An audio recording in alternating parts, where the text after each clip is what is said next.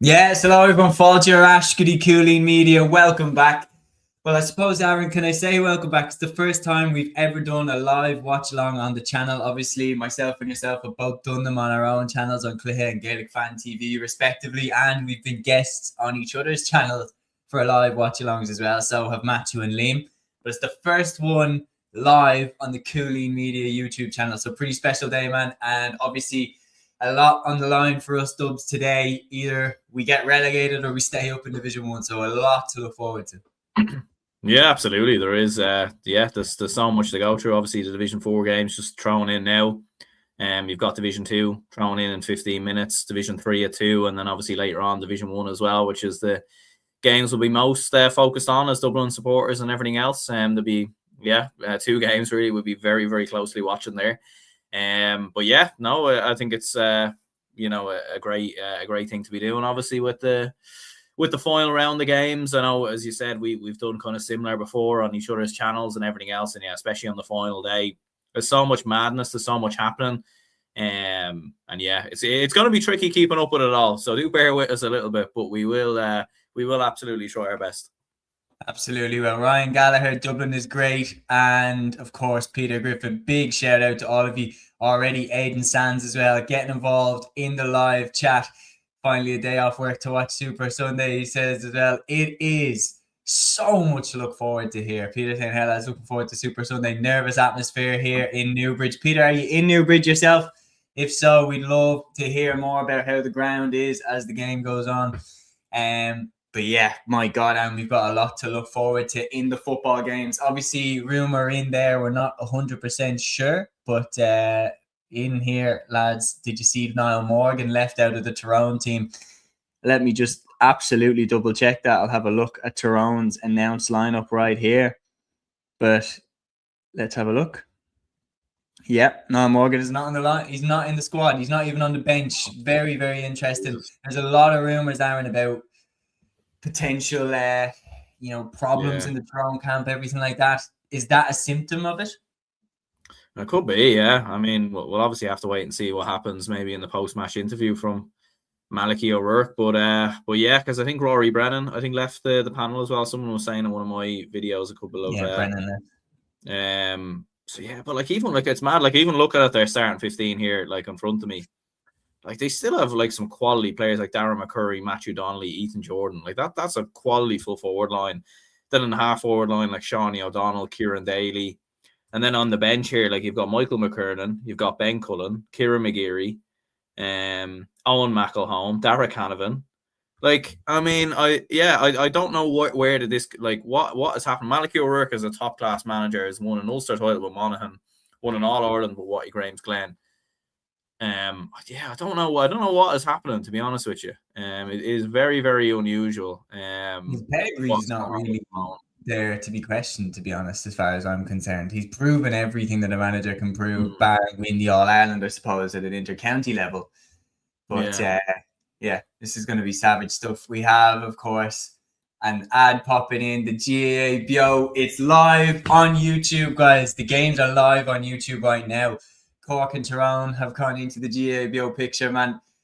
This is one of the best things that's happened to the GAA TG Car doing this Super Sunday stuff. It's a real example of what can be done by broadcasters. Like, I mean, TG Car literally get it, like, pound for pound, they're just the best. I don't care, like, pound in terms of what they get funded versus competitors and what they get out of what they have. They're savage. Like, they're absolutely unbelievable. Dublin is great. I'm very happy this is on a blind person. TG Car is just confusing on RT Radio. One starts at 2:00, so at about halftime in the Division 2 games. Linda saying there's talk that David Clifford won't even travel to Armagh. That's bad news for us, Aaron, if that's true. He's in the starting 15. What? He's in the starting 15. I don't know. Yeah, that would be. But then again, how many times have we seen that? I mean, Dublin, like Jim Gavin and Desi Farrell were notorious for that as well. Where Con O'Callaghan would be named in the starting 15 and then just wouldn't be in the squad. So hopefully that's not the case. Obviously as a biased Dublin fan. And yeah, bit of an unusual one. We've got Dublin, supporting Dublin and Kerry today. So very conflicted emotions, but Hoping, hoping Kerry can get the job done. Yeah. I've never thought I'd say up to come on the kingdom in my life, but we have that day today. Also, before we begin, I think it's important, Darren, as well, to give a shout out to the hurling action which took place yesterday, because obviously you had the final round of normal action. But for anybody who was late to the party or didn't see the hurling games yesterday, this is how the action went down. Limerick beat Galway in a very entertaining clash at the Gaelic grounds by 227 to 31 points. Cork beat Offaly by 626 to 20 points in Páirc Uí Chaoimh. And Tipperary and Kilkenny drew 227 to 324, although there wasn't anything going on those games. But Aaron, now that means that Limerick and Cork are going to meet in the league final. Yeah, absolutely. And we got a bit of a taster as well, to be fair, in terms of the TG Cathar coverage from last night. I know I did see some people complaining, Colin Parkinson in particular, about like them showing dead rubbers and everything else. Like, I just don't like, we complain when the games aren't being shown, and then we complain when the games are being shown. It's like, we can't have it both ways, lads. You know what I mean? But I really enjoyed it. Even if Cork were absolutely steamrolling Offaly, I was happy to see the goals, and same with Tipperary, Kilkenny as well. But yeah, no, it was a very good win in the end for Limerick. To be fair to Galway, though, I think Galway can hang their heads high going into the Leinster Championship. I think they might be the front runners, to be honest with you. They played very, very well. Like, they started the game well. Like, they kind of had a middle part of the game where they struggled. Sort of at the end of the first half and the start of the second, they struggled a little bit. But yeah, like, they've, Darren Neary coming off the bench, Colin Malloy, Jason Rabbit. Like, they've a lot of great additions into their team. But in fairness to Limerick, they got the job done. And Limerick have had a fair few new lads as well, like Aidan O'Connor and a few others. Cathal O'Neill was brilliant. So yeah, big result for Limerick. And yeah, as he said, Limerick, I think it's Limerick, Cork and Clare, Dublin as a double header in the Gaelic grounds, I believe it is. I'll actually be in Spain that weekend, so unfortunately I won't be able to go, but I will absolutely try and watch it if I can. Certainly the Dublin game anyway. So yeah, it's going to be very interesting. It's going to be very hard, I think, to get tickets as well. I'm actually surprised. Like, could they have gone with Croke Park, do you think, for that? No, I don't think so. I think Thurles is the best place to have it. But I do agree. I think Cork and Limerick will sell the place out. Yeah, it's in Thurles. If there's ever a hurling league final that would have sold out Croke Park, I'd say it would be this game between Cork and Limerick. It's just a rivalry that they have sells itself, and then both sets of fans travel really, really well. I think, like, anybody that would deny that Cork travel well, I think, are people that don't like Cork getting confident to getting cocky. But you cannot deny how well their fans travel, and Limerick the same. Limerick always travel really, really well. So you put them two together, it's going to be savage stuff. Porter here saying no to Croke Park, people won't travel, says the club. Porter giving Galway a round of applause. Dublin is great, saying I think Dublin and Clare should be a standalone Saturday night game in Portlaoise. Interesting. And the club was saying joke, it's a double header, it should be standalone. As a Dublin fan, I'm actually okay with it being a double header, because if we do get tickets, Aaron, then we get to watch Limerick and Cork as well as watching hopefully Dublin win the Division 1B title. So yeah, I don't really have too much of an issue with it being a double header personally, but I can understand the viewpoint that a lot of people have. But yeah, we are heading towards the throw-in time for the Division 2 games, which is going to be the main feature of this section of the show. But we will keep you fully up to date with the Division 3 and Division 4 action just as the intro plays here. So we're going to round up as well on the other games. Dublin obviously completed promotion, beating Carlow by 34 points to 214. And Wexford beat Kildare by 329 to 114, but it wasn't enough. And Down made just to put themselves as the best team in Ulster as they beat Antrim by 322 to 320. And just to confirm now, all of the Hurling League finals, these are the Hurling League finals for 2026. Division 1A is going to be Limerick against Cork. Division 1B is going to be Clare against Dublin. Division 2 is going to be Laois against Kerry. Division 3 is going to be Donegal versus Wicklow. And Division 4 is going to be Sligo versus Longford. Aaron, before we switch entirely to the football action, was there any action from the hurling or the camogie or the LGFA especially that you want to touch on before we dive in? Well, yeah, look, obviously as Dublin fans, happy to get promoted, get the job done. I listened to the game on the radio, KCLR radio, and that was an interesting experience because obviously the lads were we're certainly very, very biased for Carlow, but I'm all for it. I completely understand it, to be fair. And yeah, look, to be fair to Carlow, like they got 2 goals before half time to kind of make the game. You know, like we didn't put them away in the first half. It was more so in the second half we really, really pulled away. But I think, yeah, the most impressive thing from a Dublin perspective is the professionalism of getting the job done. Big win for Wexford as well. Like obviously, you know, a few of the lads tipped, I think MacHale tipped Kildare to win that game, and Wexford put up a big scoreline. So you have to give them credit, to be fair, for putting up a big win there. Big wins for Down as well. Even though they're relegated, you know, they can take a bit of confidence. I can't remember if they're in the Christie Ring or the Joe McDonough, but either or, they'll take a bit of confidence going into it. And then, yeah, I think Kerry are promoted as well from Division 2, so that's great. Like Kerry hurling will get games against the likes of Waterford and Wexford next year.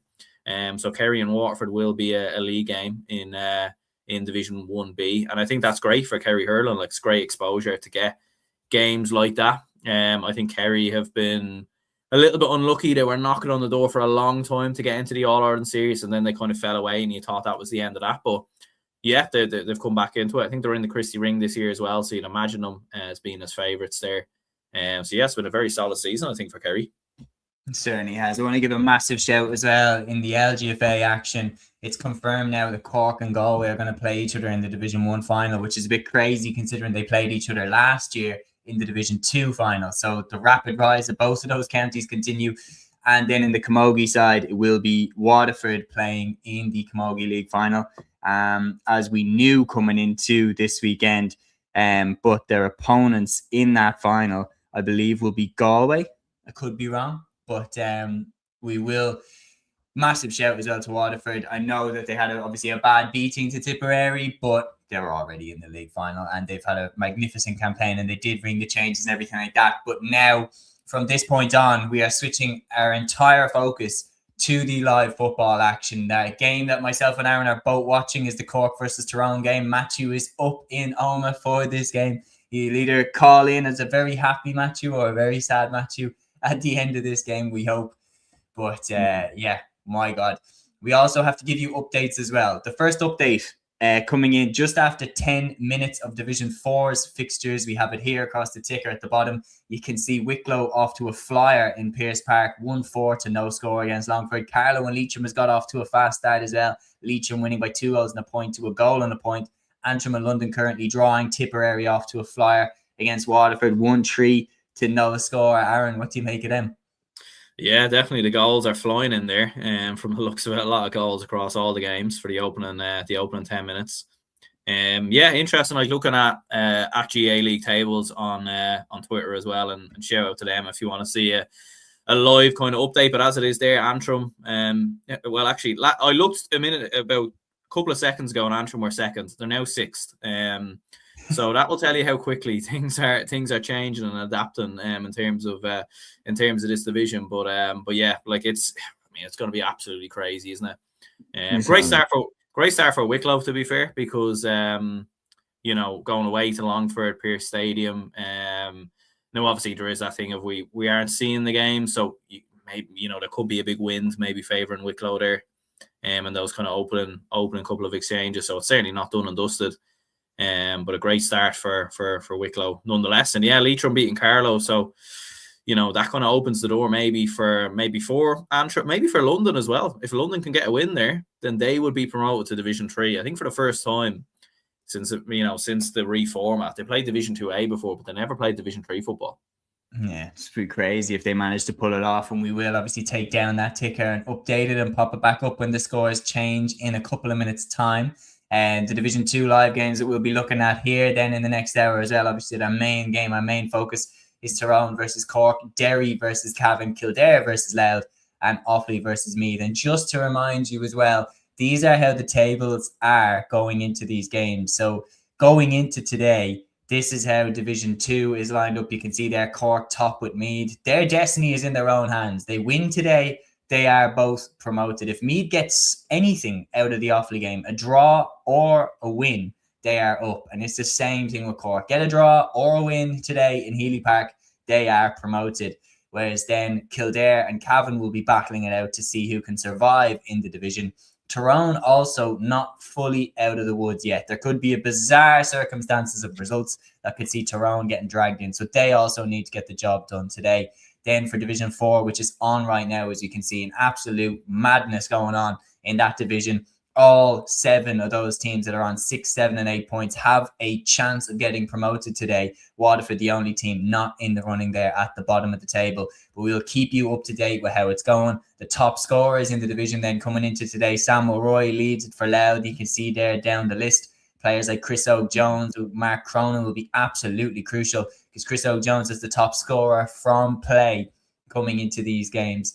And we are ready to begin. Martin McNally is the referee in the Tyrone versus Cork game. Aaron, here we go. It's going to be very, very difficult to keep track of it, but we'll give it our best shot. And thank you so much to everybody who is getting involved in the live chat. We're underway here. And here we go, Aaron. What are we thinking?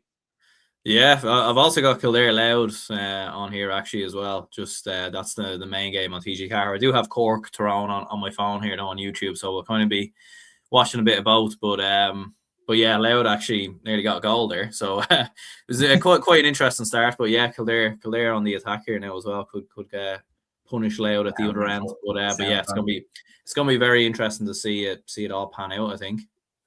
Certainly, I've put the audio on mine. I can't watch GA games on mute. It just feels like real dystopian or something watching a GA match on mute. Interestingly enough, though, like for Tyrone, like we're talking as well, have Tyrone been the biggest disappointment to the league so far, even if they survive today? I think they probably have, yeah, to be honest. Like they've only won 2 games, Cavan and Offaly, and even at that, all right, they beat Cavan. The attendance isn't great as well, looking at the TV. Yeah, well, I think unofficial Tyrone, who does a lot of great work about Tyrone on Twitter, was saying that a lot of the fans haven't been buying in, and there's been a lot of there's been a lot of supporters kind of not buying in and everything else. So yeah, a little bit unusual. Kildare definitely starting strong here against Louth. Like they're asking a lot of questions. They have scored now, actually. They've got a point, so early point there for the Lily Whites, point up. And keeping an eye as well on the Division 4 games. We're going to give you another Division 4 update in just a second. Cork on the attack here though. Darashidi. Good defending by Peter Tago. Sheedy has it again. I'd be delighted for Matthew if Cork get promoted. I mean, like when he's talking as well, like 10 years is way too long for Cork to go without getting promoted.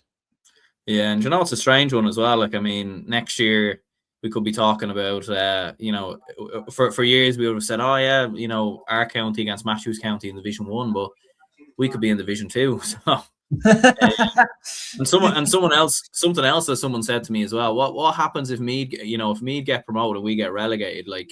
And Meath are in Croke Park next year as well. I mean, what do you do for the double headers? I mean, you can't really have a Division 2 game as the main event and a Division 1 game as the curtain raiser. It's going to be very strange. I don't know how they're going to manage that.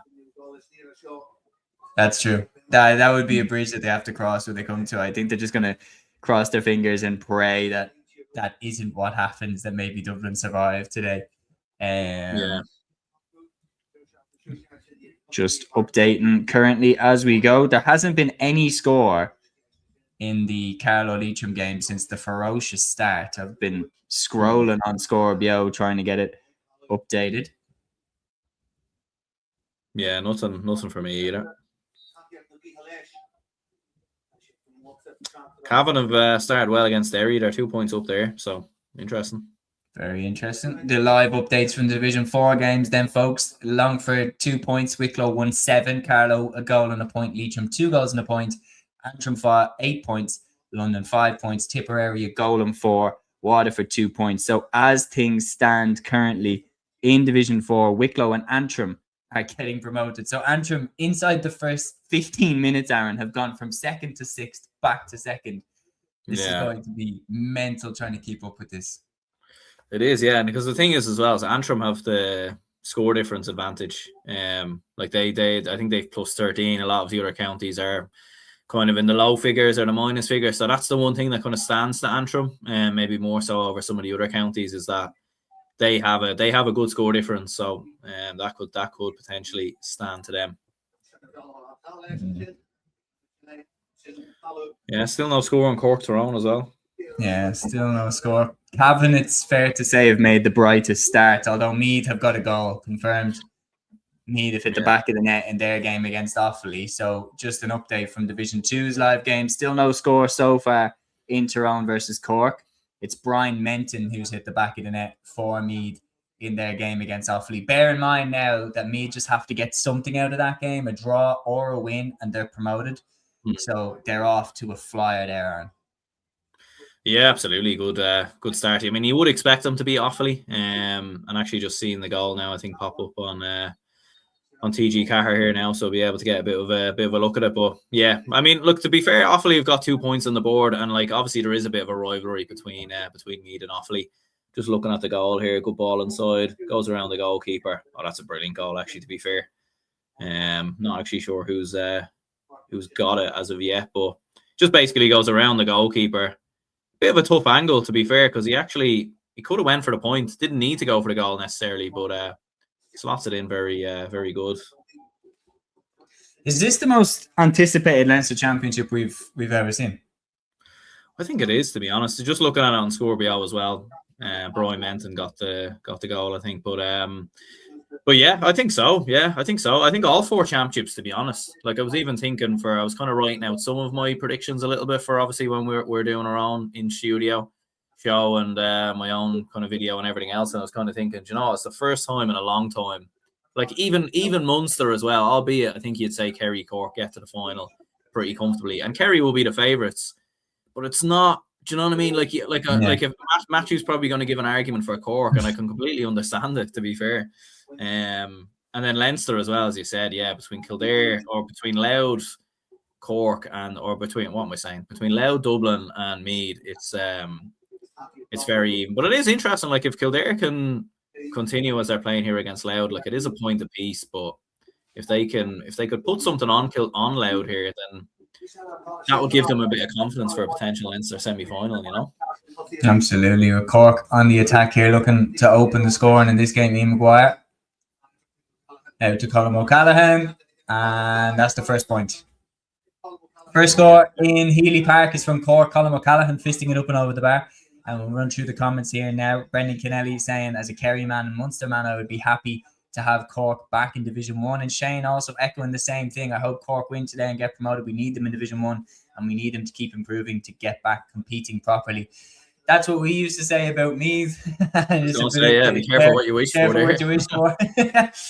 But yeah, Mikey saying crazy. Oh my God.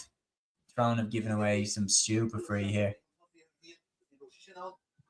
I think as he called it back for a free entirely. Because the score hasn't updated. He hasn't get what the fuck? Yeah, why is he brought it back for? But Mikey's saying here crazy how Carlo look nailed 4 wins from 4. Well, Sherlock is going to slot this over. They might as well change the score now. Yeah. And Dublin is great team. What's the score in the Kildare Louth game? Just updating Scorpio here. The score is Kildare 3 points, Louth 1 point. So I'll take the ticker down here and do another full update. But as well, Derry goal in their game, says Gavin. Brendan asking, how are the nerves in Dublin ahead of the game today? Pretty nervous. I don't want to see us go down. I saw us go down only a couple of years ago. Yeah. Derry have just got a goal against Cavan as well, by the looks of it here. Just looking at the TG Carr coverage, is actually their first score of the game. Oh, what a finish. On the ground. Shane McGuigan slots the ball like you'd see Harry Kane put the ball in the back of the net. That's a brilliant finish. Tyrone have opened their account now in this game. 8.5 minutes gone, 3 points to 1. Yeah. There's a lot going on here. Like, as it stands right now, Meath and Cork are promoted still because they're obviously winning. Division 2 can actually be quite straightforward. If Meath and Cork both win their games, then in the promotion stakes, it's quite straightforward. It's if either of them slip up that it gets messy very quickly. Division 4 as well. Division 4, ironically, could be straightforward enough as well if Carlo and Wicklow just take care of their own business. It's again if they slip up. just looking at it as well, like still no, like from the 8th minute, there's been no score in the Carlow Leitrim game. I don't know if that's actually accurate or if something's kind of, maybe the Scorpio person isn't. Yeah, I don't know, like a little bit unusual there. And to be fair, like you have to credit Scorpio as well, like the 4-1 to Cork. They do a huge amount of work. Cork made a very good start to this game. I have to say they looked the better team. We have a very interesting comment in here from Brendan Keneally here. He says, if you could transfer one player that's underrated to play for your county. Right now, looking at Dublin, I'm like, right, where do we need reinforcement? I probably would go with... I wouldn't be against getting someone like a Mark Jackson from Wicklow. He's so underrated. He's a brilliant goalkeeper. If you're talking about a player that's underrated, like obviously if it's taking any player, you'd say David Clifford in a heartbeat. But if we're talking about a player that's underrated, I really think Mark Jackson doesn't get the credit he deserves. Like I think he's one of the best. Oh, Cavan. Jesus. That was unbelievable skill. He's put it wide. But like that little dummy bounce. Yeah. I think Ian Maguire and Colin O'Callaghan are both underrated and they would bring good good, power around him. Jason McGee, I think, doesn't get the credit he deserves as well for just how good he is. So I'd probably say Jason McGee or Mark Jackson. What would you say? I'd say Ian Maguire. Yeah, I think that's who we need. We need a midfielder. I was nearly thinking like Tommy Dernan as well. Tommy Dernan's a great show. That nature, yeah. Jack Flynn, yeah. Certainly taking him out. I'd love Sam Leroy as well. Yeah. Sean O'Malley says Pat Havern to Mayo. Havern's a great show. There's so many. Again, it's like, do you think that these players are underrated? Because I don't think Mulroy is underrated. I think Mulroy gets the love that he deserves. I think there's a few players that don't get the love they deserve. Yeah, no, he definitely does. And just updating Kildare Louth, 4 points apiece. Kildare had started well. There were 4 points to 1 up, but Louth got a 2-pointer and then they got another point straight after. So good response. Peter would have been happy, to be fair, with the start Kildare have made, but I do think Louth, looking at it, might be playing with the wind potentially there. Looking at it, so that is kind of an interesting one. Yeah, I'm gonna check Twitter here just to see what is going on with Carlow Leitrim. It could just be, I don't know. Could be fingers crossed. Hopefully not, though. It could be a series. 5-1 to Carlow. 5-1 to Cork. Sorry. 5-1. Yeah, it's been a good start. Yeah, very good start. Worrying for Tyrone though. It's 2-2 to 1-6. So whoever is falling asleep maybe or something. Yeah. Whoever is doing the Scorpio is asleep at the wheel. Yeah. To be fair, class, but just that game right now, that score is incorrect in that game. I'm sure it will be fixed up. Yeah, to be fair, I do remember doing one of these streams a couple of years ago, and Scorpio completely crashed. So there's obviously a lot of people. There's a lot going on. There's a lot going on. I wouldn't be surprised if something like that did happen, to be fair. But they need proper funding. Like it needs to be backed. Yeah, 100%. With like money and. Yeah, because I remember the GAA tried to do their own app, and it just. I don't understand why the GAA wouldn't look at someone like him and go, "You've created a class app. Yeah, that we're gonna back you." Like, well, that's just Currently, as a Scorpio on 28 minutes, these are the scores from Division 2. Tyrone 1, Cork 5, Derry 1 goal, Cavan 3 points, Kildare 4, Louth 4, Offaly 4 points, Meath a goal and 3. Obviously, that goal from Brian Menton. And currently, as the table stands, Meath and Cork are promoted, Kildare and Offaly relegated. So, interesting enough that the two teams promoted straight back down to Division 3. And that, do you know what? We talk a lot about, how Division 2 is a shark tank and everything like that. But I feel like over the last few years, teams that have come up have found it increasingly hard to stay up in Division 2. Yeah, absolutely. And Kildare nearly actually got a goal there. It was a good save by the was Brian McLaughlin, I think, running through. But yeah, it is very, very hard for teams and everything else, and it will be interesting to see how Down get on in Division 2 next year. One of Wexford, Westmeath, obviously the Division 3 games start at 2 p.m. Oh, great save.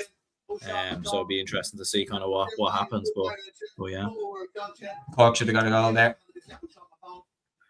Yeah, I think my Tyrone Cork stream might be either a little bit ahead of yours or a little bit behind. So I don't know. But YouTube live, you wouldn't know. Yeah, you wouldn't know. Yeah.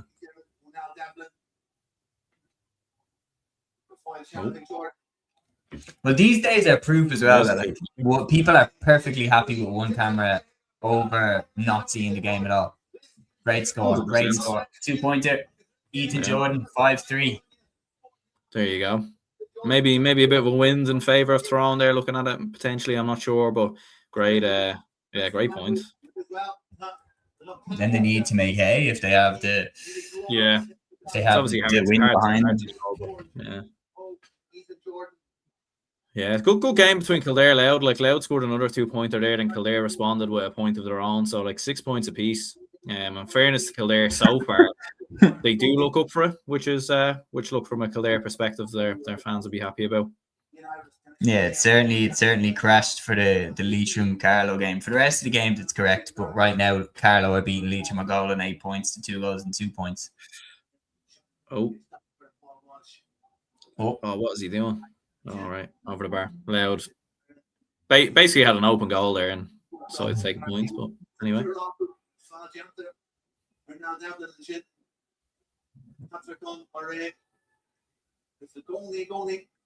Yeah, I'd say Matthew was probably very nervous watching this. It's just, it won't be easy. Like at the start of the league, I would have said Tyrone would have won this. 100%, yeah, 100%. Yeah, so like, and that's why it is a credit to Cork as well, because I think Matthew was the only one who had them promoted, and I don't even think we really ever gave them a chance, to be honest with you. Like I think I had them 5th. I had them mid-table, yeah. Yeah, I had them 4th, I think. Yeah, I had Tyrone top, Meath. I thought Tyrone would be so much better. I had Tyrone top, Meath 2nd, Derry 3rd, Cork 4th. I Louth 5th, and then I had Offaly just about surviving with Kildare and Cavan going down. No, I've been very disappointed with Offaly, to be honest. Yeah, only a point between them and me so far, though. So they're putting up something, but they've nothing to play for. So I think when it comes down to, I think Meath will get the win. Yeah, 100%. Yeah, you'd imagine that they will pull away. Same kind of with Cavan, Derry. Cavan have started all right, but you'd imagine Derry we'll get the job done there. Whoa. But this is what I mean. This is the type. It's very similar to how the Dublin Roscommon game was, where when Dublin went there, people had Roscommon favourites based off the form. Good score. Cork 6-3 ahead now. Yeah, they've definitely started. Well, as things stand, just looking at this, give an update here. Offaly right now are beating Meath. So as things stand, Cork and Derry are actually promoted. Wow. Yeah, because I suppose all three will be on 10 points. Yeah. Derry's score difference, yeah. Wow. I mean, if Meath lost Offaly and didn't get promoted, I mean that would be an absolute bottle job. That would be very bad from a Meath perspective. Like I'm all for it as a Dublin fan, to be fair. I haven't given Meath a lot of credit. He took the point. Yeah, I didn't agree as well with Parkinson being annoyed about TG Carr cutting to the different games. They're pulling off an absolutely incredible feat here on bouncing between the grounds and keeping you updated and doing that Super Saturday, Super Sunday type thing. I mean, yeah, and they actually weren't people complain when the games aren't shown, and then when we manage to get something incredible like this engineered, then why complain that they're keeping you updated about the game? Exactly. Games Yeah. round And and round. they weren't, and like as Matthew said, like they actually weren't all dead rubbers. There actually was a slight chance Tipperary could get to a league final. Exactly. And look, Cork, yeah, fair enough. We all imagined Cork would win comfortably, and they did, but it wasn't a dead rubber. Like Cork still needed to win. So Cork 8-3 up. They they're look going the well. They're better going team. well, yeah. You can't. Would be worrying for Tyrone though, like to lose this game and not even put in a fight. Like they've got Armagh. Like they're coming up. probably safe because Louth will beat Kildare, and it's unlikely Yeah. that Cavan will beat Derry. But like they're not safe off their own volition. Like Yeah, well, even looking at the table there, like Kildare are on -21. If they win, say if they win by 5, they'll go to what, -15. Tyrone, even at the moment, they're still +3. So they'll be okay. They'll be okay, but still. It's still nothing to write home about anyway. Yeah. Kildare have had a couple of bad wides there back to back. They probably should be in front, to be honest. But Louth's still leading 7-6.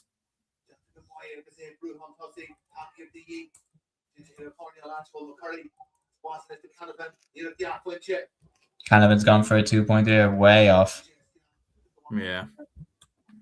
Tyrone don't look impressive at all. Home advantage, and they still have something to play for. Like something needs to change ahead of the championship here. Yeah. I think they have updated Scorpio on Carlo Leitrim now anyway.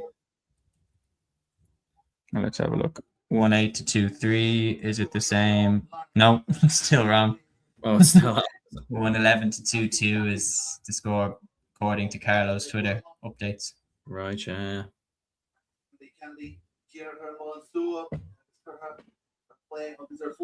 Yeah, Offaly 8 points, 3 up. That is surprising to see. These are the scores from Scorpio have given Leitrim an extra point. Those are the current scores from Division 4 as of right now.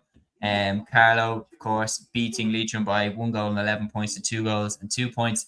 Longford and Wicklow is 7 points to 2 goals and 8. Antrim are beating London by 5 points, 11 points to 6, and Tipperary are beating Waterford by 2 goals and 9 points to 10 points. So as things stand in Division 4, Wicklow and Carlo have taken their destinies back into their own hands. Both of them are getting promoted as things stand right now. And as things stand currently then in Division 2, just remind ourselves of how the fixtures are currently. Tyrone 3 points, Cork 8 points, Derry 1-3, Cavan 5 points, Kildare 6 points, Louth 7 points, Offaly 8 points, Meath 1-3. As things stand, Cork and Derry are actually promoted. Meath are not. Kildare and Offaly relegated to Division 3. And the reason that Derry are promoted is because by Louth also winning against Kildare, they're all on 10 points. And that means the score difference comes into it. And Derry have by far the best score difference in the division. So quite a shake up there in terms of, we weren't expecting Meath to miss out on promotion. It would be mental if they do. Crazy, yeah. And Louth are actually starting to pull away from Kildare, 9-6 up now. Paul Matthews actually has been really impressive. He's another new player kind of coming through the ranks for Louth there. He's scored some brilliant 2-pointers, so he's one definitely to keep an eye on. But yeah, mental. Like even looking at there, Meath would actually drop the 4th, which is talk about not just missing out, but actually to finish 4th, having led the table for the majority of the time. It's nearly like an Arsenal kind of situation or something. Although they probably will win it this year, to be fair. Pulling the Spurs on it. Yeah. Did you hear the new World Cup song actually? I haven't actually, no. Oh my god. It's real it's very feels very AI generated.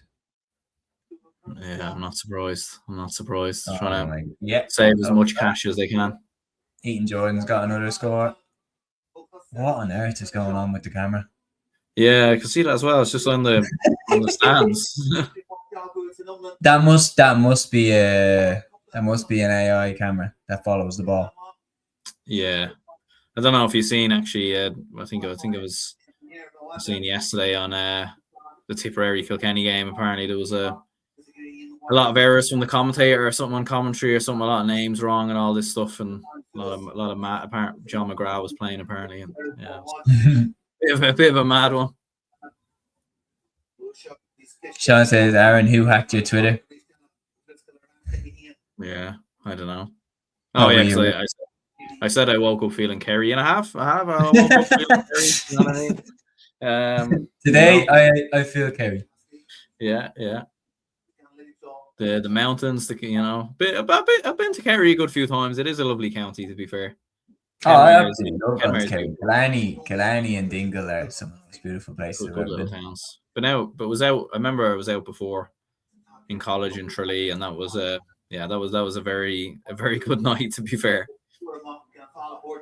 Aidan here talking as well, saying better time. Only for today now. Aidan After was- today, it goes back to default. 100%. But when we're saying about the interest in these games, 11k watching the Tyrone game, 7k watching the Louth game, like the appetite is there. Nobody is saying, oh, there's only one camera. Like, as long as people can watch the games, we understand that you won't be able to get a TV crew and a van and everything like that to the games. Yeah. But for the games that aren't, the Dublin Kerry, for example, the biggest game of the weekend, we understand that the TV vans are going to be going to them. But if a game isn't going to be shown, we would much prefer that it's streamed live, especially when it's watched. Do you know what I mean? No, sorry, especially when there is a camera there filming to show highlights later on the Sunday game. I don't understand why not just stream that live on YouTube. People would watch. 100% people would watch. Nemo Frontier says, well done on this. Always good to see innovative coverage. Thank you very much, Liam. Welcome to the live stream. It's going to be pretty chaotic and hard to keep up with, but we're going to do our best. Yeah, we've got Division 3 thrown in as well at 2 p.m, so things are going to get a little bit more mental than they already are. Or at least it'll be half-time in a few of the Division 2 games. Division 4. I'm just going to get the half-time scores now. Matty Donnelly's got another score for Tyrone there. It's like Tyrone are hungover or something. It's like because they have moments where like they're there and they're flashing, but I've come back into it a little bit now. I don't know if that actually was appointed. They haven't updated the. Just looking at it as well. Okay, so Scorpio has updated now for the halftime score. It is correct on Scorpio again.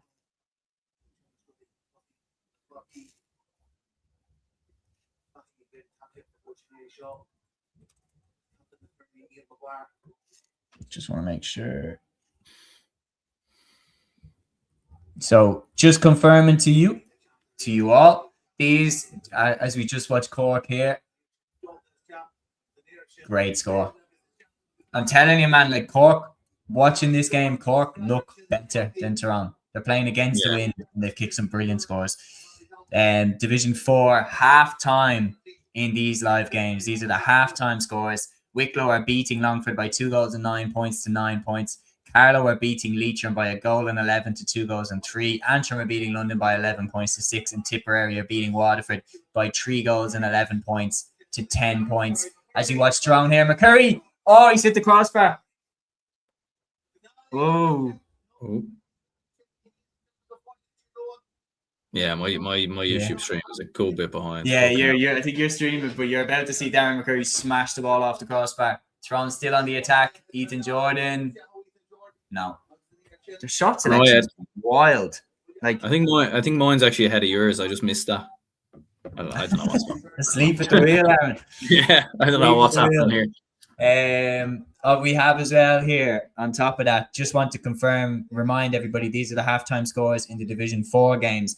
And what that means, just getting it up here, what that means right now is Wicklow and Carlow are promoted from Division 4. Antrim, Tipperary, Longford, London, Leitrim then in 7th, and Wicklow and Waterford bottom of the table with 7 defeats from 7. It's been a rough league campaign for them.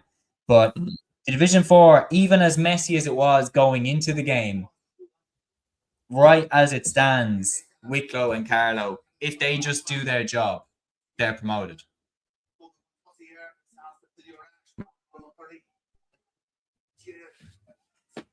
Then Tyrone on the attack here. Well, wouldn't be a live stream, Aaron, without one of our internets glitching. But Tyrone here on the attack now. Just going to give it a little bit of improvised commentary. Maddie Donnelly. Aaron, you're back with me, thank God. Yeah. It will be a bit of a tricky one for the internet, the old internet today, to be honest.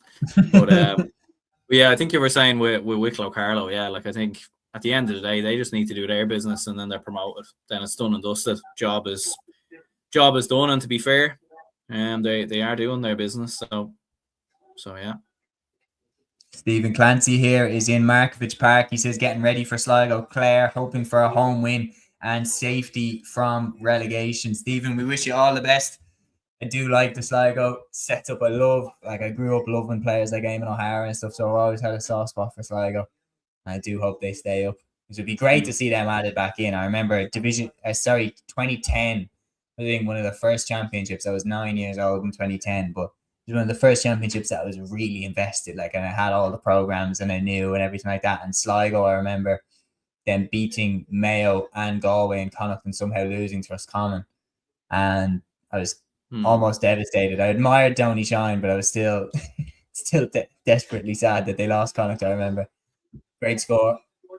Ethan Jordan's got another point for Tyrone. He's carrying them in this game. Now, interestingly as well, you have to say that goal in 20, that was class. That was unbelievable.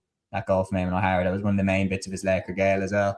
Mikey saying that's in Division 3 throws and you will have your work cut out. Good luck. Oh man, it's going to be heavy whack, and then by the time Division 1 comes around, we'll be bet. Porter here saying as well, I think it's all over between Tip and Waterford. Well, it is now up Tip. And I'll just as well for anybody confused at all, let me just get the live. While you're doing that there, St. Meath have got another goal, so it's 2-6 to 8 points now. They got a penalty there. So Meath are back in control in terms of the L promotion battle. Not yet. I'm just going to add in here, taking a screenshot of the GA League tables halftime board. See a massive shout to that Twitter page.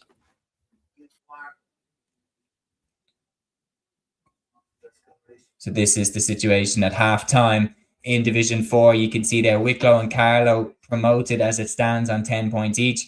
Leitrim in 7th, London in 6th, Longford 5th, Tipperary 4th, Antrim 3rd, Carlow and Wicklow promoted obviously with their full destiny in their own hands. Waterford down the bottom of the table. So massive shout to that page. If you don't follow at GA League Tables, go give them a follow because they're doing God's work today. It's Tyrone drive forward. Canavan fires it up and over the bar. Another score for Tyrone. 5 minutes left until halftime in that one. Yeah, well, 2-point game now. Division 3 throws in at 2:00, doesn't it? 2:00, yeah. Well, 2-point game between Tyrone and Cork, to be fair. So, this is what I mean. Cork have been the better side, and Tyrone have the best. Just stayed in it. Yeah, Louth are 5 up as well against Kildare now as well. So you'd imagine they're on the attack here. They might just be able to extend that lead even more now. They might even be able to get a goal. Point. But yeah, Louth 6 up. So looking like they're going to get the job done. Kildare, unfortunately, for our good friend Peter, who always comments, it looks like they may be gone down. Yeah. I do miss Kildare being at the top table as well. I have to say, I love that McGeaney team. It's a strange one. How much do you think relegation could hurt them? I know they do have Sam McGuire. It checks momentum. I think there's two ways it could go. It could go down where they just slap up everybody in Division 3 and go back up with 7 wins out of 7. I think they will get that today if they beat Laois. But it could derail the whole thing as well. Yeah. Brendan asking what's been the most awkward division to deal with today. So far it's been Division 2 because Meath were out of the promotion places at one point, which we didn't see coming. Matty Donnelly here. And now it's a 1 point game between Tyrone and Cork. So I don't know. Brendan here saying being the better side doesn't mean you automatically win a game. Kerry 11 up against Galway and nearly threw it away. Yeah, that's a great point, Brendan. And Armagh champ said here, lads, huge Armagh fan, by the way. It's Darragh Wilson here. I think Cork will win. Armagh beat Kerry. Donegal beat Monaghan. Roscommon beat Galway. I'd love to know as well, who do we think is coming down in that game? I'll fire up a poll, actually. Why not? Let's make it fun. So fire up a poll here. So I'm going to make a poll. Who's getting promoted from Division 2? So I'll go Meath and Cork is option A. Meath and Derry is option 2. Cork and Derry is option 3. Yeah, Something to be fair, else. the last like 5-10 minutes, every time, like I do have the Louth Kildare game here as well, but every time I've looked at my phone, Tyrone have been on the ball, Tyrone have been making things happen. So like it does feel like momentum has shifted a bit, to be honest.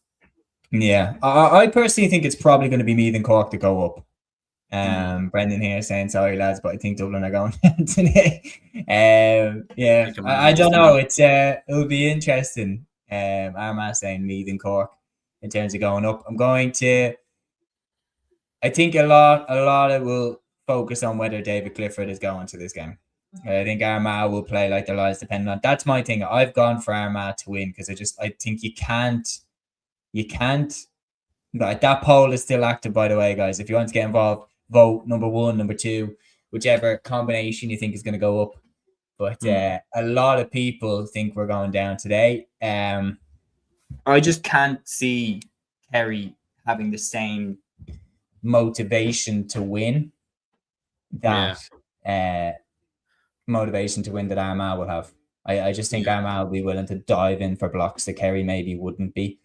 So what's going on? Remember there was rumours about Rian O'Neill coming back. He's definitely not back for this game then, I don't think. Okay, half time between Tyrone and Cork. It's a 1 point game between them. Very, very interesting because I think Cork were by far the better team.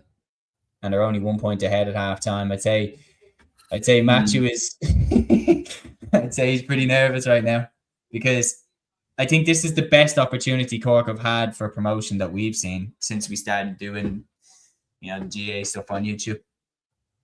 Yeah, and when you think about who's coming down from Division 1, like Monaghan are coming down, right? Fair enough, we'll see. But they could get their act together for next year. If one of Dublin, Galway, and Armagh come down, and you've still got Derry there, and you've got Down coming up from Division 3 as well, it's not going to be easy to get up. It's going to be tough, yeah. And that's why even Tyrone will still fucking be there, like Tyrone, another one. Tyrone will still be there as well, yeah. Yeah, Brendan here saying squeaky bum time in Division 2. It certainly is. Armagh saying sad to see Dublin's crazy fall off since 2020. They haven't been the same. I think we bounced back in 2023. We got the band back together. But I think last year was rough, I will say. Yeah. We looked way off it against Tyrone. It's been interesting between Derry and Cavan. Yeah. Just a reminder as well to anybody watching, these are the halftime scores from the Division 4 games. So as it stands, Carlow and Wicklow are promoted, but halftime between Longford and Wicklow is Longford 9 points, Wicklow 2-9. Carlow 1-11, Leitrim 2-3, Antrim 11 points, London 6 points, Tipperary 3-11, Waterford 10 points. Those are the halftime scores. And as it stands in Division 4, this is how the table is looking. Big shout out, of course, to @GA League Tables. If you do not follow them on Twitter, go give them a follow. Wicklow and Carlow, obviously, with their destiny in their own hands, they're promoted as it stands right now.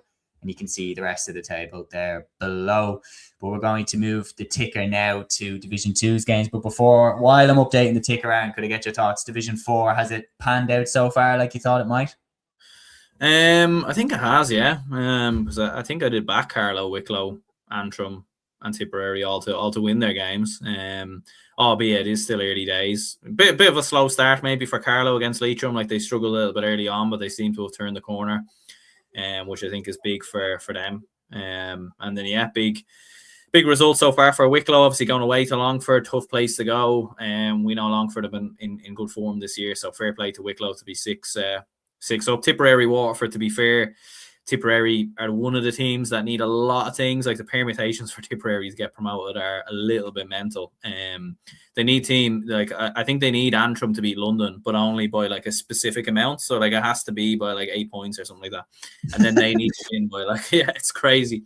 So it like Tipperary Waterford isn't a dead rubber, but it kind of does feel a bit like a dead rubber a little bit, because Waterford have nothing to play for and Tipperary need a lot of things to happen for them to be promoted. But look, fair play. They're 10 points up, so very, very impressive from them. Certainly. Sean says Toronto have had a wee purple patch before the second half, but have missed so many and haven't converted their opportunities. Then Armagh champs saying 2024, 25 and 26 Dublin haven't been great. They haven't been great this year so far, still a long way to go. Peter here in from Newbridge saying, lads, half-time update from Newbridge. Louth lead by 17 points to 10. We started well, but Louth have just rolled on the scores. Harry O'Neill gone off injured and Alex Byrne crashed a goal chance up and over. He says Sam Mulroy, Tommy Dernan, Keenan, all in top form. Kieran Keenan was a very big threat inside for Louth. And Peter, we really appreciate all those insights from that game. And we hope that you get something and stay in the division. But I would love to see Kildare stay in the division. Gavin here saying on the way to Mayo now. Gavin, we'd love any updates and anything like that from the ground as well. If you throw in how it's looking, how the crowd is looking, how Roscommon look warming up, Mayo look warming up, and then how the game goes on at halftime and everything like that. And we wish you all the best. I would love to see Roscommon get into a league final. It would be just reward for what has been a fantastic campaign under Mark Dowd. Armagh champs saying Division 2 is weird. Tyrone are 5th. Cork is on 12 at the moment. Derry on 8. Louth on 10. And believe you me, it's not going to finish that way. There's going to be changes in the lot. Brendan said I'd be assuming as well if David Clifford isn't playing today that it'll more be likely Kennedy that starts potentially today. There'd be a great chance to see Tomas Kennedy in action today actually, because he's looked fantastic at under 20 level. He looked really, really good. And then in that game against Roscommon, I felt for him because when he got that winner, all the talk was about whether it should have counted. It was a fantastic catch by the young lad and a great finish. It was, and he had a very good game as well. I think he scored like 1-5 or something like that. Like he had a very, very impressive performance. And I think that's been one of the most impressive things about Kerry is that we know how good David Clifford is, how good Sean O'Shea is, but it's just been the younger lads like Keith Evans and Killian Trant, Tomas Kennedy, like it maybe is a bit concerning for the rest of the country that Kerry are just kind of quietly introducing these younger players that are all having a big impact, because all of a sudden what was already probably the best team in the country now looks even better and even stronger and even has more depth than without they already Mark O'Connor, without Killian Burke, without Rob Monaghan. It's ridiculous the factory line they have. It is, they've some system there, to be fair. Something in the water. Absolutely, there is. I don't know.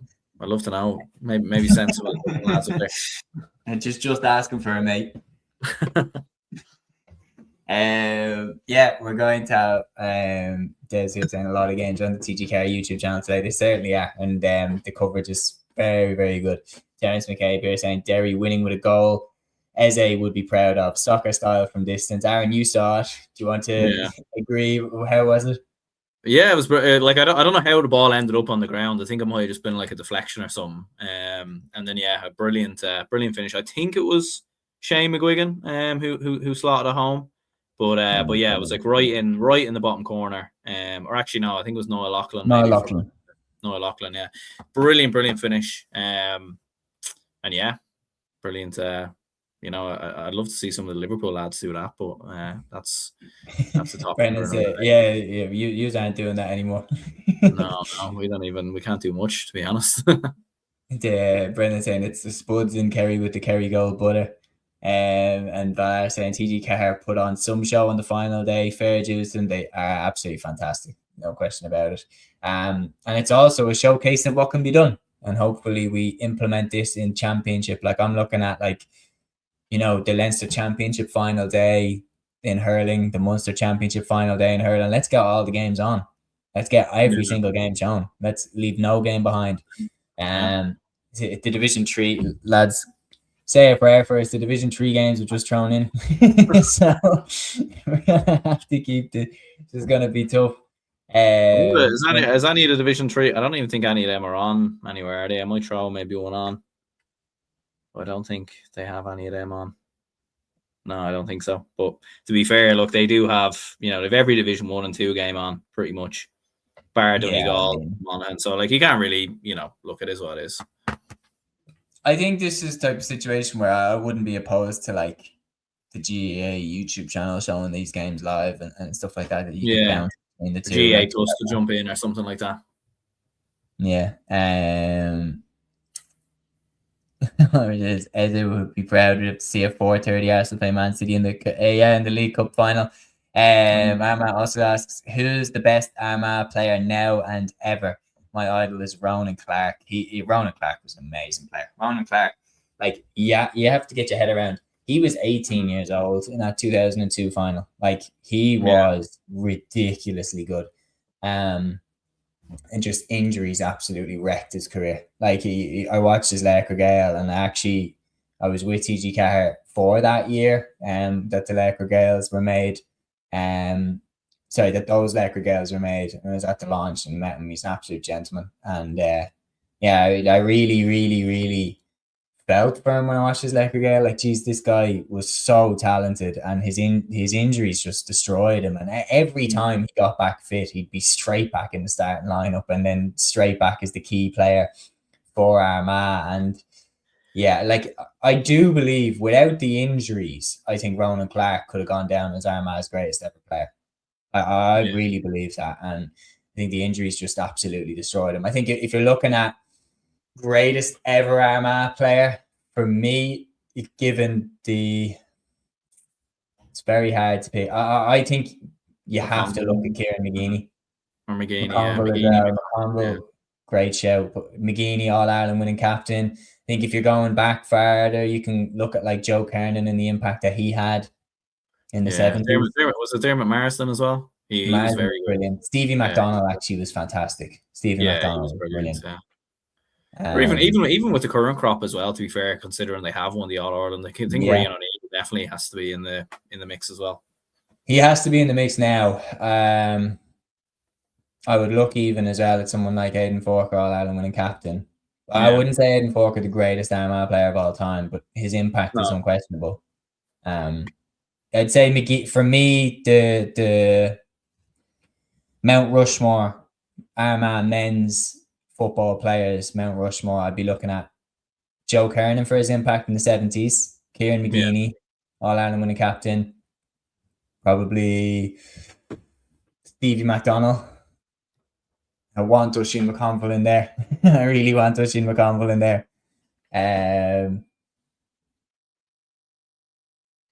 If I was going into an All-Ireland final, I can only have McConville or Stevie McDonald. I'd probably take Stevie. But again, I've never seen either of them live in their prime. I've seen highlights, and I've watched back the full All-Ireland final of 2002 over the pandemic. I remember when they put that stream up, actually.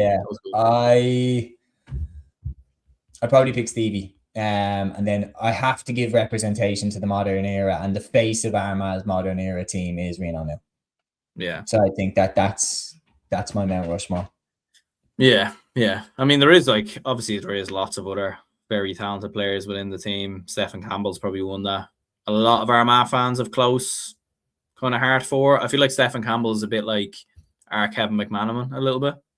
In terms of I know Kevin McManaman was probably more of an impact player than Stephen Campbell as such, but just in terms of having a player who stepped up in the big moments and the big games, obviously Stephen Campbell's introduction in the 24 All-Ireland final, that was he was unbelievable that day, to be fair. And some of it, remember he came off the bench last year even against Tyrone, and he was he was very, very good. Just an update as well from the Division 3 games. Down are 0-0 up against Laois. Sligo 2-0 up against Clare. And no score yet from the Wexford, Westmeath or Limerick Fermanagh games. And the Division 4 games have thrown back in in for the second half, and we're going to give an update on them. Armagh champs here saying, "Hey lads, Armagh in the late 90s to 2005, Armagh were unreal. That was our prime. They were fantastic. That Armagh team in the Ulster finals against Tyrone are some of the most iconic games you'll ever see." Brendan saying, "In my opinion, McConville was a better player for Crossmaglen than he was for Armagh." Porter asking here, greatest Derry. Scullion, Tony Scullion. Yeah, I mean, you've named one of the first ones there. Tony Scullion has to be in for me. And another representation of that era for Derry, Anthony Tohill's shoe in. He is 100% there. Like, you try not to have too much recency bias, but like, I think you have to have one of McCaig, Conor Glass, or Shane McGuigan. One of them three has to be there, or Brendan Rodgers. One of them 4. 100%. Yeah. Well, they did. Well, they went like 20 years without winning Ulster, and then they won back-to-back Ulster titles. Do you know what I mean? So yeah, 100%. You have to, and they're probably an unlucky team not to get to an All-Ireland final in the last couple of years, I think. And the Muldoon, Paddy Bradley. Paddy Bradley's a good show. Yeah. Muldoon was such a classy footballer. He's such a Rolls Royce of a player. Des here asking, I'll go off the top of the head without doing any research or thinking into it, and I'm sure that there's players that I'm missing. So, but off the top of my head, I'd be going Anthony Tohill number 1, Tony Scullion in as well, probably just about Paddy Bradley over Enda Muldoon, and then Conor Glass for the modern era. Brendan says, "I'm not going to ask you to pick the greatest Kerry player."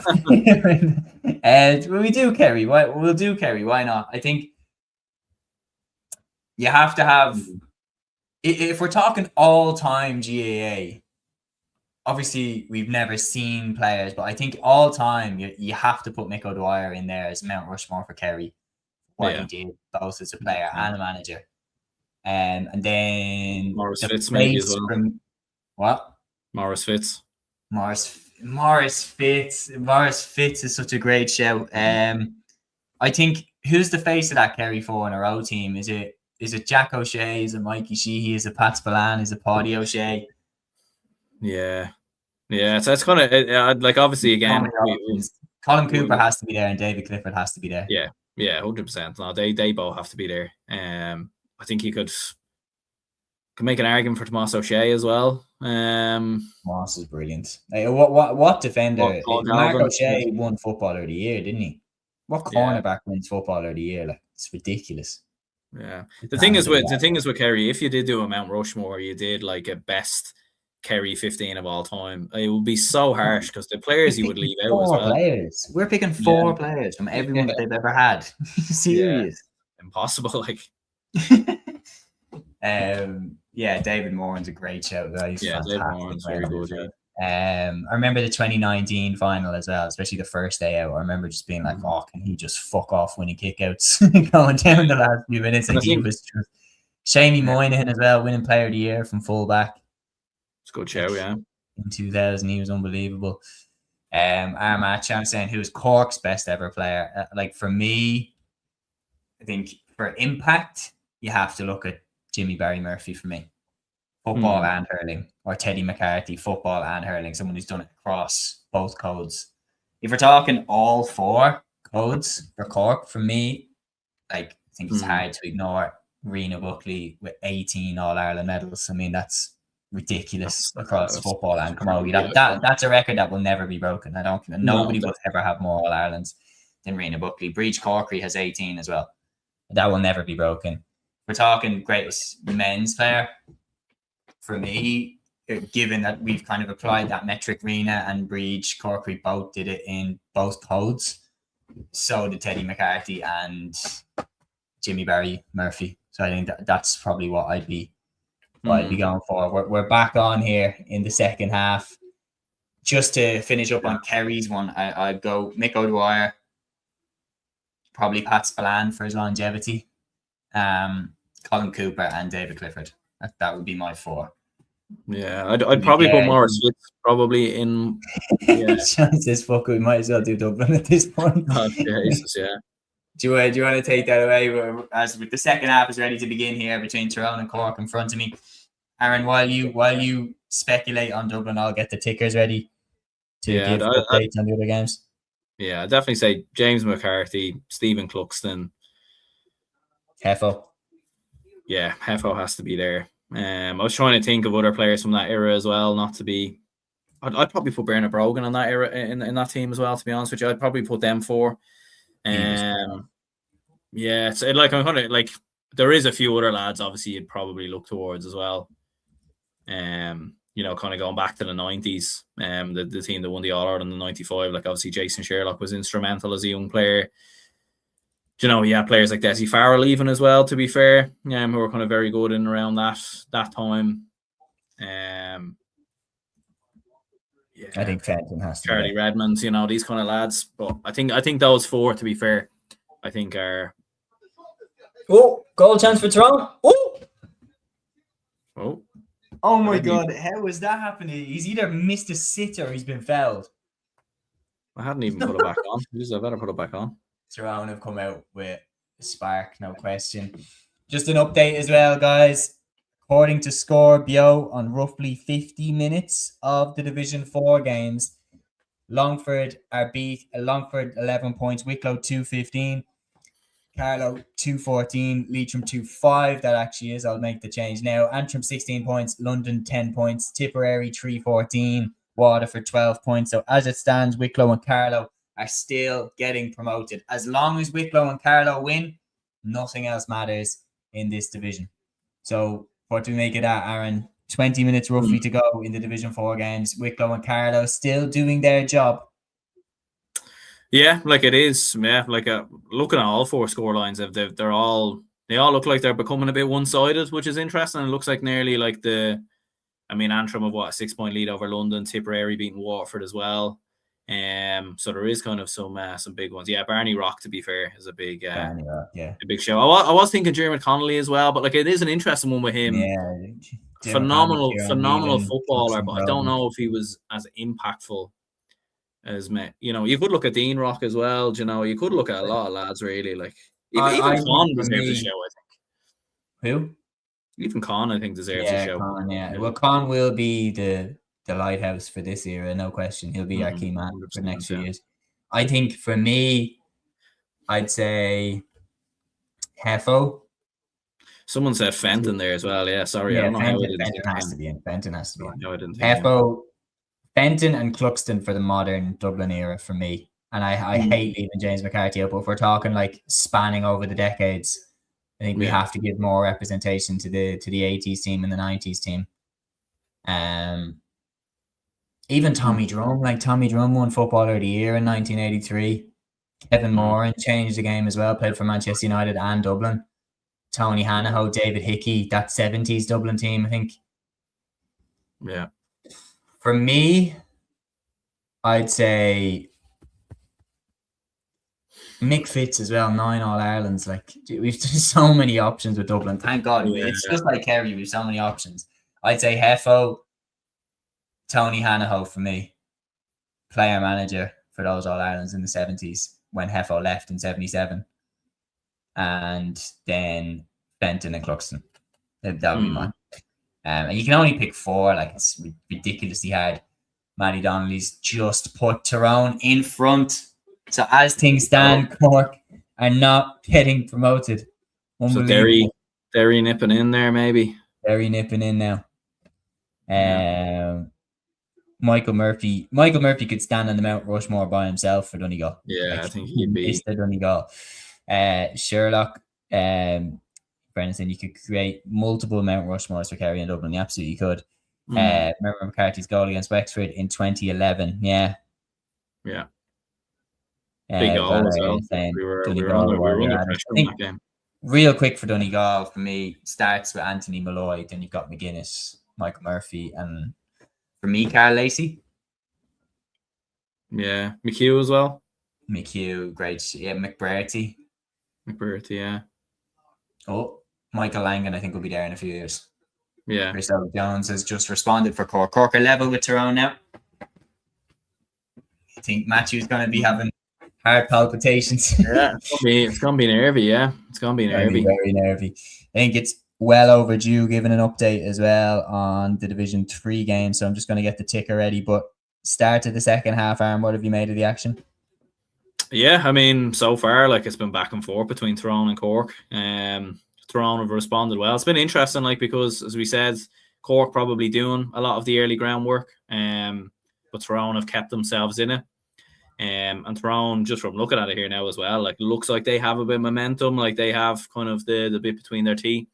Louth Kildare 17 points to 12. Kildare have started the second half quite well, but Louth are in control. It's kind of a weird one for Louth, really, because their chances of promotion are probably least likely out of everyone else, because they also will have to make up even though they have the head-to-head with Derry, it would be, they don't have the head-to-head with Meath and also Cork. So that's kind of the problem there. So they would need to actually make up the score difference with Derry and some of the other teams. So that's the problem probably that Louth have. But in saying that, though, look, if Louth finish the season with 10 points on the board, even if they're not promoted, like, I don't think you can discount them going back-to-back in Leinster. I think they'll absolutely be in the conversation. Absolutely. As things stand, Brendan asked there, would a draw be enough for Cork? Yes, a draw would be enough for Cork. The destiny is in their own hands. If they get a draw, they're on 11 points, and that puts them above the chasing pack, namely Derry and Louth, who would be on 10 points if they keep winning their games. But Tyrone coming through here. Great block down. Fantastic block down. So Stephen Sherlock back there. What on earth is he doing back there? I recognise him by the socks pulled up. Armagh wants us to name even more Dublin players here. But I think I named a good few there now. He named about 15 Dublin players. My brain sometimes gets a little foggy, I won't lie. So there probably is sometimes, like, even not mentioning Fenton there. I don't know how it is. Yeah, Donald Landy says James McCarthy is the best ever from a Meath man. He was brilliant. 9 All-Ireland medals. We really how we would love to have him back playing for Dublin again. Great defending by Cork there. 100%. They're defending really well, Cork, I have to say, because Tyrone have brought the fire in the second half. But what the fuck is Stephen Sherlock doing in the full back line? You've got one of the best 2-pointers in the game chilling in the full back line. Des saying, is Canavan playing? Yes, he is. Canavan is playing. Yeah, a bit of a mad one with him. He's supposed to be going. He made an amazing block though, so I don't know, maybe he's a good defender. Sean saying, what happens if Cork Tyrone is a draw? If Cork Tyrone's a draw, Cork are promoted. And if Meath get anything from that Offaly game, they'll be going up with them. And as things stand, they are going up with them because they're winning that game by 2 goals. Oh.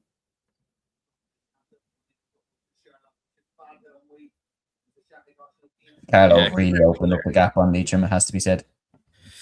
Yeah. 317 to 2-5 we have it here. Wow. And I'm happy for Carlo, get promoted. They're playing Wicklow in the opening round, and winner of that plays Dublin. Nothing I quite like Wicklow. A lot of people I know from Wicklow, been to Wicklow numerous times, but I would like to see Carlo win that game, just because of the fact that I think it's a better away day. As a Dublin fan, Carlow Town it's a great town. I've been out there before, and 100%. Unfortunately, Ockram is just in the middle of nowhere, so you have to drive there. Do you know what I mean? Yeah. I would like to see Carlo do it. It is an interesting one. It's definitely like a debate. Like, should all GA stadiums be on a train stop? Like, yeah, I did like. It's a hard one, really. Nice score. Cork back in the lead. I'm up for Cork. I don't know, just because of how close we are with Matthew after doing the pod. Yeah, I'd like to see Cork. I'd be delighted for him if Cork go up.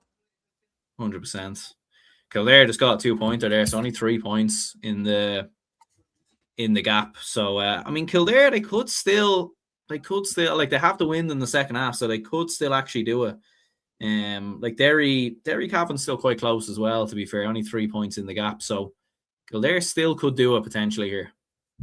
Matt Champs asking who's the best ever Galway player. We're doing Galway as well. Galway men's footballers. I think if you're talking again, my criteria for this is we have to represent the different eras. Yeah. Galway Yeah. players. I think if you're looking at the Galway 3 in a row in the 60s, and you're looking at players like Matty McDonough and the Cúilín, who was in the team in the Millennium, I'd probably say Enda Cúilín has to be in because he was in the team in the Millennium. So go him just slightly over Matty McDonough, and then I'd probably go Pádraig Joyce has to be in.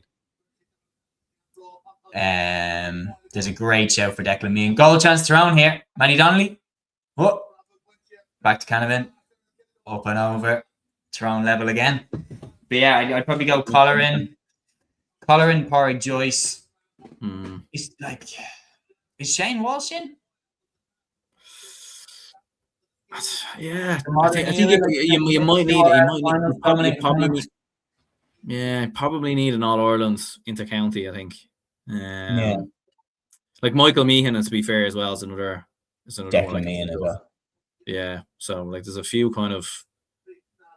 few ones there. If you're talking Walsh, you're probably talking. Dreams after going for Tyrone Cork. Oh yeah. I thought that was just my internet, but no, it's actually it's gone. Jeez, that's a weird way to freeze, isn't it? Oh my god, they're like completely. They're all boogieing. To be fair, it's done well to this point for nothing to go wrong. Yeah, it's been doing well. I'm switching over now to. I'll switch over to Offaly Meath. Meath 215, Offaly 12 points currently. Yeah, you'd imagine me. Jeff O'Connor going through. Oh, wide ball. Nearly got a third goal.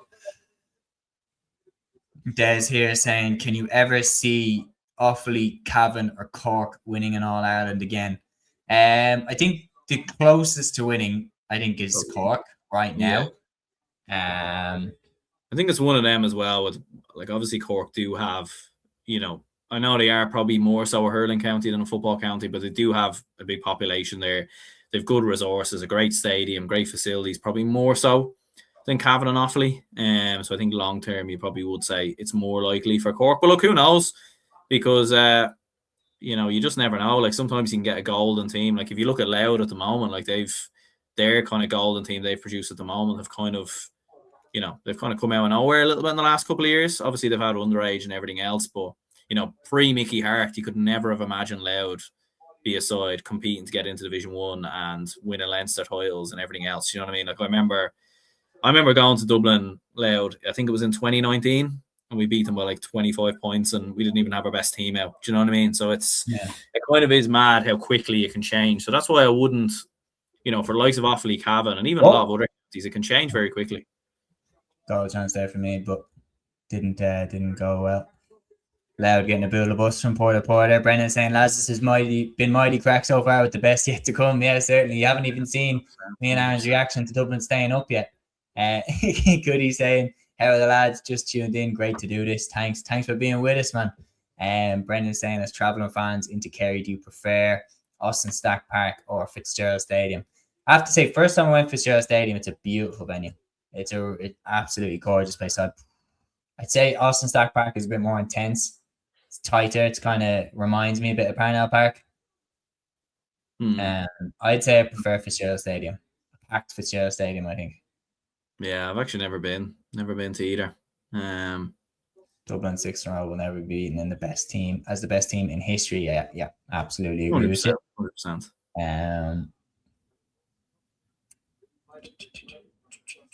Do you know what was mad stat about the final All Ireland win in that 6 in a row? And this will blow your minds, anybody who's watching that doesn't know this stat. Dublin won that All Ireland in 2020 without playing a single team that would play in Division 1 the next year. Yeah. Everybody in Leinster was in Division 1.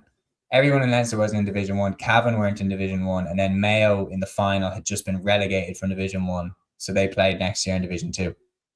So I don't think that will ever be done again. No. Yeah, I mean, that was such a strange All Ireland. So many great teams had shocking defeats, like Kerry to Cork, Donegal to Cavan. Yeah, I think Tyrone Cork is back up and running. Tyrone are winning 13-12. Brandon there saying, "Geez, the Dubs know about Parnell Park." Yeah, you'd be surprised. You'd be surprised. We've The been hurlers play there. The playing, hurlers play there from time to time. I wish the footballers would as well. That's another debate. Do you know? I actually think if we do get relegated, I do think there will be a few games in Parnell Park next year. Toronto take the lead against Cork. Live feed to Matthew, please. We're hoping he might call in after the game, but if Cork lose, I think it's fair to give him a pass. Yeah, the stream has just glitched again. It was back. Coming into the final few minutes of Division 2, just to give Division 4, coming into the final few minutes. We're on 63 minutes roughly of those games. Carlow are hammering Leitrim now 4-17 to 2-5. Wicklow are beating Longford 2-17 to 1-15. Tipperary are beating Waterford 4-17 to 16 points. And Antrim are beating London 18 points to 112. So much closer there between them. But as it stands right now, Wicklow and Carlow have made light work out of Longford and Leitrim respectively. So they've taken care of business. It looks like Carlow and Wicklow are going to get promoted from Division 4 with 10 minutes left to go in the division. Porter saying, fun fact about Fitzgerald Stadium, Tipperary unbeaten whenever they've played there in Championship hurling. Very interesting. Mikey saying Wexford 5, Westmeath 6 points. Very tight game. That one obviously a straight promotion final between the two of them. One of the most important games of the weekend. Des saying, what's your take on the Tailteann Cup? I think it's brilliant. I think it's been long. It was long overdue when it finally came around. You think about players that have come and gone that would have played in the Tailteann Cup and we would have seen more of them. Like the players the streets won't forget, like the types of Leighton Glynn and Matty Ford. Like these players would have been balling in the Tailteann Cup if the championship had gone on instead of them. Because around that time, Wexford were really strong at competing in Leinster Championship, but they were kind of around Division 3. And they wouldn't have won Leinster at the time. They didn't win Leinster at the time, sorry, but then they would have gone into a Tailteann Cup, and you're looking at, it's unbelievable. It's an unbelievable competition. I'm delighted it's been added in. Even other players like that would have got to play in the Tailteann Cup, like Paul Barden, Emlyn Mulligan, these players, like they would have balled out with it. Yeah, 100%. Yeah, no, I think it is a great addition. Like, I think it's a great, like the fact you win it, you go into the All-Ireland series as well. So like, there's a good kind of incentive to win it. And we have seen a lot of teams who've been in it take it seriously as well, like Meath, Kildare, Cavan, Westmeath, and Westmeath when they obviously won it a good couple of years ago. So it's been very good. And you know what? I think it's been very good for the Leinster counties. When you look at Meath in particular, big chance there for Kildare. What a block there from Louth to prevent the goal. That would have been a big goal. But yeah, it's a great competition. And I do think as well, I think for some counties, like playing in the Tailteann Cup, isn't it? Like I kind of mentioned before for Wexford, playing in the Tailteann Cup, I think might actually be better in the shorter term for now, and then obviously longer term go up to be an All-Ireland series team. Because the Tailteann Cup is a competition that you can win. Do you know what I mean? And I think the gap between a lot of teams in the Tailteann Cup is very little. I think that's what makes it so interesting. No, it's a very, very good competition, I have to say. It's looking like nothing is going to change there. Division 4 went from being potentially the most confusing and hardest to call to being the most straightforward and easy to call. We are an hour away as well from throwing in the Division 1 games. Yeah, Jordan Hayes now out. Throwing Cork stream is still they must be having awful problems with it because it's still glitched, which is a shame because looking at it on Scorpio, 14 points apiece, looks like it's the most entertaining game probably going at the moment. A little bit disappointing. Meath 218 to 12 up, so I think Kildare loud game not on TG Cahir. I can't see it. It's working for me. I have it on here. Aidan, are you? I think it's something with the player. It should be available on the player, Aidan. There's some setting, but if you go onto TG Car's Twitter, they have it up as to how it can be fixed if it's not working. Stephen Conleth here saying, well, guys, love the streams. Thank you very much. Niall Morgan wasn't on the 26th for the first time since 2015. My dad's at the game. Says he is there. He must be injured. Don't know what's going on with Tyrone. Yeah, it seems like there's definitely ropey times currently for Tyrone. Toronto stream still smoother than their performances this year. That's the best comment for the stream so far. It's actually back. It's actually back now, but it's just the stream is just on the scoreboard. So it's just on the stands. Oh so, wow! Yeah. So we're literally just looking at the stands. We're just looking at the fans walk around. Okay. Oh wait, now it's back. I think we are back now officially. We are just about finished. Longford have made a surging comeback actually against Wicklow. Keep an eye on this one. 218 to 217. Goal for Patrick Moore and for Longford. Wicklow could have promotion snatched away from them. We're going to keep an update on this. Yeah, I don't know who. Go on to Wicklow's Twitter. Jesus. Didn't see this coming out. They were miles ahead.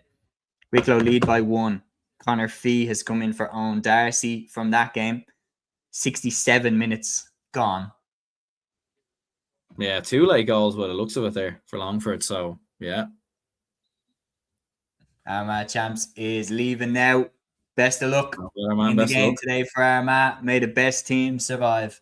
Longford, if Longford do it, then that's mental. Yeah, they would be able to snatch it at the last minute. If they can win, I think they'd be promoted. Yeah, I think they are promoted. Yeah, simple as that.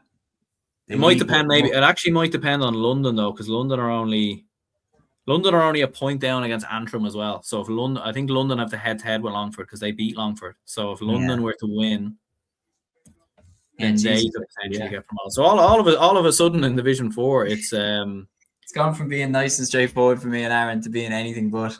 Yeah. Mikey here saying penalty for Cork. Is the stream back working, Aaron? It is back working. Yeah. Got a lovely score there for Meath. I think Tyrone will win, says Porter. Brendan also asking, what do you think of Shawnee O'Shea's 2-pointer off the ground against Mayo? It's one of the most beautiful bits of skill I've seen in a long, long time. To even have the thought process to do that and the way he bent it in, unbelievable. Mikey saying, never mind, free for Cork, thought it was a penalty. Yeah, they're 3 up though. They're 3 up, so they're in a good position, Cork, with 15 minutes to go.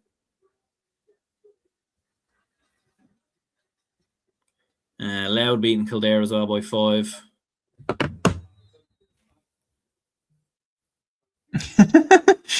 Liam says into the group chat he woke up hungover at 9 a.m, but he should have stayed asleep. Cork 17 to around 14 points. Cork still have their destiny in their own hands in that game. And they're saying up the kingdom. We're rooting for you today. No question about it. We're rooting for you today. I just hope we do our job as well, because like if Kerry win and then we are, just be really annoying. But then if we win, Galway are down, no? I think if it's by 4 points, but then I think Armagh need to win as well, obviously. Do you know what I mean? Because it's 3 teams on 6 points. Yeah, let's have a look. This is the Division 1 table. The poll here as well that we put up earlier, 67% of respondents said that Meath and Derry will go up. Oh yeah, goal for Louth as well. Goal for Louth? Goal for Louth, yeah. So they're 8 points up now. So you'd imagine that's 219.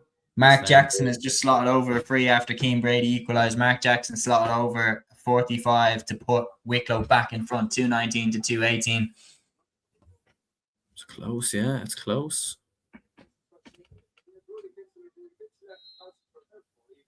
Yeah, Carlo, look, what, 422? Meath out of sight against Offaly, 219 to 13 points. That one's done.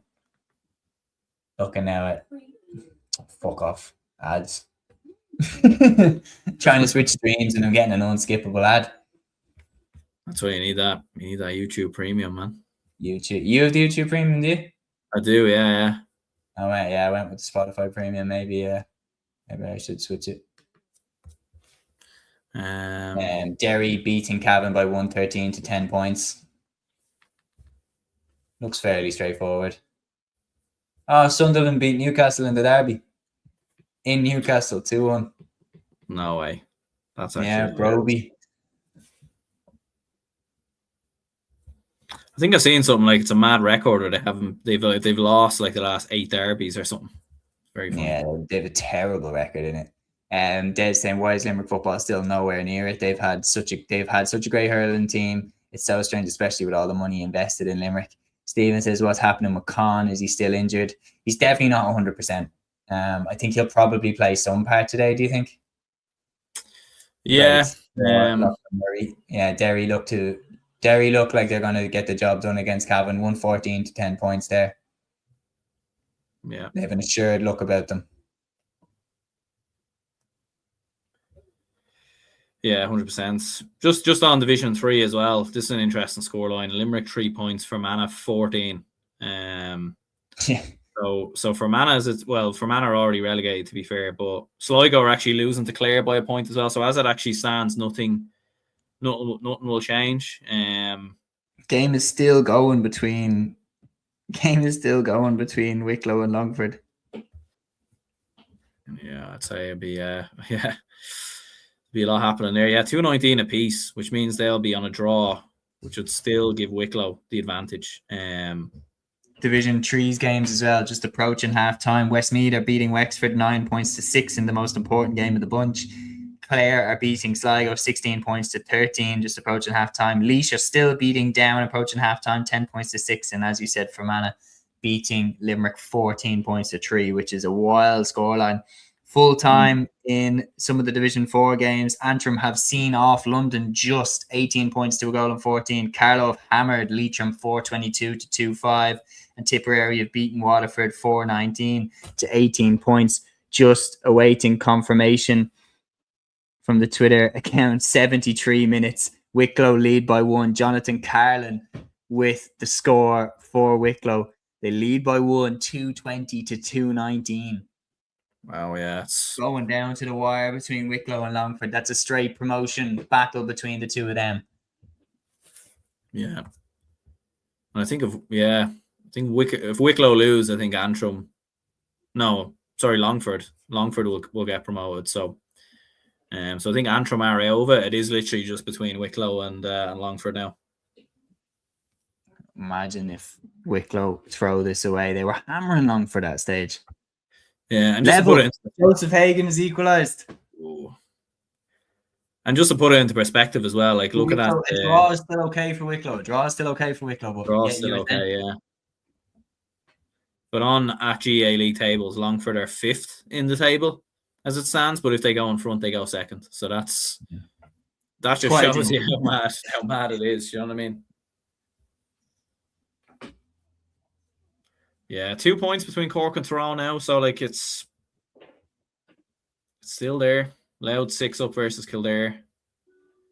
They've just brought it back down to 5.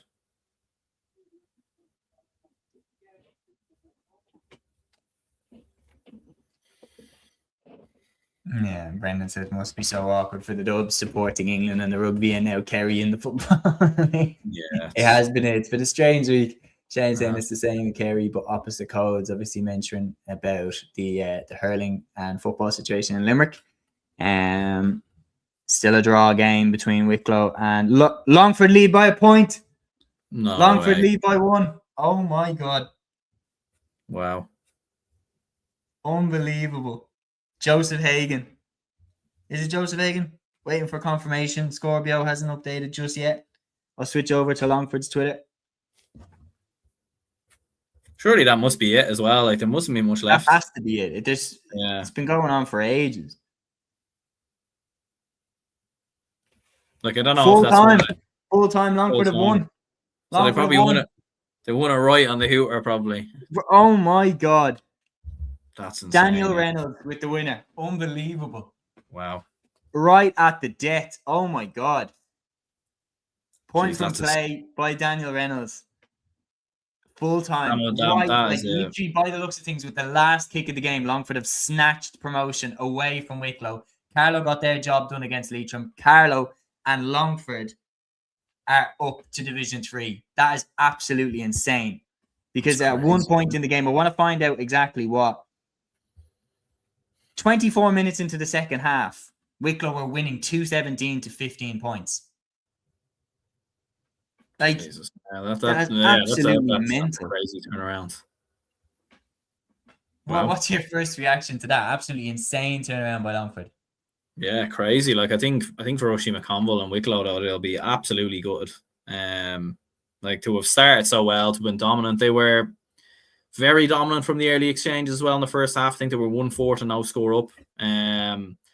So yeah, for like considering where Wicklow have been in the last couple of years, like semi-finalists at the Tailteann Cup, beating Westmeath, back-to-back seasons, I do think that's a big setback for them. But look, fair play to Longford. They've had a mad season. And when you think about it, they lost the opening round to London. They struggled to beat Waterford. They then beat Carlow kind of against all odds. They then had a big setback last week against Leitrim. So it's been very up and down. But yeah, great for Longford and Carlow to both actually get promoted, considering they were, yeah, maybe for our Division 4 predictions, it doesn't look too good because I don't think any of us actually predicted them to go up. But to be fair, that is the magic of Division 4. It is so hard to predict and call. And yeah, Longford and Carlow in Division 3 next season. So that's going to be absolutely great for two sides that haven't been in Division 3 in a good couple of years. That is insane. That is absolutely mental. That is the type of drama that we were hoping the final day would deliver. Cavan have just got a 2-pointer, meanwhile, in their game against Derry, 4 points between them. But just to confirm the Division 4 results, so I'll just get this up to confirm the Division 4. These are the results to confirm. The Division 4 results then confirmed. Longford 221, Wicklow 220, Carlow 422, Leitrim 2-5. Carlow got their job done. Longford beat Wicklow and get promoted alongside their Leinster neighbours. And then, of course, Antrim hung on against London to win by 18 points to 114. Tipperary beating Waterford 419 to 18 points. That is the hell of a start to the drama that we can expect to see even more of as the day goes on. Confirming as well, yeah, Carlow 420. Sorry, confirming Carlow 420, not 422. Scorpio had a little bit of a fault there with the full-time score on that. But 2-5 is correct from Leitrim. Not a great showing from them on the final day with promotion potentially on the line. The full-time results from Division 4, Longford 221, Wicklow 220, Carlow 420, Leitrim 2-5, Antrim 18 points, London 114, Tipperary 419, Waterford 18 points. Longford promoted alongside Carlow is absolutely insane. Given where they were really far behind in the second half. But these rules, once again, proving that a game is never over until it's over. And I'd say Pearse Park was absolutely rocking once Longford started to rein Wicklow in. But yeah, unbelievable. Division 4 is finished. Faithful podcast here. Liam White, all the way from Canada, saying I might need to resign following Offaly's shocking league campaign in both codes. We've plenty of comments flying in here saying Linda saying Wicklow bottled it. Shane saying Wicklow bottlers. Daniel saying Wicklow have bottled it. A lot of people.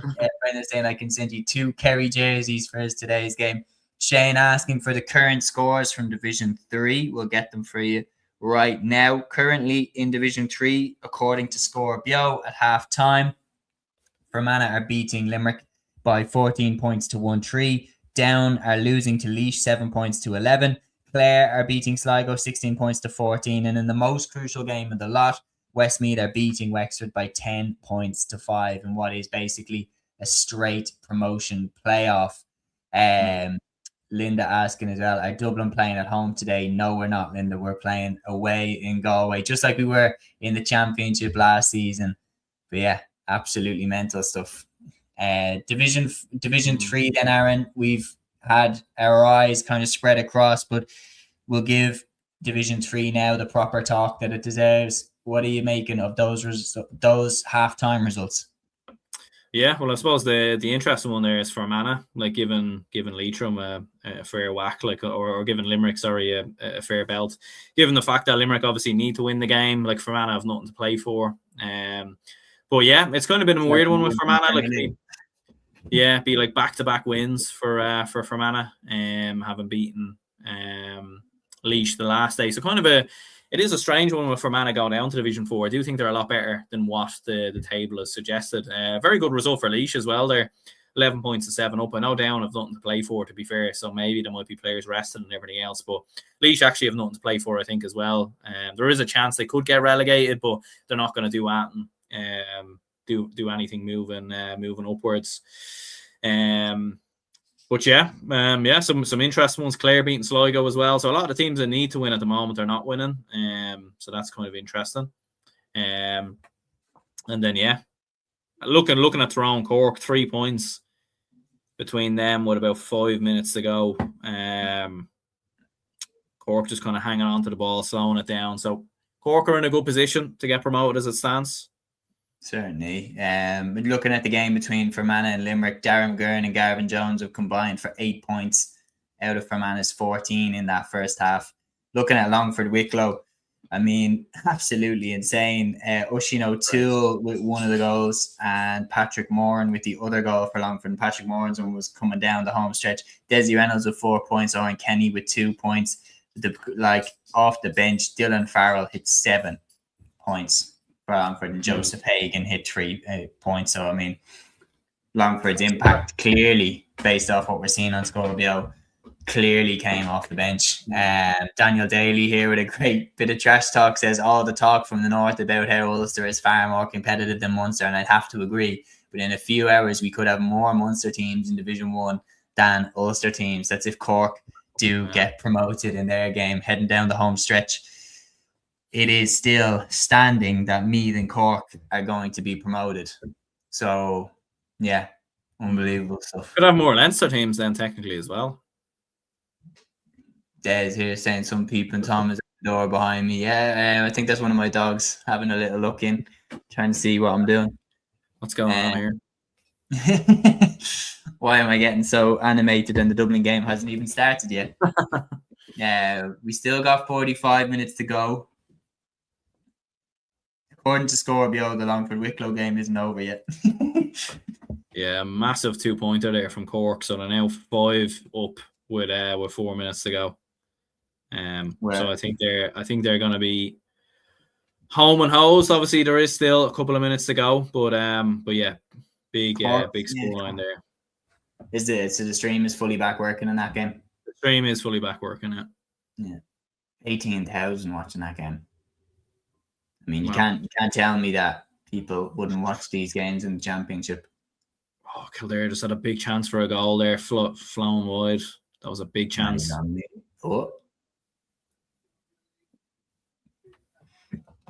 Daly's got a point back for Tyrone. 67 minutes, it's okay. So we are for the next, with all due respect, Linda saying OMG just found out David is going to be playing, thank God. I mean, David Clifford, I mean, this is the World Cup final in 1998 when it was Ronaldo's sick, he's not playing. Now he is playing. We'd be hoping that David Clifford is playing in this game. Oh yeah, certainly we will be. Kildare going hammer and tongs with the 2-pointers and the goals, but they keep putting them wide.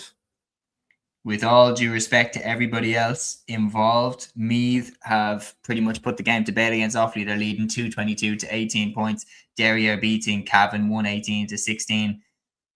Louth are beating Kildare 125 to 23 points. We're going to be mainly focusing on the Tyrone Cork game just because obviously we've a horse in the race here with Matthew wanting to get promotion for the Rebels. Sean says not a chance Clifford starts. Tyrone have just got another point back against Cork. Maddie Donnelly. 3 points, yeah. 3 points. I mean, when you're talking longevity, Maddie Donnelly's he's an unbelievable servant to Tyrone. How long he's been going. I think 2010 was the first year that he broke onto the scene. 16 years later, he's still going. He's an incredible player, yeah. Good boy, Martin. Tyrone are winning the breaking ball. This is nervy, isn't it? I mean, to be fair, a draw is still good for them. Get to the hooter, but if Tyrone get 2-pointers, they're ahead, which is mental. What? It's nervy stuff, isn't it? Don't foul him there. And they're trying to work this. He should have given the ball, Frank Burns. He should have given the ball. Donnelly came off his shoulder. They're trying to work. They're trying to work the 2-pointer. Oh shit! Oh, why did he step inside? It's a lovely score. But it's over. Yeah, 2 points. 2 points. 1 minute to go. Des says, Seamus, you could wear a Donegal number 15 shirt and everyone would mistaken you for Oisin Gallen. I'll take that as a compliment, Oisin Gallen. I wonder, does that have something to do with how I actually look like Oisin Gallen, or are we both just ginger? I've never really thought about that one actually. Yeah, maybe there is. A I mean, slight most of the people that I get compared to how I look is they're literally just ginger, and that's it. And there's absolutely no similarity in the face. Yeah, have a mate, to be fair, who's the spit image of Ultan Kelm for Fermanagh, and it is quite funny sometimes when I show people. I'm like, yeah, there he is, look, the Fermanagh man himself. Cork have won the ball back, and they have. I mean, they just need to hang on to it now for 30 seconds. Just hang on. Don't go for it. Right, they are going to go for it. Fist it over. Hurley over goes. That's it. Yeah, they need is a draw, so they're done. They're done. Peter in here from Newbridge. He says all over in Newbridge. Loudsey at home by 3. We got some good scores, but couldn't buy a goal and open the trapdoor. Yeah. So with that defeat, Kildare are relegated. Along with Offaly, that's confirmed. Thrown down the other end. Surely the hooter goes and it's over. Full time. Cork promoted. Fair play. On there buzzing. Fair play. Fair play to them. Where's Matthew Hurley storming onto the pitch? I wonder will we see him on the stream. To be fair, he is working at it, so we probably won't. He'll be keeping it professional, but I'm sure he'll be absolutely buzzing. And fair play. To be fair, he called it. He did call it. He did call it from the very beginning that Cork were going to get promoted. So you have to give him the props for that. Yeah. So yeah, huge win. Kildare relegated then. So kind of how we kind of expected it to go in Division 2. It has happened that way. But yeah, I think if you're a Derry fan though, you'd be absolutely raging because you had to kind of have the wins that you've had, have the score difference that you had kind of built up, but ultimately the defeats allowed and Meath have cost them. It was their slow start to the league, which has ultimately been their undoing. Yeah. Meath fans on the pitch as well at Offaly, I think, by the looks of it, they're all celebrating. Just keeping up as well with the Cavan Derry game. The Cavan Derry game is not over yet. Derry winning by 119 to 18 points. There's nothing on the line anyway now with that. Is Derry not doing live tweets? Well, they're doing live tweets by every 15 minutes. Fair as, yeah. Maybe going down to Division 2 means... Cavan 2-pointer from Paddy Lynch makes it 119 to 18 points. Just looking at some of the teams that could be in Division 2 then next year, like you have Derry in there, Tyrone in there, Monaghan. I mean, you could be absolutely stacked with Ulster teams next year. I mean, Down could be in there. Like, let's say Armagh get relegated and they're in there. That's 5 Ulster teams in Division 2. DC asking, is that Matthew in the sombrero out on the field? We'll never know. Just want to confirm as well. Still not full time yet between Cavan and Derry. Yeah. I'll get John McMahon just sent me a Snapchat there, but it looks like he's actually at the Athletic Grounds. He's not even at the Derry Cavan game, so fair play. He's not at the Cavan game? No, he just sent me a snapshot of him at the Athletic Grounds. So the game is paused at 68 minutes. And well, look, it's heating up now for the big one. The nerves are starting to kick in.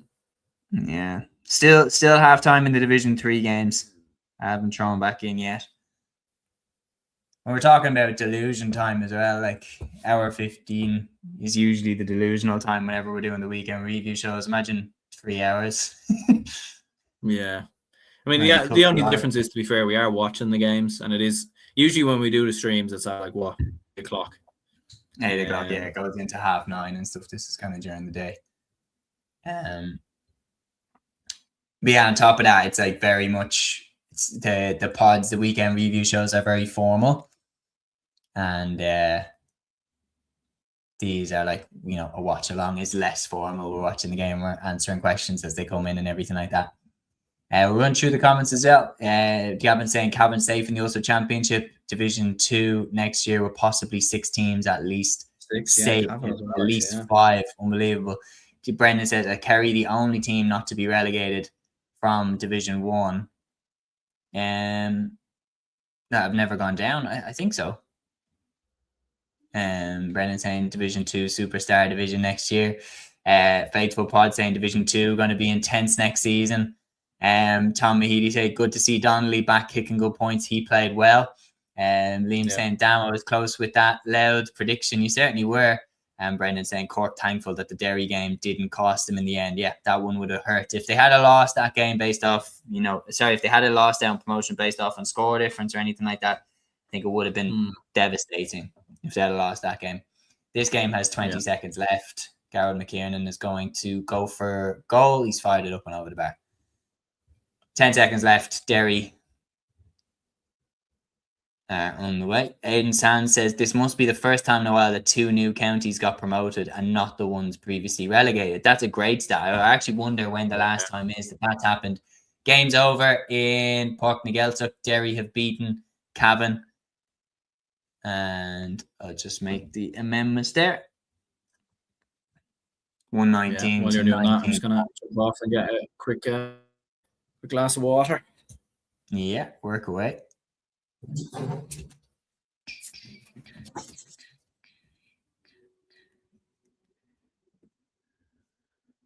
Okay, folks, just uploading the timeline here, keeping the ticker going for Division 2.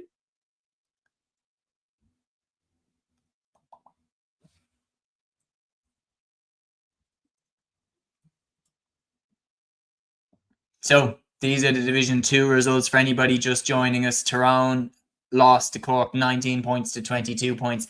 Derry beat Cavan by 120 to 19 points. Kildare beat Louth beat Kildare 125 to 25 points. And Meath beat Offaly 222 to 18 points. So with those results, it is confirmed that it is Cork and Meath that are promoted to Division 1 for next season. As Aidan pointed out in the live comments there, must be the first time in a long time that the 2 teams that got relegated from Division 1, none of them went straight back up to Division 1. Peter asking, Cavan also through the trapdoor, lads? No, unfortunately not for Kildare, Peter. Kildare relegated alongside Offaly due to Kildare losing the game to Louth. If Kildare had won the game against Louth, they actually would have jumped over Cavan and survived. But Cavan have survived based off previous results and previous wins. Brennan saying 2 divisions down, 2 divisions to go. We're into the second half, or we're just about to start the second half of the Division 3 games. And then we will jump in to the Division 1 clashes. Those ones throw in at 3:30, only a half hour away. DC saying, what do you make of Sligo so far? That's very disappointing so far this season. I'm a little bit disappointed in that how so far anyway, maybe it will take a little bit longer, but so far they've failed to really progress since those under-20 sides broke through, and all the signs are pointing, whether it was the success at schools and colleges level, whether it was the success with Cúilín Strandhill winning the Connacht Championship, whether it was the success of their under-20 sides. Everything seemed to be pointing to Sligo moving in the right direction. The performance in the Tailteann Cup semi-final against Down was fantastic, but they haven't been able to get out of Division 3, and we've backed them quite a bit to get out. But this year, it never looked likely, unfortunately. But I still think they're moving in the right direction. Just it's taking a little bit more time than I thought. Peter saying Cork and Meath will be a cracking final. It certainly will. Both teams play open, expansive football. Both teams have some unbelievable 2-point kickers. Just saying there, Aaron, about Peter's comments, Cork and Meath, that would be a brilliant final. Absolutely, yeah. Cork the only team to beat Meath so far this year as well in the league. So I'm sure Meath will absolutely want to run that back and get revenge and everything else. But yeah, like when you think about like Meath and Cork, like 2 very big traditional football, and well, obviously Cork maybe more so hurling county, but like a lot of history, like big kind of players you think of in the past about Meath and Cork and everything else. So great to see them back in in Division 1. And I think the league final will be very, very interesting. And, depending on who the league final is in Division 1, it's going to be it's going to be very interesting, to be fair. And your live reaction as well, Aaron, to these Division 2 results. Tyrone 19 points, Cork 22, Derry 120, Cavan 19, Louth 125, Kildare 25 points, and Meath 222, Offaly 18 points. With those results, it is confirmed that Meath and Offaly are both promoted to Division 1 for next season. Meath and Cork, you mean? I think maybe the delusion is... Apologies. Yeah. Well, I'll have another go with that. If I could just get your take on this, Aaron, your immediate reaction to the Division 2 results, as we can see here. Tyrone 19 points, Cork 22 points, Derry 120, Cavan 19 points, Kildare 25 points, Louth 125, Offaly 18 points, Meath 222. With these results, it is confirmed Meath and Cork both are promoted to Division 1 next season. It must be the first time in quite a while that neither relegated team from Division 1 has gone straight back up to the Premier Division. But Meath and Cork are going to be some final, and they're going to be interesting additions to Division 1 next year. 100%, yeah. It's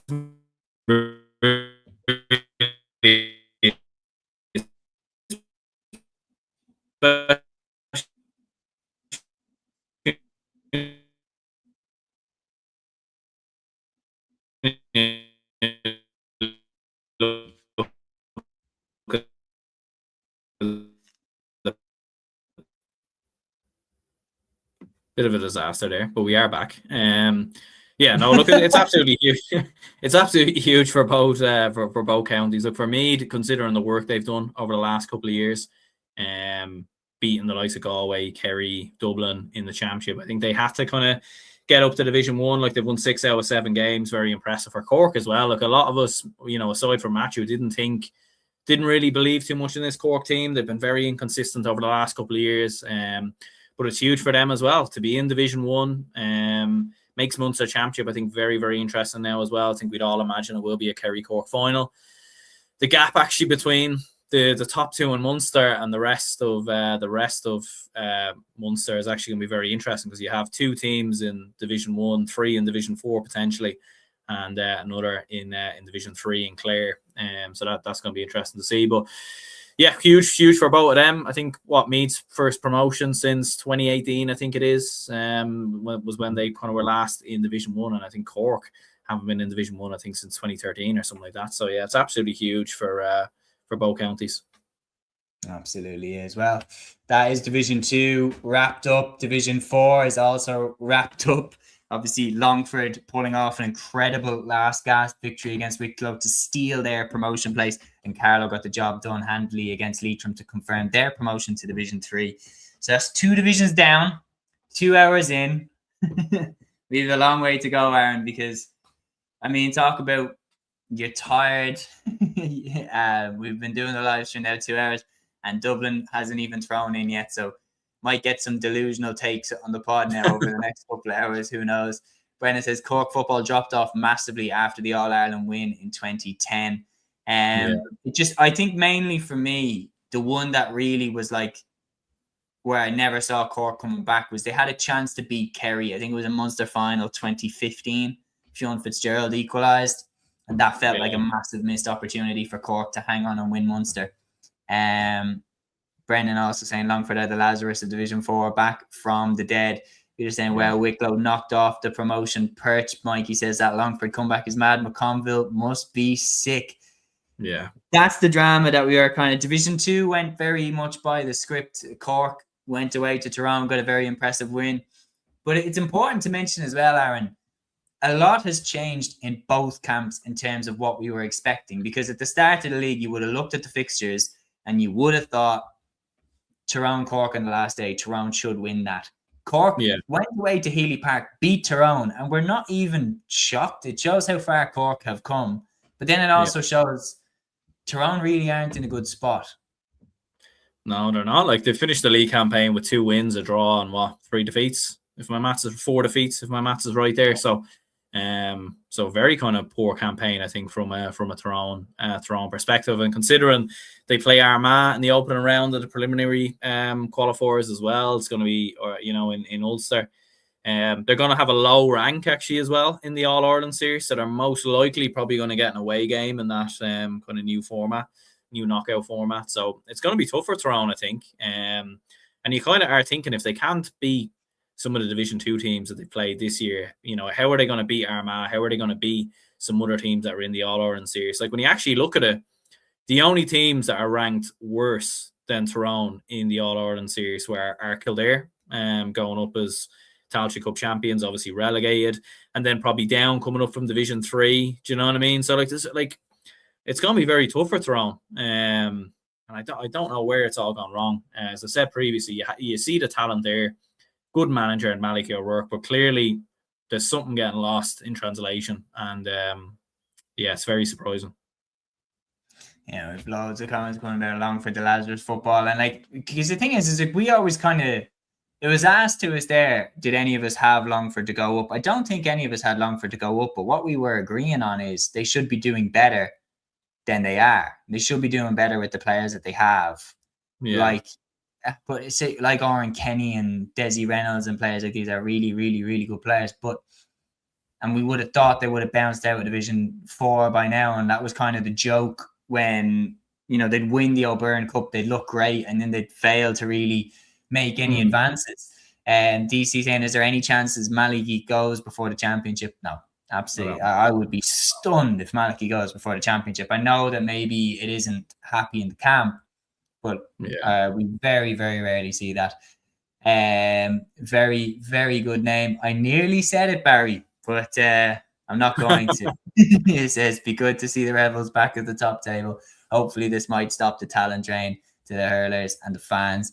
Get out and back them. Brendan also saying allegedly there's been behind closed doors arguments in the Tyrone camp and O'Rourke is losing the camp. A lot of people are saying that. I haven't heard anything concrete, so I'm not going to say that that's it. But these things rumours always start about this anytime a team is not doing particularly well.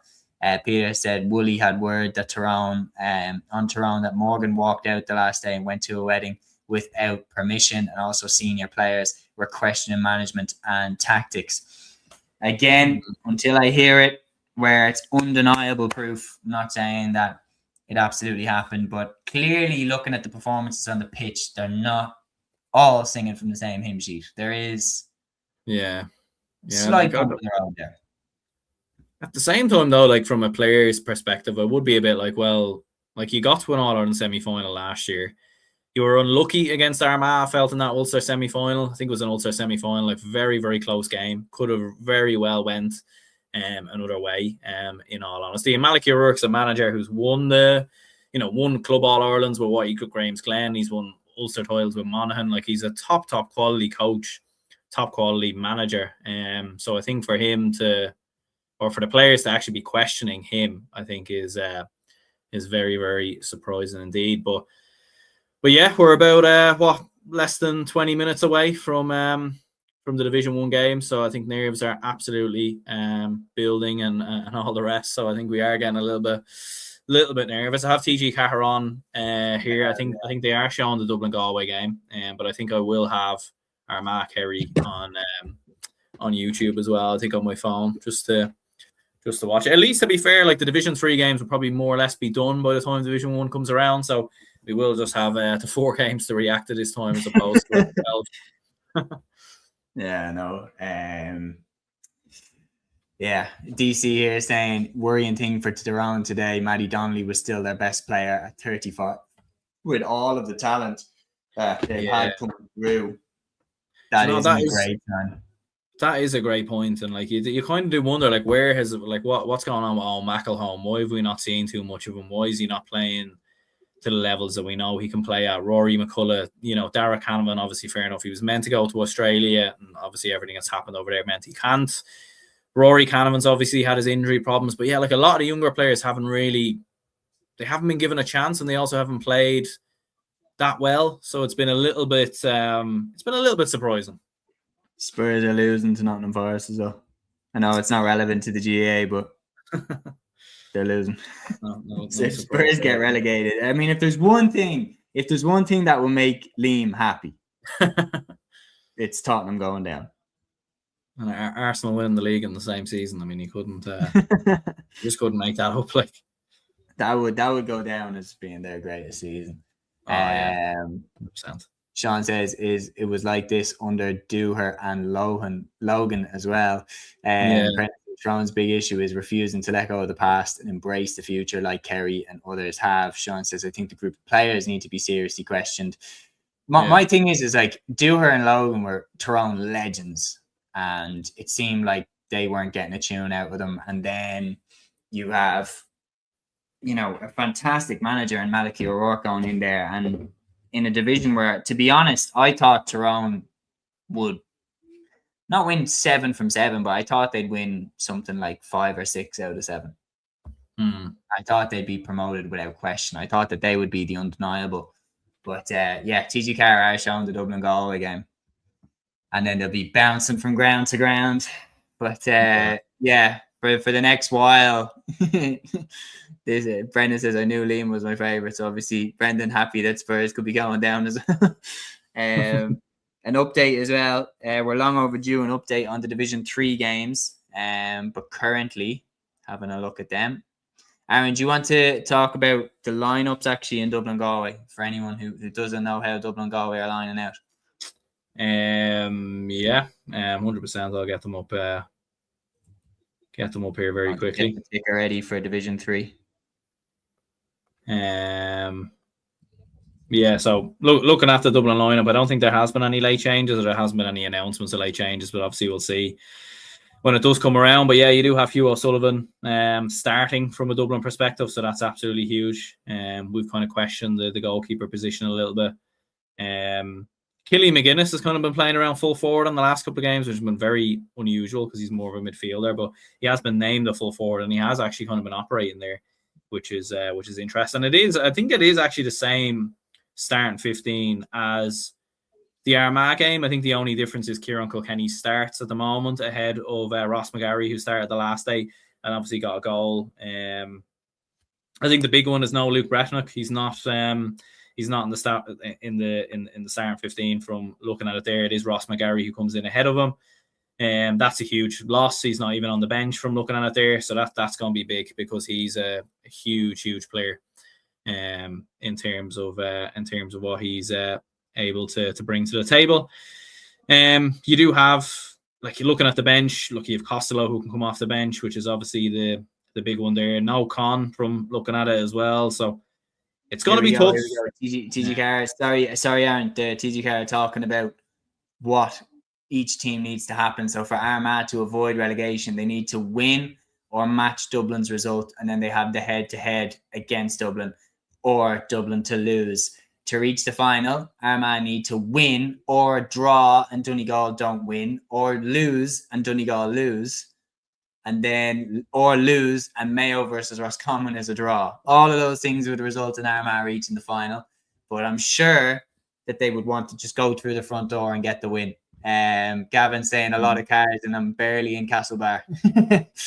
So obviously good crowd building up there for the clash in the West. Barry saying, are all league finals on in Croker? I believe so. Sean says Mickey Hart potential return to Tyrone. And that would be very interesting. Barry also says Cork versus Meath and Laois or Nolan Park would be a good atmosphere and spectacle. I'd like to see it in Croker, personally. I think there'd be a good crowd for the leagues. Mayo Roscommon now, the variety. So for Mayo to reach the final, they need to win and Donegal or Kerry lose. Or they need to win by 9 points or more, Donegal to draw and Kerry don't win. That's a way where they could get into the final. For Roscommon to reach the final, they need to win and Donegal or Kerry need to lose. Or they need to win by 10 or more and Donegal draw. Or they need to win, Donegal draw and Kerry don't draw. And then Roscommon have the head-to-head, obviously, against Donegal. So nice and straightforward, clear as mud. Yeah, absolutely. Like it's look, we just need to do our business first of all. We need to go out and do our job, and then obviously hope Kerry can do us a favor as well.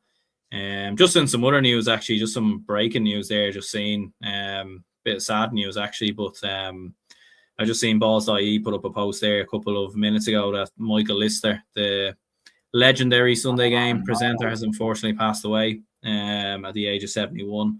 So thoughts and prayers obviously go out to his family and friends and everything else. Obviously a legendary presenter, part of the, when the Sunday Game was at its peak and at its best. So just seeing that there pop up. So yeah, obviously quite sad. God, that's actually that's really sad. Yeah. Honest to God, that's what a legend. Yeah. Really, really, really made that position. Like he was like our Gary Lineker, like, do you know what I mean? Just awesome presenter, like, and just he made that role, like, do you know what I mean? Like I grew up, and one of the things that I wanted to do was be a presenter, like be a TV presenter and stuff like that for sport. And like people like Michael Lester is why you fall in love with that role, because of how cool they did the job and everything. And absolutely. It just, we'll obviously wait to see more confirmation, but obviously they wouldn't have ran with that. I'm just going to look it up here. Yeah, no, I've seen Balls.ie, Irish Examiner. Like there is a few that have kind of posted it, but like obviously it only has been posted a couple of minutes now. So it's easy. He's literally just passed away. Yeah. Well, yeah. Rest in peace to an absolute legend. That's yesterday grabbing on in Dealish. Definitely one of the icons of the game. Yeah, I think thanks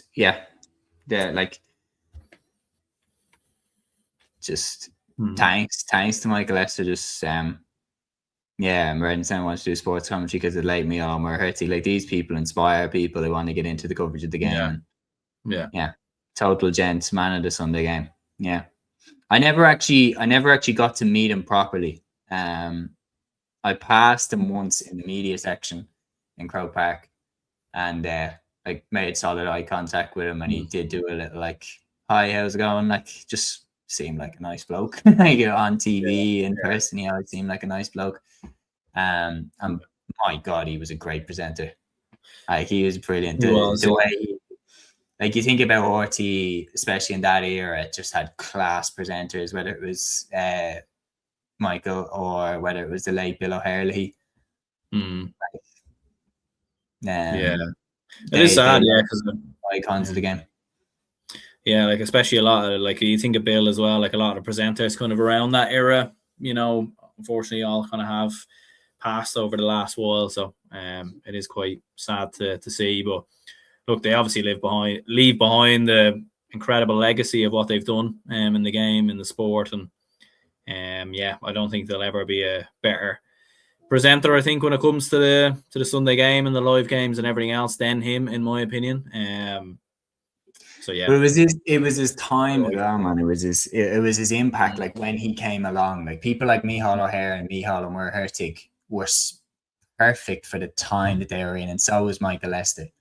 He came along when the Sunday Game was only recently launched. He wasn't the first presenter. Off the top of my head, I don't remember who the first one was, but he came in and he kind of added his magic to the role. He used to wear those kind of bombastic shirts in he did actually. Each episode. I watched that documentary about the Sunday Game celebrating its 40-year anniversary. That was in 2019. It launched in 1979.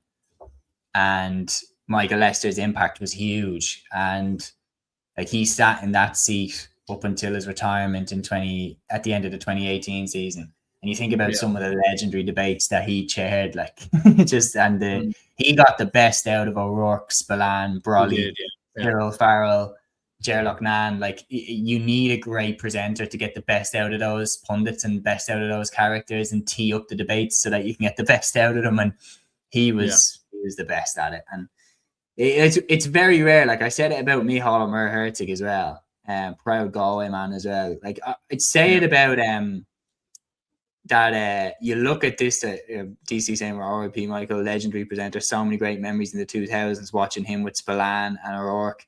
Tom says a decent rally driver too, God bless him. I look at it and I'm like, in an industry like the GAA, in a sport like the GAA, in a community like the GAA, everyone has, varying opinions on different things.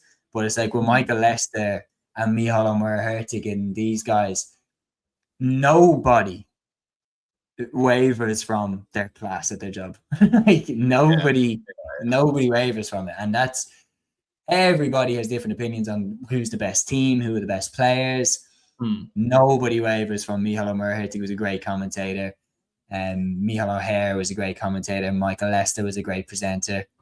Like, and that speaks in itself. Brennan says the voices of the game are just as important as the players that play the game. O'Hare, O'Meara-Hertig, Wishy, Fogarty paint the picture for the folks on the radio. Peter saying, as Cyril Farrell said in his Lecker Gale, Michael was the conductor of the orchestra. Absolutely, he was. And so just from myself, from Aaron, from Liam, from Matthew, we just found that news out on the live stream that Michael Lester has passed away. It's being reported by a lot of different news outlets now. So we're shocked and deeply saddened to hear that news, because this man is an icon of the GAA. And yesterday you having on him deal. She inspired me anyway to get into presenting, and yesterday you're having on him deal. Rest in peace to an absolute legend and a gentleman. But yeah, we'll give a shout to the Division 3 games that we're on. So right now, the Division 3 games as it stands, Down are beating Laois 22 points to 116. Fermanagh are still beating Limerick 17 points to 112. Sligo are beating Clare 220 to 23 points. And Westmeath are beating Wexford 116 to 11 points. So as it stands, Down are promoted with 7 wins out of 7. Westmeath go up with them in second place if they hang on to beat Wexford on 10 points. Wexford then behind them. Clare, Sligo, Laois safe. Fermanagh relegated with Limerick.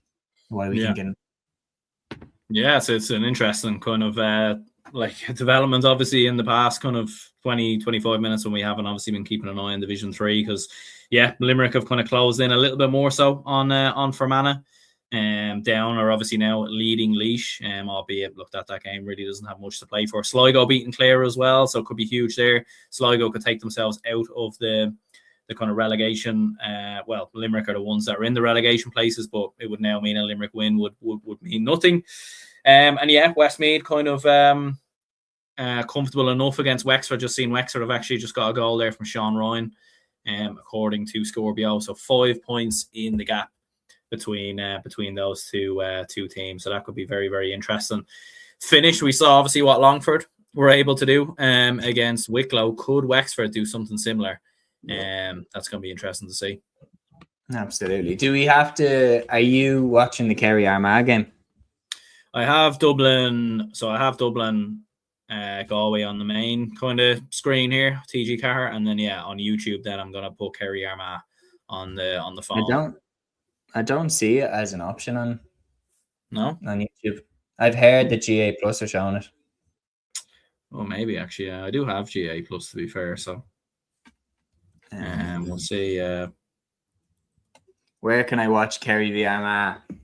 The game is not scheduled for live TV coverage, but it will be available to stream on GA Plus. So let me guess, we have to pay to watch it.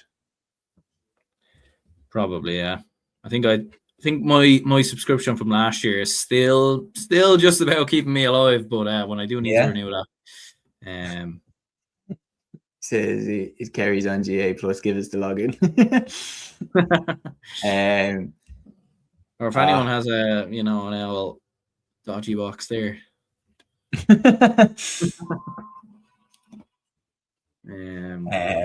That's kind of annoying, to be honest. Yeah, it is a little. To be fair, I was expecting there would be one game at least on GA Plus, because there always kind of is, because it's on BBC Northern Ireland and then GA Plus. Didn't think it would be this one. I thought maybe it might have been a different one. The Division 1 last year, the Division 1 Watchalong had all the games shown on TV. Yeah. All of them. Yeah. So yeah, Well, look, we just I swoop in. will have it here Actually, anyway. to watch this one. I will try and update people as we go along. Yeah, slightly Um, disappointing, but yeah, no, it is, to be fair. is what it is. Hopefully, TG Carr are still able to go to the game. I'd say they will. Yeah, they have to. Surely. We'll be quite. I don't think so, man. I'd be surprised. I think it's GA Plus's footage. Maybe actually, yeah, maybe. Yeah, well, looking at it on Armagh, like Paddy Burns is a late change there anyway. Chair Brennan just tried to put in a challenge on Paddy Small to take a point there. Wow. Okay, here are the teams. So for Galway, Dylan McHugh is at centre back, Sean Kelly, Liam Silk either side, Keane Hearn at full back, Jack Glynn, Johnny McGrath, and Connor Flaherty is in goal. John Marr, Matthew Tierney midfield. It's a very strong midfield. Full foot, half forward line, Kieran Malloy at centre forward, Keane Darcy and Shawnee McGrath either side, Rob Finnerty, Oisin McDonagh, and Roach in the corner. No Shane Walsh, no Damien Comer. And for Dublin, Hugh O'Sullivan in goal, Nathan Doran, Brian Howard, the spine of the defence, Owen Merchant, Davy Byrne, Owen Kennedy and Alex Gavin. On the wings, Peadar O'Cofaigh-Byrne and Charlie McMorrow midfield. Find it interesting, McMorrow's midfield when he played centre-back for Cúilín. And then half forwards, Ross McGarry, Sean Bugler, Niall Scully. Full forwards, Paddy Small, Killian McGuinness, Kieran Kilkenny. So no Shane Walsh and no Shane Walsh, no Damien Comer for Dublin, but no.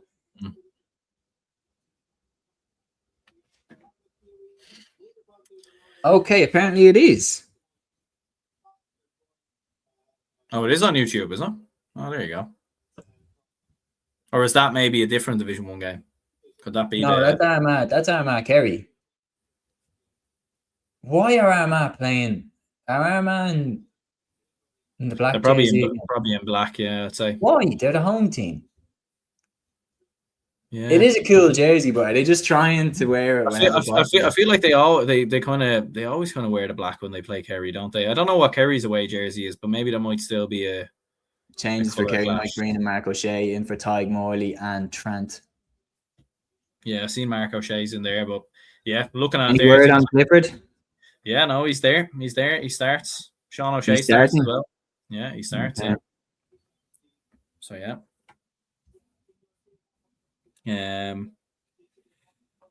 Yeah. Armagh doing their old huddle there.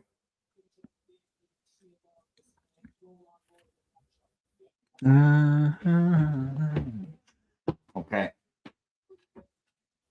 Brian says be interesting. Kerry playing a white jersey is the away kit. It's a big game. I agree. They're highlighting Paddy Small here. It's a huge game for him. Looking at that forward line, Kieran Kilkenny and himself are the most experienced men in that inside forward line. Yeah. Anyone who maybe, I don't know if anyone's watching this who's actually at the Dublin Galway game, but maybe if you give us a heads up on the wind as well. Looks like there is a wind, and who could it favour? It's in Galway, man. Yeah. Galway's kind of like its own world, isn't it? Keane Darcy, obviously warming up there, playing against some of his club mates. Yeah, some of his Ballybowden club mates. There seems to be a really strong tradition of Galway players moving to Dublin clubs. Like Shane Walsh, Keane Darcy, Alva Davern as well on the women's side moved to Crokes.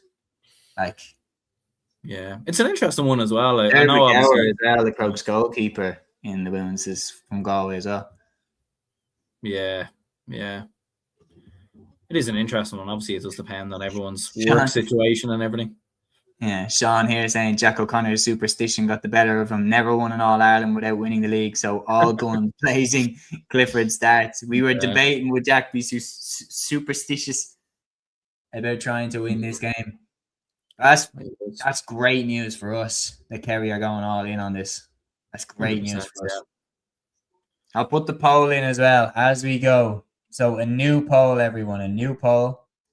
And the poll is who will be relegated from Division 1.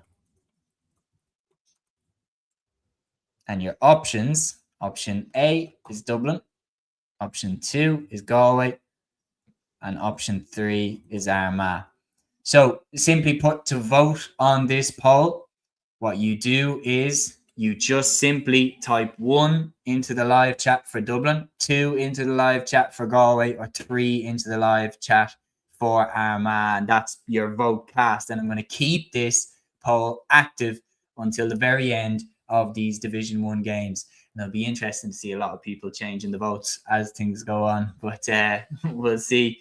Hopefully Dublin can stay up. How damaging would it be, Aaron, if we got relegated? Would it be damaging at all, or do you think it wouldn't matter? It's a weird one. Like, I know people are saying, oh, well, you go down to Division 2, you can rest players a little bit, try younger players out, you could experiment a bit more. But I think that's changing, to be honest with you. I think when you look at the quality of teams that are in Division 2, in Tyrone, in Derry, look, whatever's going on with Tyrone right now, you'd imagine by next year, whether it is a new manager or whatever the hell is going on there, they will, they have the talent and the players are there. Derry are still going to be there. They're going to be a tough force. Down are coming up. That's going to be a tough game. Look, Monaghan will probably get their act together as well. So it's going to be very, very difficult, to be honest with you. It's not going to be a given as it was last season in terms of promotion, or not last season, sorry, the last time we were in Division 2. Last time we were in Division 2, there were a lot of games where Dublin didn't even play particularly well, but still won. I remember the Clare game as an example. I remember Kildare even on the opening day. We were quite poor on that particular occasion. I think that might have been the season Kildare were relegated. So there was a lot of times we struggled in Division 2 against far weaker teams. And didn't get, managed to get away with it. So I think it will be tough for us, to be honest with you. I think it'll be difficult, especially as well. Could that lead to more players stepping away? How much longer has Paddy Small got, as an example? Do you know what I mean? These kind of lads, how much longer have these players got? So that is the concern and the worry. But look, hopefully we can do it. But Armagh Kerry has thrown in from looking at it. So that is now up and running. I do have it up on my phone, and straight away GA plus. Straight away, David Clifford puts the ball over the bar instantly. Let's go, Kerry. Let's go. And just for the record, everyone who is voting, I will keep the poll open. So type in number 1 into the live chat, or number 2 or number 3 if you want Dublin, Galway, or Armagh to be your vote respectively. I will stop the poll then and give the results at the end of the stream. So the poll is still active, even though it is hidden. But interestingly as well, Aaron, some madness going on in Division 3's live games. Just looking at it here, we have, just want to get it up here, correct?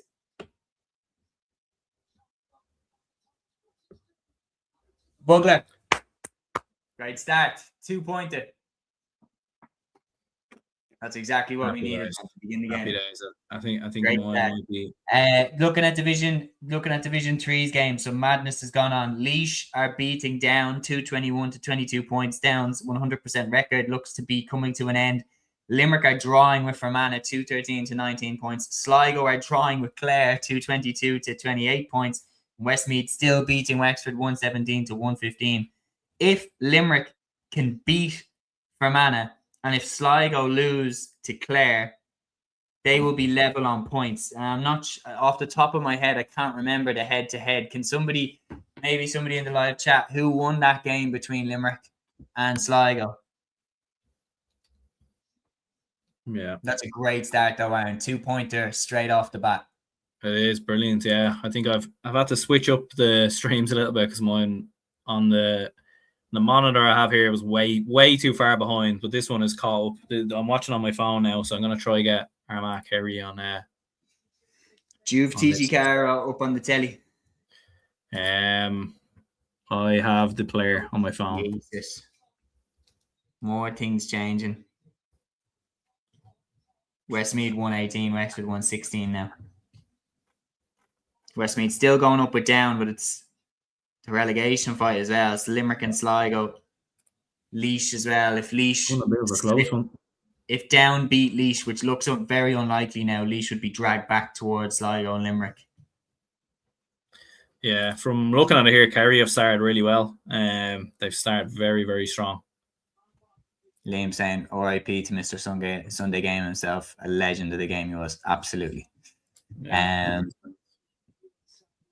Gavin saying Ben O'Carroll back for Roscommon with the opening point. Interesting one. Kerry have had a great start here. Great save. Mayo should have got a goal. Great double save by Conor Carroll.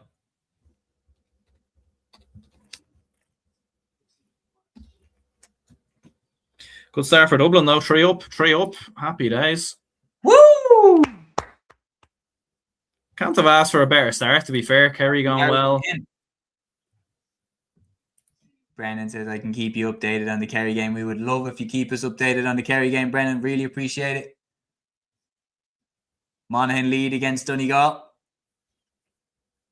So as things stand, Donegal not in the league final. Yeah, it would be the most Monaghan thing ever, wouldn't it? Clutch up. That is how it stands. As it stands right now, Roscommon have the head-to-head over Donegal. What would you think about introducing, the way the LGFA have 3 points for a win?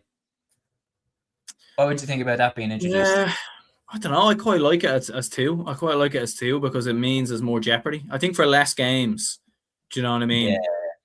For 2 points, I think if it's a longer table,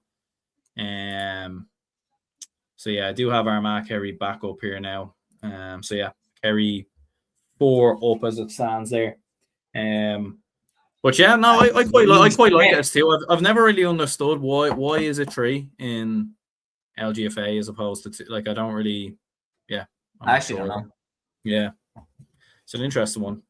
But yeah, happy days. Been a great start. Dublin 4 up, Kerry 4 up. Couldn't have asked for a better start for the opening. Obviously, a long way to go. We know that. Yeah. And we know what Armagh did against Dublin. Galway are one of the best teams as well in terms of coming back in games. So long way to go. Yeah, but here come Kerry again.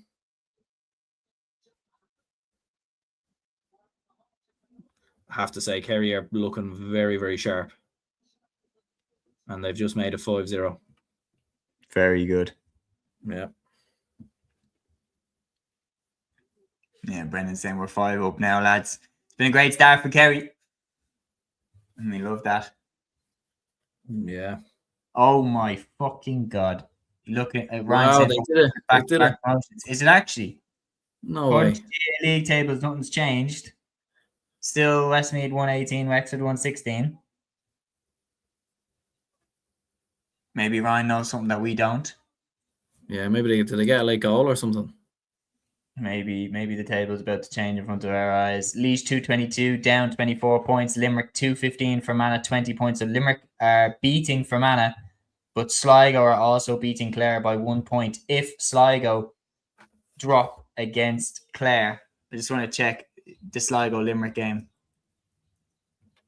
Donegal have hit the back of the net against Monaghan, 1-2 to a point. They're winning there. Yeah, Galway's got their first right point. now, Armagh are relegated. Dublin and Galway are safe, and Kerry and Donegal are in the league final. Yeah, Kerry Sligo beat Limerick by 3 points in the early clash. So, what Limerick need Sligo to lose. They need Sligo to lose their game against. They need Sligo to lose to Clare, and then Limerick need to beat Fermanagh, and then they can leapfrog them.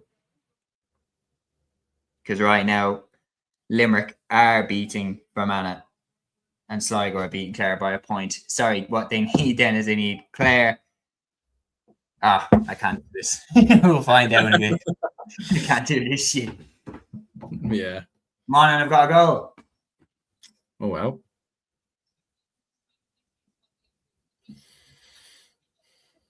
Jesus, there's a lot going on here.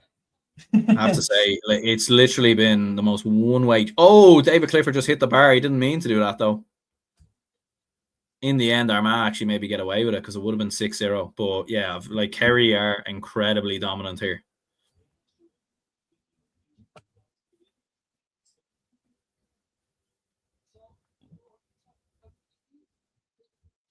Five 1 up to the Dubs.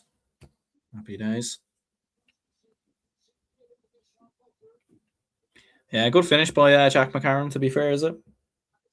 Yeah.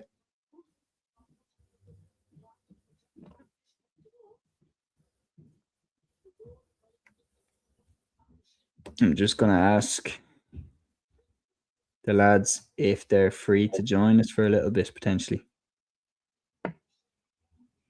Be good to get Matthew's immediate reaction. Yeah. Yeah, Andrew Woods actually with the goal there for Monaghan. Defending has been very... fuck off. What is that for?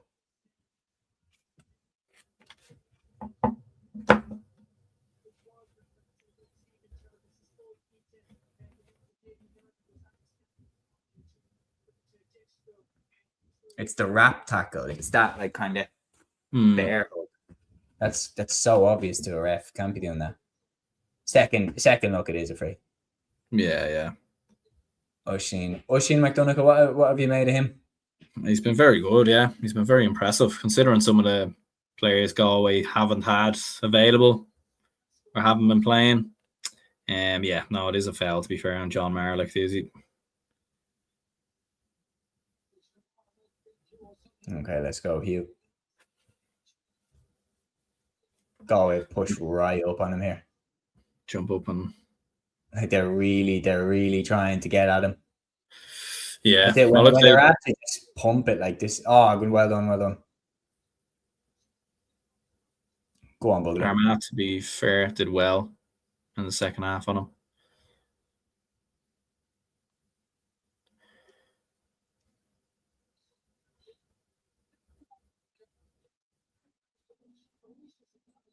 Go on, Kieran. We're keeping an eye on the other divisions. There's some madness going on with Go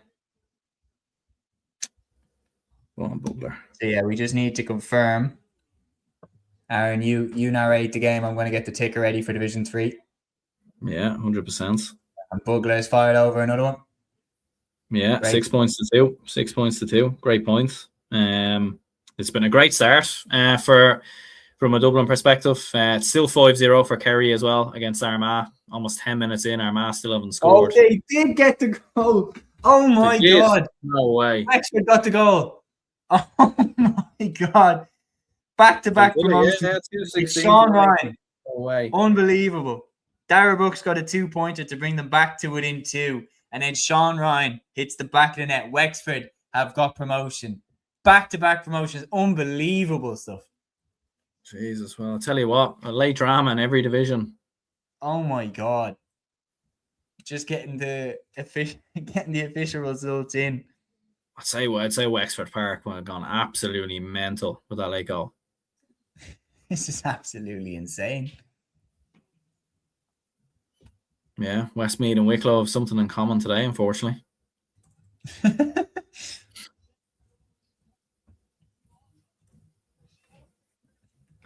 Yeah, still 6-2 for Dublin. I do think my stream is a little bit behind Seamus's though. Unfortunately, there's not much I can do about that. But Kerry are 5 up against Armagh as well, just controlling the game there. So Matthew can jump on at around 4. Now, if he doesn't jump on with a beer in one hand and a cigar in the other, I'll be disappointed. And a big told you so grin. Yeah. Sombrero hat. Well, just to confirm, guys, absolutely sensational news. Wexford got a late goal from Sean Ryan, and they are promoted to Division 2. The official results from Division 3.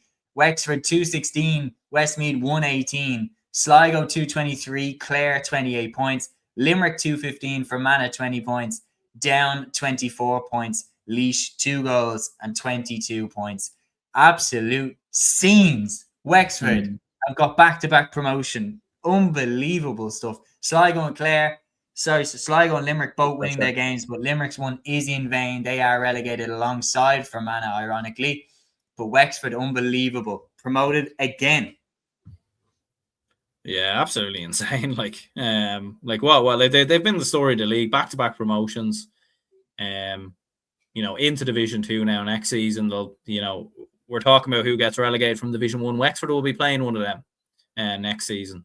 So it's absolutely huge for Wexford football and the progress. I think we remember them stuttering around Division 4 for a good couple of years, really, really struggling, pound for pound. They were one of the least ranked counties, you would say, in the country in terms of how things are going. Now they're right in the middle of it all, and fair play to them. That's some going. And, hopefully we do get to see the highlights of these games later on the Sunday game, and they show the moments and everything else, because a bit like the Longford situation, you'd imagine the fans and the crowd going absolutely mental with that late goal. Sticking there for Westmeath, a bit like Wicklow earlier, they had a big lead, but it's been a common trend. It's nearly like, I don't know if you want to be big, even watching this Dublin in front against Galway and Kerry up against Armagh, it's nearly like, I don't really know if it's actually... Hey, don't. We're not doing this. We're not Do you know what I mean? Do you know what I mean? It's like a 7, 8, 9 point lead in football now means nothing. Yeah, actually, we started great against Armagh as well. Yeah. Bit of a bizarre one in the Kerry Armagh game, though. Like, we're 13 minutes in and Armagh still haven't scored. Yeah. I mean, Kerry actually haven't scored as well in about 5-6 minutes. Long way to continue. 100%, yeah. Kerry keeping the ball. If they could just keep the ball till full time, I'd be happy. Oh, what a block. Was that McMorrow? Darcy's ballooned wide. Is it good Dublin crowd that's gone up? 100%, yeah. Oh my God, what a block. Yeah, I'm just seeing this now. Yeah, it was a great turnover by Tiernach. Yeah, great block. It's a weird one because I know what's going to happen. Oh, yeah. Is your stream do you have it on TV or on? Not on TV. No, it's just on the player. Okay. So I think we're a little bit behind. Yeah, I've got it on the TV here in front of me. McGuinness. Oh, lovely. Woo! Yupa.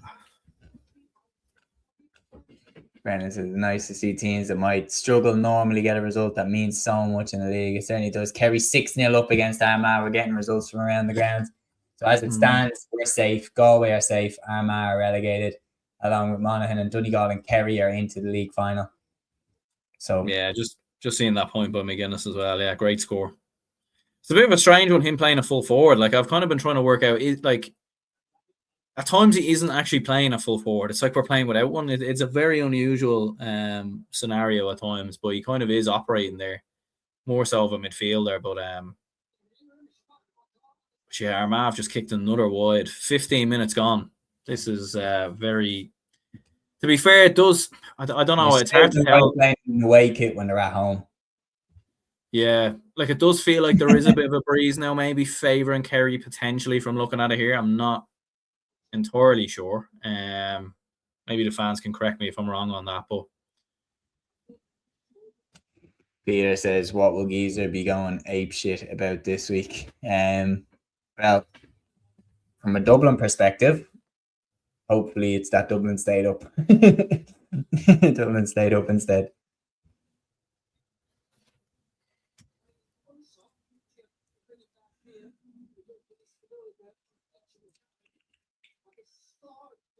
Oh, great catch. I tell you, that Roach fella is another huge man. I swear, I'd say Galway average, if you're talking average height per county in Ireland, I think Galway has to be the tallest county. They have some big lads, all right, yeah. Paul Conroy, John Maher. Even the hurling, people like Johnny Glynn, Latanian, over the years, Joe Canning. Yeah. Lovely small affinity.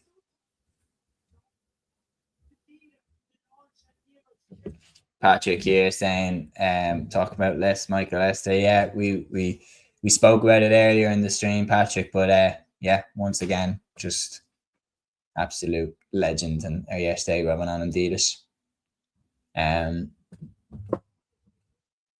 Another kick out. How on earth? Galway are putting a lot of pressure on Hugh O'Sullivan with these kickouts here. Yeah. I mean, look, Armagh got a bit of joy from it in the second half. It's a 3-point game now. It's a Yeah. 3-point game now. That's fuck all. I am looking at the Dublin players though as well. Just like create a bit more space, show a bit more for them, mix it up a bit. I felt like against Armagh. I'm happy with the start that we've made. No, 100%. Yeah, we have to start strong, start fast.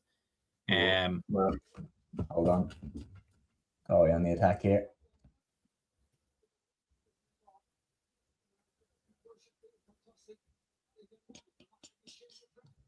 Shane McGrath though. Oh. Well done. Great turnover. It's gonna be. I remember me and Matthew did a live watch along when the Armagh Monaghan penalty shootout. We were watching on GA Plus, and my stream was just a little bit ahead of his. Yeah. Like when that final penalty for Armagh was saved, I was like, saved, and then Matthew was like, oh my god. Yeah. Like, see, he was so bet into it that like he didn't really clock me saying it, I think. Yeah. Yeah, like TV's in the other room, so it's just kind of one of them. But Asher, look, we can manage it. Well done, Rich. Just a look. So yeah, Division 3. If you are joining us, Patrick here saying, with Cork getting promoted, do you think we can beat Kerry in Munster this year? Wouldn't write it off. Kerry look good though. Can't argue. Like Cork are progressing, but I think Kerry arguably look even better this year than they did this time last year. It is one of them. Like sometimes in Munster, Kerry can fucking with it there. I feel like Kerry have a bit of a drop sometimes. Lads, the penalty box is not the place to be hand passing it around. Yeah, a few times now we've played a little bit risky there. We're out of the woods there. Scores right now in Division 1. Donegal 1-7, Monaghan 1-3, Kerry 6 points, Armagh 0, Mayo 5, Roscommon 2. So 7-0 now for Kerry. Lovely.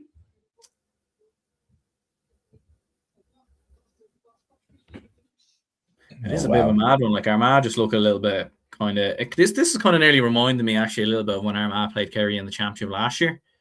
They're just where Armagh, Armagh just can't get their hands on the ball. Like Kerry are just winning everything. Oh, what's coming?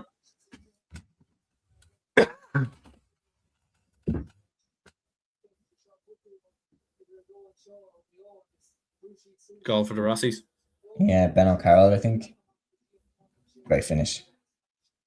What score is it there, actually? Wow. Roscommon. 1-2 to 5 points, so it's a draw game now between them. Yeah. Just seeing it now, actually.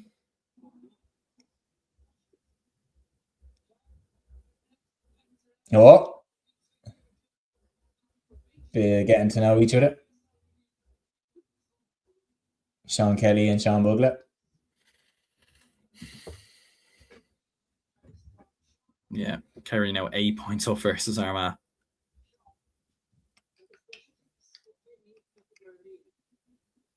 Yeah, they'll each.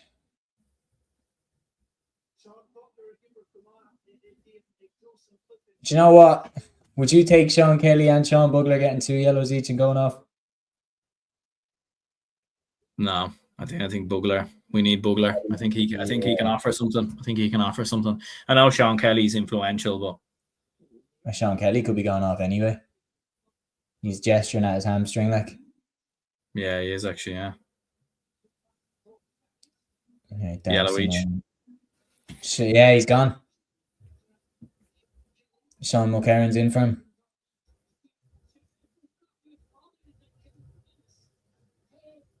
Yeah, we've won it back. Come on, Bugler. Yeah.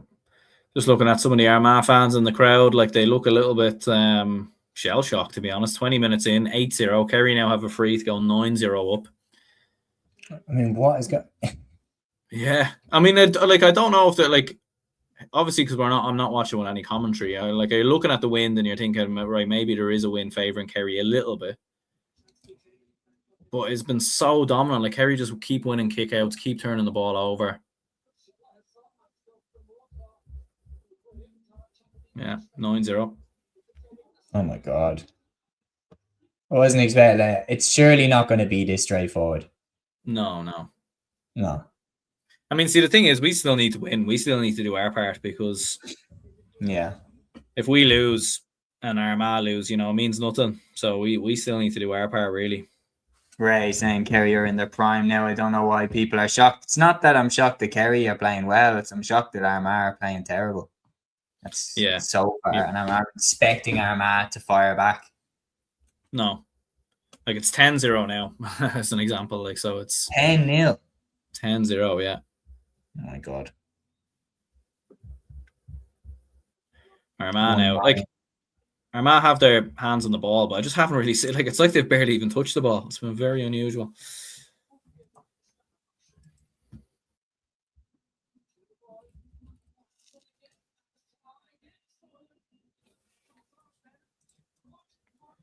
Hugh Sullivan 2-pointer. 2-pointer. He nailed it, did he? Happy days. Happy days. Great kick.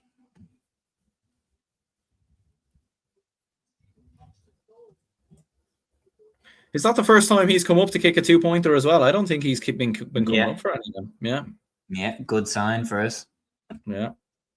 Stephen here. Stephen Clancy, who was at Markovich Park. He says, great win for Sligo. Great character to come from 5 points down and a man down with 20 minutes to go. Absolutely, Stephen. Delighted for Sligo. They are safe in Division 3 for another season. Back to Division 1. Now Galway on the attack here. Great defending by Dublin. Yeah, Armagh finally got their first point of the game anyway, 22 minutes in. Armagh have got a point. They've got a point, yeah. As it stands, Brendan, Armagh are going down with Monaghan.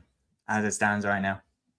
Istvan says here, hi guys, I had a good time in Tullamore. I enjoyed the match now and I'm heading back to Dublin tomorrow, back to Hungary with Istvan. We're delighted that you enjoyed the GA while you were in Ireland. And you did the right thing having a look at the games on this weekend, because, my God, there has been some brilliant games here.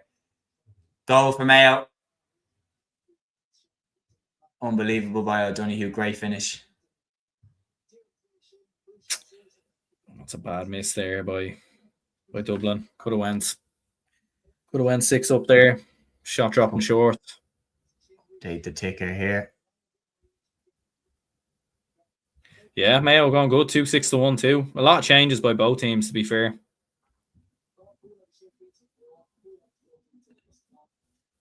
Okay, three points now for Armagh. Yeah, they've just got a 2-pointer.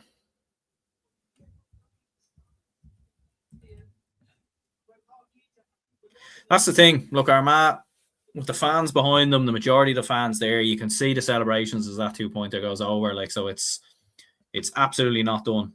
Absolutely. It's not done. They're going to make a comeback. They came from 11 down versus Dublin. I know Kerry are a far better team. Goal for Monaghan. 1-9 to 2-4. Yeah. Armagh are raging forward now. Looks like they might actually have a chance for a goal, but they take the points. It's interesting because the game is in St. Tiernach's Park, isn't it? The game is in St. Tiernach's Park, and they have Donegal as the A side on the board. Oh, yeah. They have a Donegal versus Monaghan. Yeah. Stephen O'Hanlon got that goal. Oisin McDonagh with a 2-pointer potentially for Galway. Got it. Shit. Just about got it as well. Out of the hands is pretty impressive for a 2-pointer free.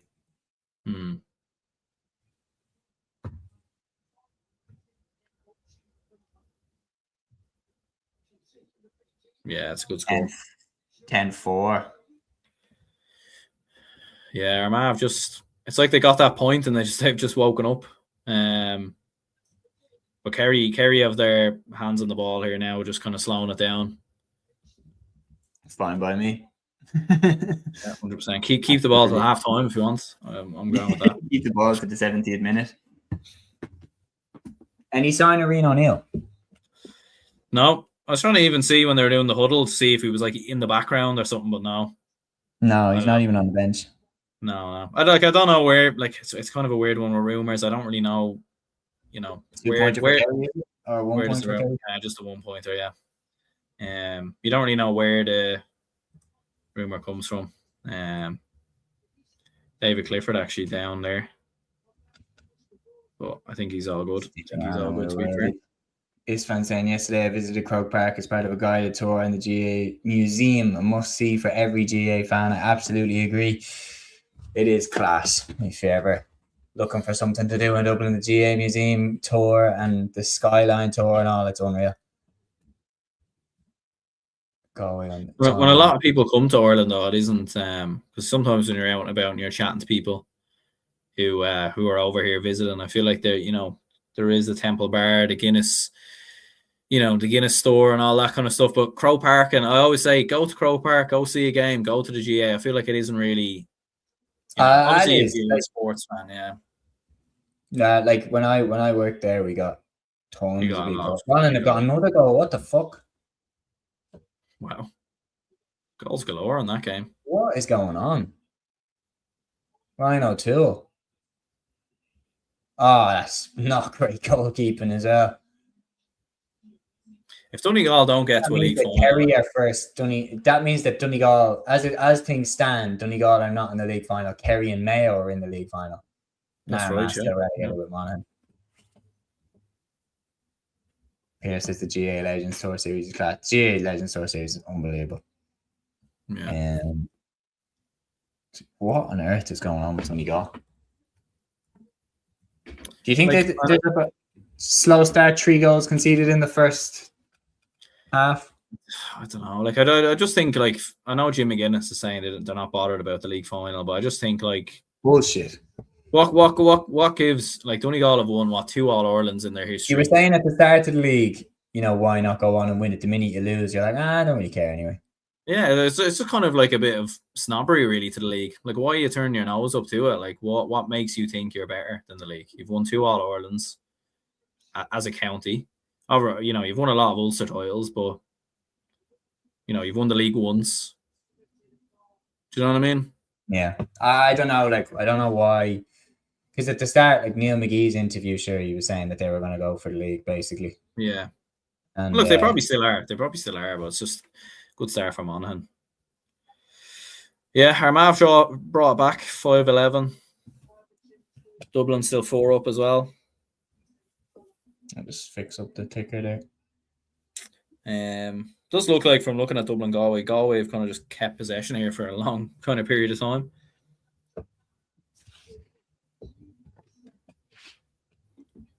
Oh, geez, actually need to fix the ticker again. I'm fixing the ticker quite a bit here. 4 games all going on live at the same time. Yeah. Oisin Connaughty, Armagh moving forward. Oh, great block. Brilliant block there. Jason Foley, I think.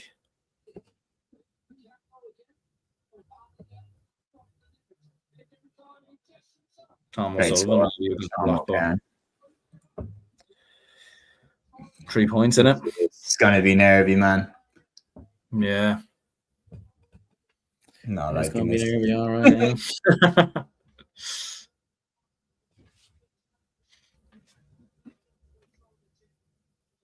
And like the thing is as well is, like, all right, going down to Division 2, fair enough. Yeah, it is a tough one. But for me, it's more like, if we beat Galway and stay up, the momentum then we carry into Leinster. Do you know what I mean? Like, the momentum we kind of carry into that. I just think it will give the players and the management a bit of a boost. Whereas relegation to Division 2 could wreck with the confidence, and then you could maybe see Louth do something in that semi-final if obviously Dublin and Louth both win their quarterfinals.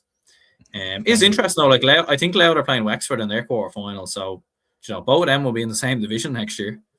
Yeah. Brendan saying you'll both be bald by the end of the evening. Yeah, it's gonna be a ropey one to the finish. Yeah. McMorrow's put that shot wide. Armagh, to be fair, being so direct, like, they're just running at Kerry, like, and Paul Conroy's in.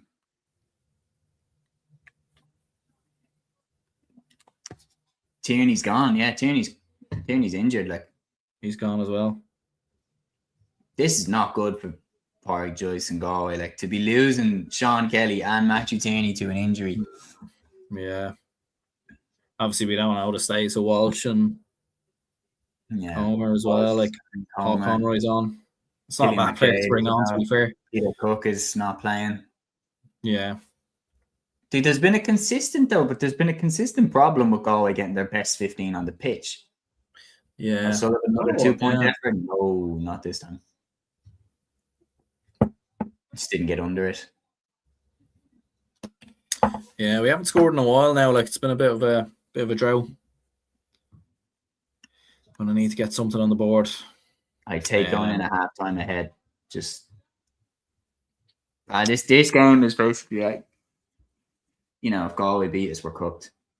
Yeah, we need to win. Like, yeah, I don't know what's going on G. There's been a lengthy stoppage, but the clock is actually going backwards on GA Plus, so they must have kept it running, and now they're bringing it back. It does look like Jason Foley's down, so that could be a bit of an injury as well for Kerry. Yeah. Oisin Connaughty's going off here as well. That's actually a big injury for Armagh.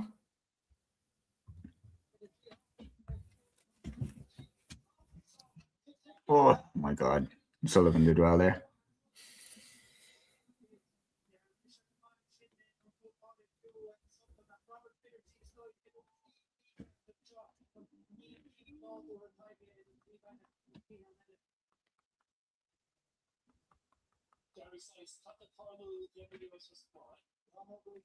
$3.10 to Mayo now, 1-4 to Roscommon. Wow, that's quite the hiding the Rossies are getting there.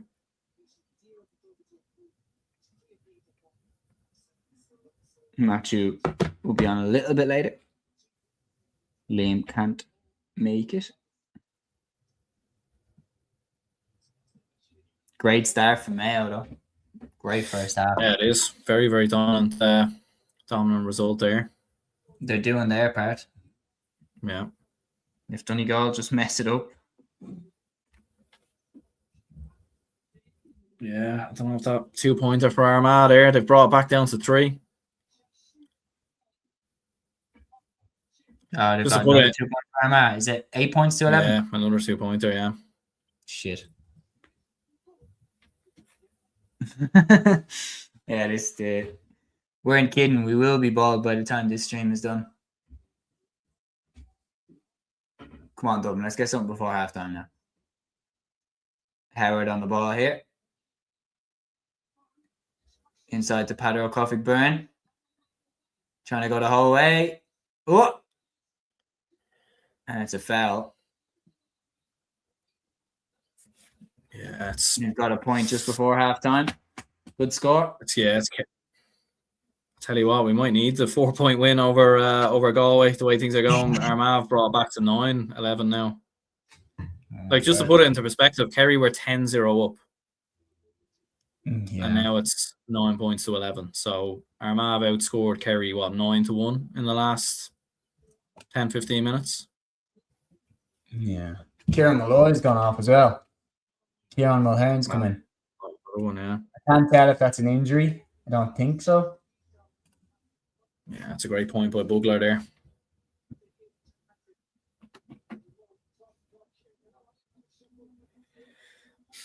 It's one of them. If we could just manage the game, I am a bit worried about the final 15-20 minutes though, because that's when Galway tend to actually play their best football.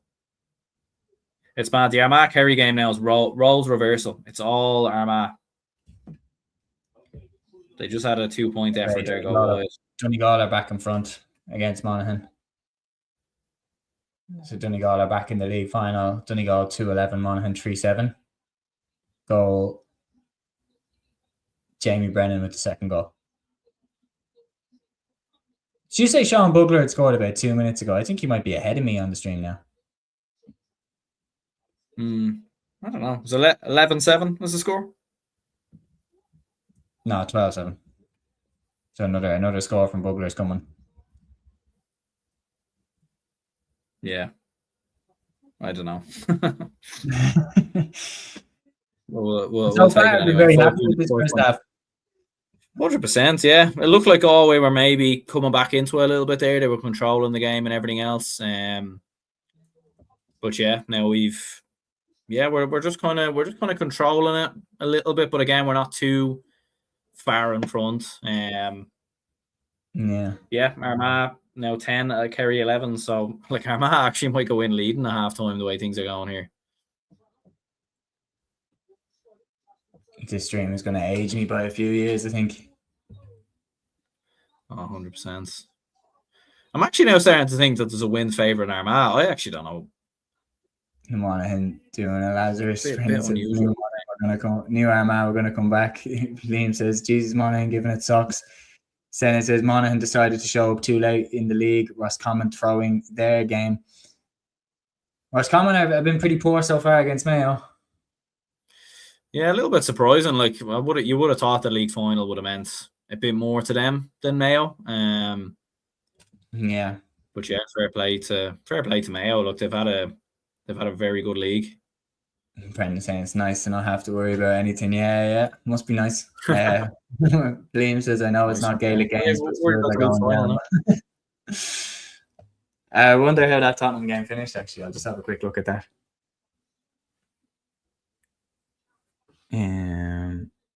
Just have a quick look.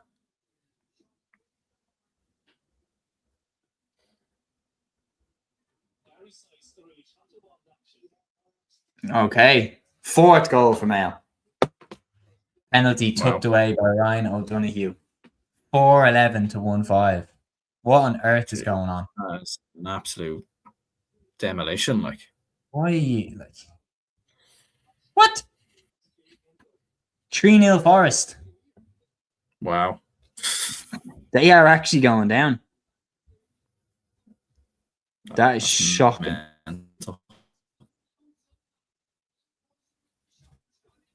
Mental. Armagh have made a great comeback. They certainly have.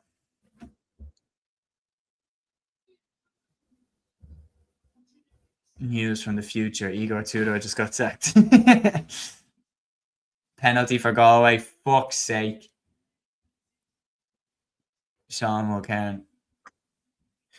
Penalty, is it, for Galway? Yes, sir.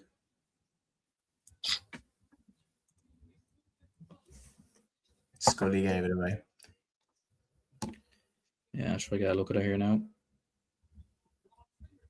Rob Finnerty to take the penalty. Finnerty will score, most likely. Right, call it. Where's he going? I think he's going bottom left. Hugh Sullivan's right hand. Yeah, I don't know why. Does it feel he's going to be the type to open his body and try place it the other way? I don't see him going. Come on, Hugh. Yes! Gets in. Oh my God, no, don't foul him again. That was so obviously another penalty to go away. Did he give it? Has he given it? No, he's calling half time and now we're getting a little scrap. Oh my God, how on earth? Yeah, I'm just about to see this now. Oh. Yeah, last play of the game. Oh yeah, that's a great save. Going on here now. Battle for survival in Division 1. No punches thrown, but a lot of this going on. A lot of grabbing people by the jersey. Do you know what? That definitely looks another penalty. I won't lie. 100% was another penalty. Yeah. Like me and you are as big Dublin fans as you'll see, but Merchant straight in the back on Rob Finnerty, and the referee is standing a yard away, and he does nothing. That is terrible refereeing, and that's coming from a real from a diehard Dublin fan. He's standing right there. But is that one of them weird rules because the hoop? Oh my God! Jared Brennan is fighting with a goal. What? What on earth is going on? Jared Brennan is getting in a scuffle with one of the Galway players. What? Jared. No, but that doesn't look like Jared was the one that initiated it. What? Oh, Jared, yeah, Jared's grabbed his earpiece out. Ah, man. Yeah, I'll probably see this now in a sec. What is going on? Yeah, Jesus, he's getting proper into it. Mate, chill out. Like, he's a... That's not... He won't be happy with that. What? To be fair to Jared Brennan, he was a man who, like, amount of times he used to get sent off. Do you know what I mean? When Ger was a player, he was like one of the biggest hotheads we had in our team. Jesus, yeah, no, he's like, has he just pushed him from the neck down onto the ground? No, he grabbed his earpiece out of his ear and then shoved him. From what I seen there. Hmm.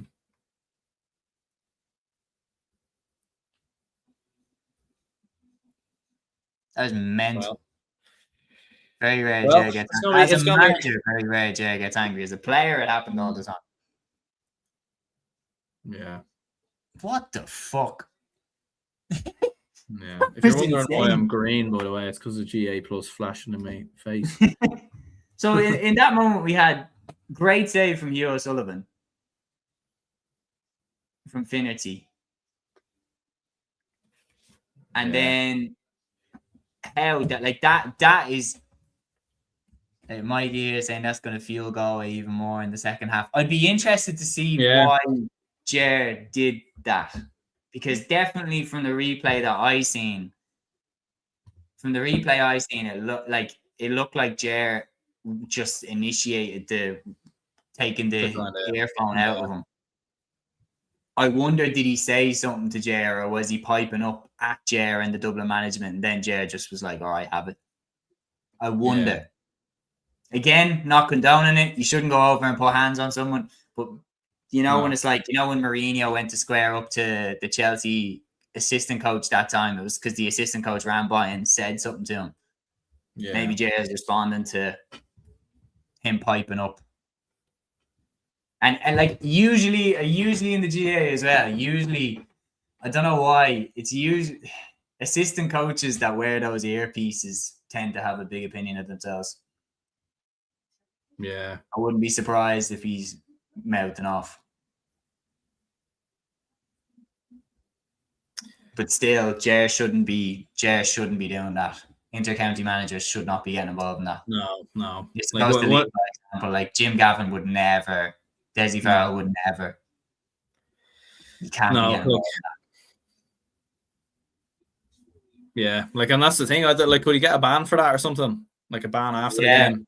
He definitely could. Yeah. Yeah, no, I don't know why he's doing that. Brennan watching too much WWE. Brennan says, can't be doing that though. Managers should be level-headed. Yeah, and Mikey saying that's going to fuel Galway even more in the second half. You have to lead by example there as inter-county manager. You can't be getting involved in that stuff. Yeah, he might. Usually that situation, I'm not for 1 second condoning it, but usually that situation won't happen randomly. He's not going to see someone just mind his own business on the sideline and go over and take the earpiece out of him. But it doesn't matter what he said. It doesn't matter if he was mouthing off. It doesn't matter. You can't go over to him and initiate a scrap right on the stroke of halftime when all of the players are on their way over. Do you know what I mean? All of the players are on their way over. That's such fertile territory for a scrap to kick off. And if you go over as the manager and put your hands on one of their coaches while all the players are on their way over, how a proper brawl didn't kick off there, I don't know. Yeah, but probably fair play to the officials maybe for cooling it down very, very quickly. And there were some cool heads there, no boxes thrown or nothing, but yeah, it will be interesting to see the replays back, or if they show replays, or we find out what happens now. I remember with the Dublin Armagh game, there was obviously a scrap at half time as well. Again, not a full force scrap, but just a little bit of handbags, and obviously, Charlie O'Byrne's got the black card, and we got the game restarted with a free, which was a little bit bizarre. So it's going to be interesting to see what happens here. Well, TG Carr are back here, so I want to see the halftime analysis because that surely got picked up on camera what was going on. Yeah. Okay, halftime. So it's Donegal. Actually, I'll get the ticker up here actually with the halftime scores. Yeah. Just an interesting one with that. Saying Brennan versus Geezer would be a good scrap. Kieran McGeeney would batter most inter-county managers in a fight. No doubt about that. That fella is hard as nails. He's a black belt as well. He's a black belt in jiu-jitsu, I'm pretty sure. Yeah. He's an absolute beast. McGeeney would there's no inter-county manager that would go toe-to-toe with McGeeney. No. Even any Do you know, player. Peter, there was a line in Jim McGuinness's book. He was talking about one of the Donegal coaches, and he said, "Go on, step out there, big man," or something to McGeaney, and McGeaney stepped out, and he said, "At that point, I realized he is a big man." Or something like. Yeah, That is a big dude as well. Like, you'd underestimate how tall he actually is. Yeah. There's lads, remember that when Pillar Caffrey horsed into the Mayo management team? Yeah, of course, that was Hillgate. Then it says Joey Barton versus Ger Brennan be a good fight. Des says that Sheffield Wednesday shirt on the wall, Aaron. No, that's Ballyboden. Yeah. No. And DC no, says no, these would capture most players. No Sheffield Wednesday now. Brendan Kennelly says Geezer and Donaghy would have been a great tag team. Absolutely, there would have been a great tag team. Yeah. When our management team gets into it, I want them to go into what's going on. Yeah, maybe they could be not showing things until they get clear. Do you know what I mean? It's probably one of them. Yeah, there definitely is legality around those issues. You can't make it out like someone started. Yeah, exactly. Yeah. So if there's only one man can save Roscommon, Troy Parrott. But Troy Parrott's a dub, so let's have that on the record. Yeah, one of my friends just texted me something there. Now I don't know. I'm actually not going to say this. I think. Yeah, I'd say save it just in case. Yeah, but there may have something else may have happened. I would imagine so. Like, you don't like just in your daily life. You don't just go up to someone and fucking start a fight with them. But if they said something cheeky or said something out of order, you might think about it. So, yeah, I can't see Ger Brennan grabbing the earpiece out of his head if he wasn't being cheeky on the sideline. And he's obviously wound up, Brennan. Yeah. But right now in Division 1 at half-time, Armagh are relegated, Dublin and Galway are safe, and Kerry and Donegal are in the league final. Yeah. Okay. Ger Brennan's kind of doing this, and he's saying something like, I think maybe the only way I could describe it, and it's from someone I know who was at the game, who said basically someone from the Galway team hit a Dublin player first. So, and obviously this wasn't picked up on camera, like on the sideline. So so we would just have to wait and see. To be honest, obviously we don't know because we're not there, we're not seeing it. So we'll see what happens now with the officials and everything else. You know that way. It's gassed the way though that people still get surprised when you send two teams down the tunnel and a fight starts. Like, it's actually hilarious. Like, the tunnel is always where the fight's going to kick off.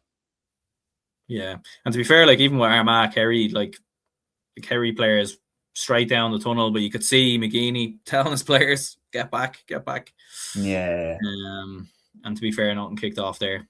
And just to kind of update people on that as well, Kerry are 2-2 up, 12-10 up in that game. It's 12-10. Oh, apologies, I'll fix the ticker here. So we'll see what happens going into the second half. But yeah. What happens if Armagh and Dublin win? Then it comes down to score difference, and if actually, Dublin 5 up, we would need to beat Galway by 4. So, actually, as it stands, regardless of what happens in the Armagh Kerry game, we would be okay. But look, are we going to hold a 5-point lead? You'd imagine it probably will be closer, kind of going down the finish.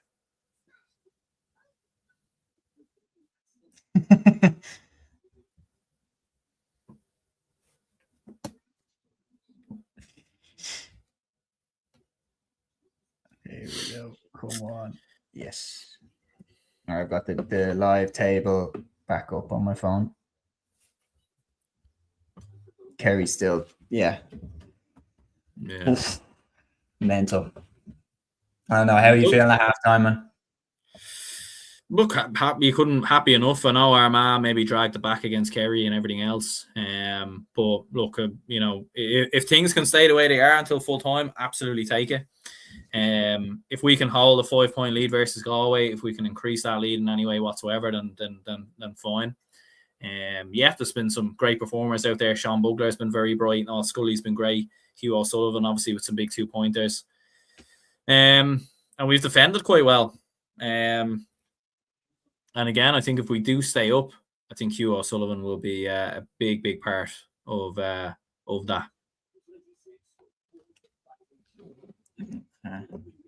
Yeah, Cúilín, football genius. This is the Armagh opinion that we need. Cúilín says Armagh past 15 minutes, really good. Comeback is on. Can Dublin take it down a few notches? I hope we don't. Cúilín says Joe O'Connor, unreal performance in Armagh. McMullen in the 11 is superb from an Armagh perspective. Brendan says, got yous on the phone and the League Cup final on the telly. We appreciate you keeping us on, Brendan. Sean O'Malley says Armagh Galway 2022 box office. Yes, absolutely. So. Yeah, that was crazy.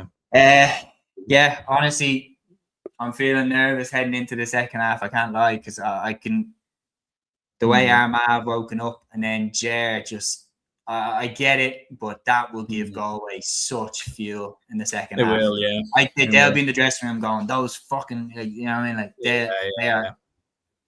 Yeah. Oh, look, we'll see what happens now. It'll be interesting to see if the referee does that. If he sends anyone off. He could send Jay Brennan off. He could do, yeah, and he probably should, to be fair. I don't think he will, because I think the GA tend to have in the moment, they tend to have an attitude of if it didn't proper kick off, people tend to get away with it. Yeah, David Goff didn't think so, though. Yeah. Cavan says, lost my respect for Mark Dowd with 9 changes. Yes, you have to bring in players, but not like this.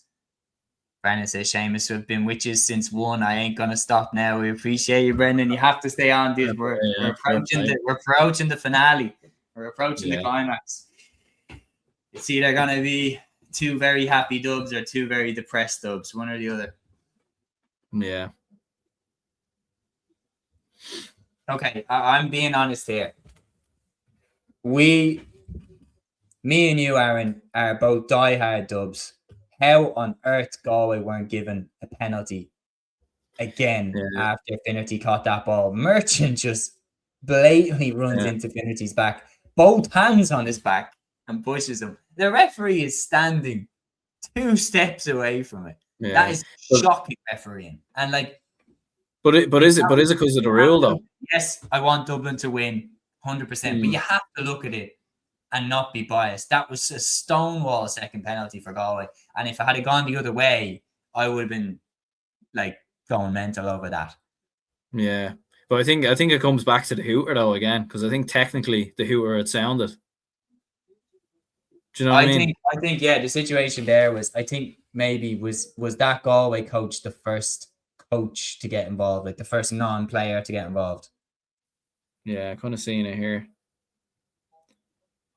Well, this referee is useless. Like we've seen it there with him not giving the penalty. Jesus, yeah. Like Jared Brown proper drags him down, like he's proper. Like that's proper a bit.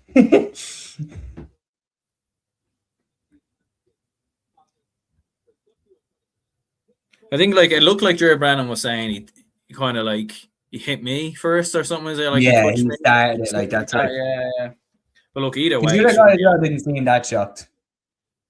Yeah, but either way though, he shouldn't react like that. Shouldn't respond, even if so, you know what I mean. The same thing Jer said, "Don't you shove me." Yeah. The lad says this. Mikey says we've seen a maybe later comebacks already. Longford, Wexford, Limerick, Sligo. Could we see our man Galway follow suit? No. No. We're not going to see it. No. Yeah, the second half is getting underway. In the next few minutes, we're just waiting for the Armagh players to come back out for the Armagh Kerry game. Well, let's see what Twitter's saying, actually. Yeah. Can't imagine it's being too kind to Jared Brennan. Yeah, Coleman is saying there that Jared Brennan should have stayed out of that. Yeah. He should have.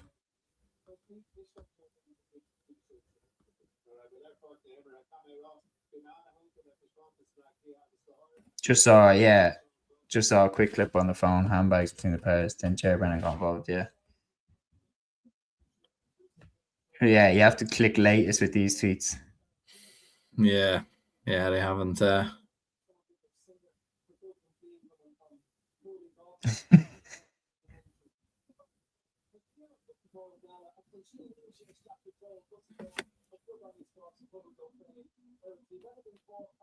Yeah.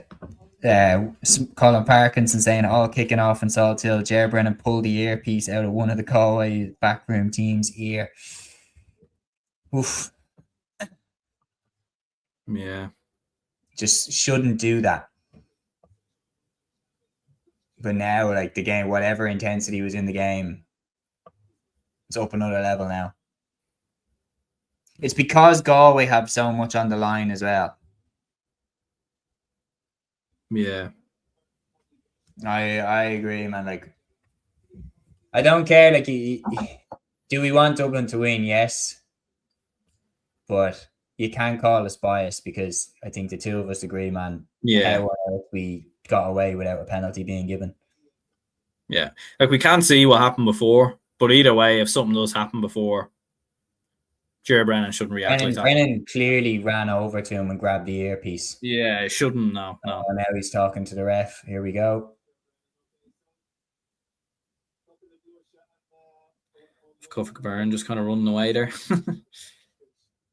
Oh wait, we've seen a replay of it all? No, they're not going to show us. No. Is Ger Brennan like hiding there? No, Brennan. Here he is, yeah. A word from the linesman.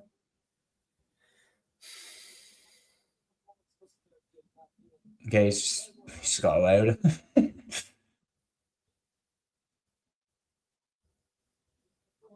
I don't know. Can you send him off for that? You probably can. Yeah, I don't know. Like, I don't know if it's with managers and I can.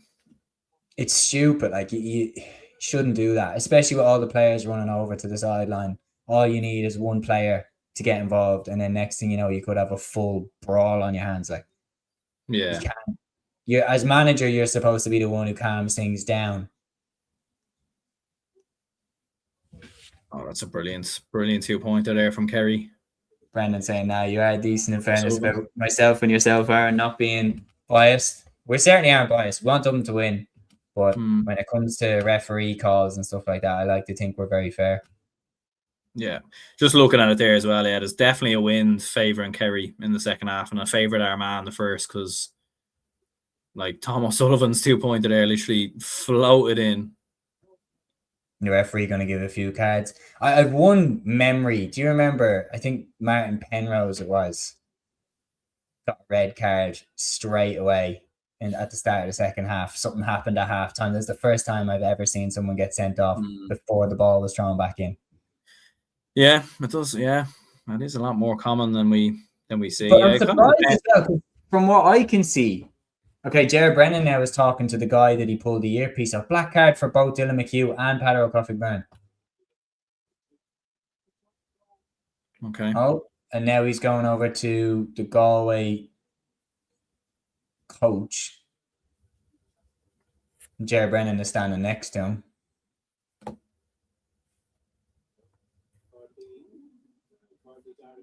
Red card. And Ger Brennan's made a point of shaking hands with both the guy in question and the referee. It's fair enough. Yeah. Can't argue with him getting a red card there. No. It's just silly as well. Like, just puts us under more pressure. He realizes that, Ger. Like, that's why he made a point of shaking hands with the referee and the man himself that he ripped the earpiece out of. And your man himself, the Galway guy, shook his hand. Like, so obviously they've squashed it. Like, I mean, they're not just doing that for appearances. Like, if you're just doing that for appearances in hopes of not getting a red card, then you don't need to shake his hand after you've been sent off. Yeah. So obviously they are remorseful about it, and that's a good sign that they're showing remorse about it. But still, shouldn't have happened. He shouldn't have done it. He knows that himself, and he won't be on the sideline now for the second half. Do we have a stand-in manager or something here? I don't know. What? Do we have anyone who can stand in? Stephen Cluxton, Yeah. maybe. Stephen Cluxton, the boss now. But Dean Rock's on the sideline there. Dean Rock's on the sideline, yeah. Here we go now. Armagh, Kerry level, 14 apiece. Fuck's sake.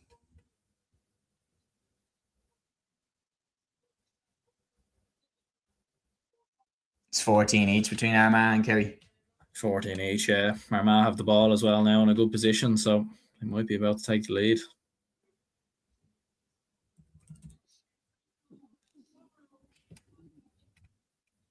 Galway players calling for a breach there. I usually give the benefit of the doubt to a breach. If players call breach and like loads of them call it, they're usually correct. Yeah. Peter saying Jer has his own earpiece, he'll still be calling the shots. Yeah. The thing is there, like if Dublin were playing against, even if Dublin were playing against Kerry, I know with the rivalry, but like Kerry, there's no hint of going down. There's no hint of getting relegated. But it's the fact that Galway could go down as well that is absolutely adding. Matthew. There he is, the man himself. The man himself. Once his stream loads up. Oh, there What's he the is. crack, man? How are you? Happy out? That's what a win. I really believe. I did say it. I did say we'd go up. I put it that way. I did say that we would go up, but to go up to home and beat Tyrone, it's fantastic. And no, the players absolutely deserve it. They were celebrating it. See, we are going up in the dressing room. So afterwards, it's just brilliant for them. Absolutely brilliant. And Division 1 football next year, I just can't believe it. 10 years outside Division 1, it's a bit too long. But yeah, it's brilliant. Mm-hmm. Have you heard what's been going on in this Division 1 game between Dublin and Galway? I heard on the radio, yeah. I heard there was a bit of a brawl. Obviously, I didn't get any images about it, to be honest. But yeah, was it as bad as what the radio are saying? Apparently, it was a fight after penalty. Oh, I don't know how Galway didn't get a second penalty. Like, Owen Merchant, both hands on Rob Finnerty's back when he caught the rebound, and the referee's staring at it and didn't give a second penalty. It was pretty wild. I think at that moment, the referee is like, he doesn't want to give two penalties in a row. But it doesn't matter. If it's a penalty, it's a penalty. Like, yeah. I think it was also because of the hooter as well, though. Because the hooter had technically gone on the penalty, so it was a weird one. Was the referee following the?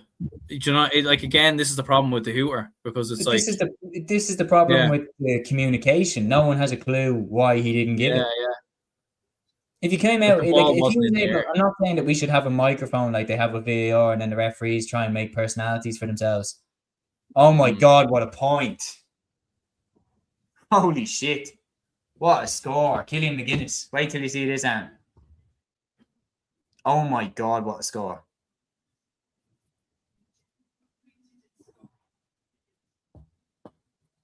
Yeah. Who was the standout players, do you think, Matthew, for Cork today? Jesus, it's hard to name individual players because it's a brilliant team performance, but I thought in midfield we were brilliant. We didn't do well in some kickouts, I would say, particularly at the start of the second half when Tyrone started to gain a bit of ball, but I thought Ian Maguire was sensational, tackling, driving the team on. Colin O'Callaghan was absolutely brilliant as well. I don't know, did you see, lads, the Brian Hurley two-pointer in the second half? It was probably one of the weirdest two-pointers I've ever seen. He underkicked it, I would say, outside the arc, and it bounced over the bar. It's given as a two-pointer, but that was a crucial score. That was Sherlock, crucial two-pointer as well in the second half. Even some of the lads that wouldn't get maybe the amount of praise usually, like the likes of Bar Shandy, I thought was superb in the back line. Luke Fahy again, brilliant. Look, again, it was just a team performance, same as the Meath game, really. And to win 6 games out of 7, it's just a testament to how well they have played in the league, have played so far. And, to be fair, I think John Cleary deserves a lot of credit. I've mentioned this so many times, but even at the off season, his contract was up. He he had the chance to increase it to another 2 years, but he was given time. He accepted it. Then the players' delegate backed him, and again, I feel like a broken record saying this, but I think it was the best decision Cork football could have ever made to keep this guy on. It's just brilliant that they have got up. But to answer your question, I think Colin Buchanan and Ian Maguire around the middle of the park. I thought they were absolutely brilliant. Yeah. Aaron, yeah. did you see the goal? Yeah. For anybody confused, Armagh just got a goal. Oisin O'Neill. They now lead 114 to 15 points. As it stands right now, Galway are getting relegated. Unbelievable. Because all three of Galway, Dublin and Armagh are on 6 points, and that means it goes down to score difference, and Galway have the worst score difference, so they would be the ones going down. Yeah. And the poll is still open for anyone watching. If you type 1 and send 1 into the live chat, you're voting for Dublin to go down. If you send 2 into the live chat, you're voting for Galway to go down. If you send 3 into the live chat, you're voting for Armagh to go down. And Rob Finnerty has just landed a nice score for Galway. Mayo are absolutely annihilating Roscommon, but Roscommon have got a goal back. It's 4-17 to 2-5 now. But I think Roscommon will be very, very disappointed. Yeah. Yeah, Kerry just got a 2-pointer there. So level, yeah. And then Monaghan Donegal is still is 312 to 215. It's a draw between the two of them. So as things stands right now, Mayo and Donegal are in the league final, and Kerry are not. Yeah. Mental. This is going to change and it's going to adapt to a lot. Yeah. It's going to be an nervy finish. He wasn't at the panel, Peter. No, he wasn't on the panel. Not sure what's going on there with Tyrone. I didn't see him. Oh, he was. Yeah, he was at the stadium. He was on the bench. He wasn't into the program, but he was on the bench apparently. So yeah. No, it's a bit of a weird one. Niall Morgan. Sullivan's he might taking them 2 pointers. Is Thomas Sullivan the most pure 2-point kicker in the game? Yeah, his beautiful abilities to kick, some of them are brilliant. Like that's the second one he's actually scored in this half. Just has it down to a fine art. Yeah, Armagh back in front. I mean, this is just going to keep flipping back and forth. Like, for fuck's sake, can't do this. 115 to 17 points, I'm guessing. Yeah, Oisin O'Neill, I think. You have me out here cheering for Kerry. Well, we still have a 5-point lead versus Galway, but it is just you can't. Get out! Yes, off the post. One Howard. Just bounced back off the post, and it was a Galway fella right there. I was like, oh no. The most classic GA goal ever. Brendan Kennedy says David Clifford and Thomas Sullivan in terms of the 2-point kickers. Meanwhile, Dublin down the other end, Ross McGarry. Back out to Kieran Kilkenny. Up and over, Kieran. How the fuck has he missed that? Ay. Cracking player. I thought he would have got that. He does have a bit of head loss sometimes, though, doesn't he? Peter asking here to you, Matthew. Says, Matthew, who's your Cork man of the match? Ian Maguire, 5 million. It was sensational. Have you long to go now down back to Cork? 5 hours, I'd say. 5 hours? Fucking hell. Oh my God. It's longer than we've been on the stream. Jesus. Keen Darcy now. Gosh, there's something about the way Galway are moving now. They're moving well. Finnerty, win, take it out. Hit the post again. Oh. Yeah, Byrne can't argue about that. Grab his arm. Oh, it's a close one. It's a weird game because it actually has been quite low scoring for modern day Yeah, football. it has. I'll take it. I'll take it if it stays this way. Yeah, there does appear to be like a bit of wind that's like swirling the ball a little bit, kind of. So, like, the key thing is here, man, we win, we're safe. Well, yeah, if we win by 4 because of Armagh being Kerry, so that's the problem. So we have to win by 4. Yeah, I remember actually now. Yeah. Now, Kerry do have the wind, so like now to be fair, I don't know how much of the factor the weather is. Like, it looks like a lovely day in the Elect grounds, so I don't really know if that's having a huge factor. Oh, yeah, Monaghan beating Donegal. Monaghan are beating Donegal now. So, but because Kerry are losing, that means Donegal would still be in a league final. Imagine Jim McGuinness wanting Donegal to lose to not be in a league final. No, as it stands right now, Kerry are in the league final. Kerry are in, are they? All right. I don't know what's going on. Yeah, it's a bit of a mad one, isn't I don't get it wrong. That statement will probably be correct in 2 minutes. I think Donegal will be in the league final, Seamus, because of head-to-head. They do, yeah, you're right. But David Clifford. They're down in third on GA league tables, but yeah, you're right. And now Kerry and Mayo are in the league final. Yeah, David Clifford just scored a brilliant 2-pointer there. Okay. Yes, Tennant says Brennan shown his inner Mourinho. And Brendan saying being a sports fan right now is stressful. Peter saying, lads, will Ger be banned from the sideline for the first round of the Leinster Championship? Yeah, you'd imagine so. I think he probably will be, yeah. And can't really argue with it either. Remember Jeremy Connolly's ban? Yeah, I remember that, just seeing proper biased media coverage. Yeah, so. Because I remember Brian Cody did the exact same thing about a week later, and they went on like Connolly had boxed the ref's head in, and they went on with Cody. They were like, oh, look at the passion. Yeah. Like, To be fair, that was an era where, because Dublin were just so good, like everyone, any chance anyone got to stick the needle in, that was it. Yeah. I'm gonna have to hop off, lads. All right, Matthew, thanks for jumping on. Congratulations. Enjoy it, yeah. Got a bit of whiskey into you later now. Right, good luck. Okay. So that's how the scores are looking right now. Yeah. And Dublin still Still safe. No, we're not safe now. Armagh are losing, though. But if Armagh get back in front against Kerry, then we are relegated if we don't win by 4 points. Clear as mud. It's a nervy finish. I wouldn't fully agree, Shane. I think there's a bit of both. I think it's the same with Kerry. See a little ball patch on. I mean, my fucking hairline's receding as it is here, so like, it might just fucking go. Since when was Peter?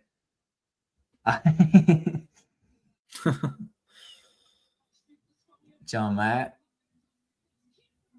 I'd say it's not the first time you've heard the reference to Peter Griffin in Family Guy. Now we're 19 points to 115. We're coming. Oh, that's a good turnover. No, Armagh still have it. Jesus, man, I can't. Just on this point, Shane, what I was meaning is, I think that there's players in Dublin and Kerry, both because they're the biggest and most successful counties. I think players get villainized in the press and then glorified in the press in equal measure. I think it's like a double-edged sword type thing.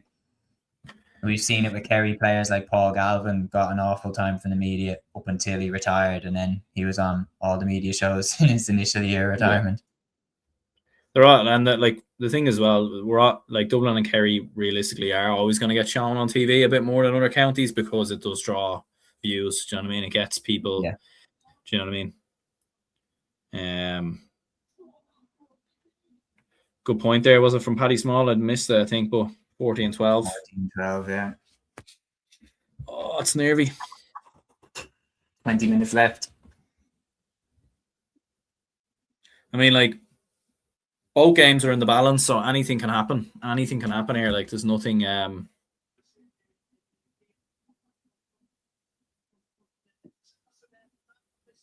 Would you say that Dublin have defended quite well in the game? I know we gave away the penalty, and look, yeah, what happened, we probably should have gave away another one, but Galway have been brilliant in terms of scoring goals, and I think we've done quite well. Maybe not with that dummy solo there getting right on cue. But I think largely we've been quite good defensively. We have, no question. Nathan Dorans look good. Come on. Oh my God. Conor Callan's in. Oh, he's there. Let me check. Yeah, he's in. He got a point. Wow. Hell, so he's focused on changing the ticket. I don't even think he was named in the programme. Come of the hour, come of the man. Yeah, absolutely. We'll take it. Yeah. He's in for Paddy Small. Yeah, Jesus. What ball. Oh, Jesus, he's injured already. Oh, no. Oh, no. For God's sake. Oh. Yeah, that was a nasty fall on his ankle. Oh, no. This is strange seeing Dub shouting for Kerry. Come on, Nathan. Come on. Con's back on his feet. Good. Just take it easy. Just keep the fucking ball away from him. I would be saying, like, if he's not fit, just, like, as much as I want him there, you don't want to ruin him. Oh. Still 20 minutes left. Yeah. Armagh on the attack here. I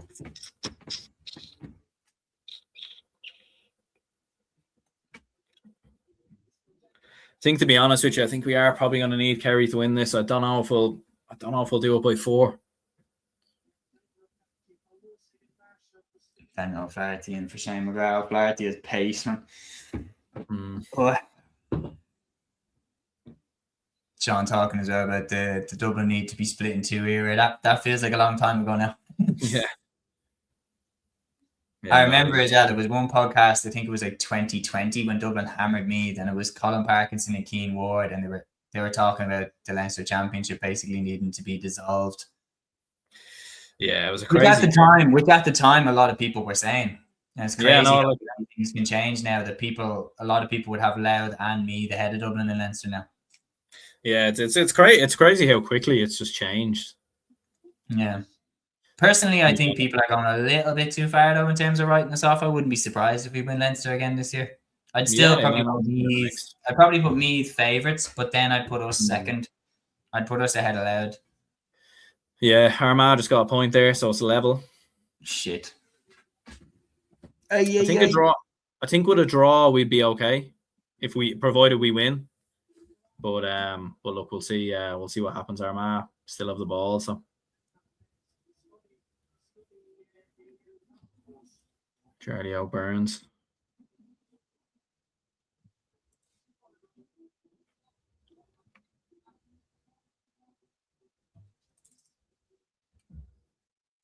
The amount of times I've wanted Kerry to lose, the one time I want you to win. Come on. Here. That's the scores. Currently, Dublin 14 points, Galway 12, Armagh 116, Kerry 19 points, Mayo 420, Roscommon 27, Monaghan 313, Donegal 216. As things stand, Mayo and Kerry will play each other in the league final based off the score difference. Donegal miss out, and Armagh and Monaghan will be relegated if it stays exactly as it is right now, with 17 minutes left to go in the Dublin-Galway game. Yeah, Armagh won a free, like just right in front of the goal, so they're going to pop this over. Change, yeah. Here comes Con, though. Come on, Con. Yes! Go on, Cúilín! Yes! Come on! Goal! Or point? Goal. Gets in. Come on.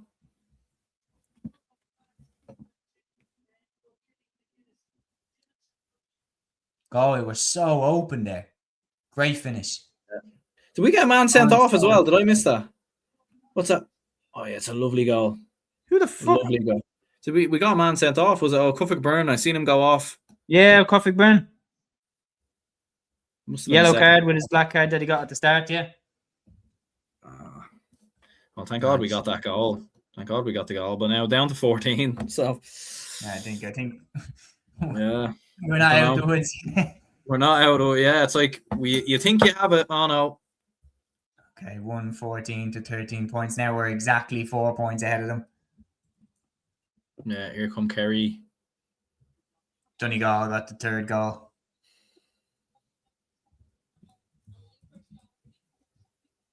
Yeah, it'd be mental to see Monaghan win that game. Like, Yeah. The Donegal are into the league final against Mayo. Kerry missing out. And Galway relegated still. Galway relegated now with Monaghan. Jesus Christ.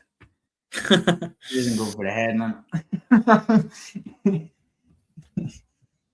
yeah, the problem as well is like the delay on my, because I'm not watching on the TV. I'm like, I'm just looking at you. You're providing my happiness or sadness here. Peter with big talk saying Louth would wipe the floor with Dublin now. We'll see what happens in the Leinster Championship. Louth haven't beaten Dublin in a long, long time. Peter saying, haven't seen Meath and Louth live this year. Meath for Leinster, in my opinion. I probably still would put Meath slightly ahead of both. But it's close. I don't think Dublin would wipe the floor with Louth, but I think I would give us a very, very good chance. I'd make us favourites for if we were playing each other right now. Joe O'Connor, like in a brilliant position to go for the point, doesn't go for it. And now Kerry have missed the chance. Oh, shit! Oh, what a save by you! Hugh Sullivan made an amazing save there from Oisin McDonagh. He's having the game of his life. Oh my God. If we get through this with 14 men. That lad's getting 3 points somewhere. Yeah. Go on! Go for goal, Ross. Don't fucking... Okay, take the point. He could have gone for it. He could have gone for it. Okay, you take the point, keep us ticking along, but you could have drove in. You'll see what I mean. Yeah, just seeing that chance there, yeah, that's a brilliant save. It's more so just the positioning as well, like just throwing himself in front of it. I feel for Cúilín Byrne. I'm not saying that it wasn't a yellow card, but he's so tall that he can easily slap someone in the face. Yeah, actually get someone a bit high, like because he's so tall. Yeah, I actually didn't see it. It was like he reached in to tackle and he made contact with your man's jaw. Cúilín Byrne is literally like towering above this guy. It would be hard for him. Come on. No Walsh and Comer as well. Like, I mean, we're lucky that they're not there. No, don't let him have a crack at it. Don't get out to him. Yeah, Armagh have a free here now to probably go 2 up. It's a silly foul from just like an unnecessary shoulder in the back. Like,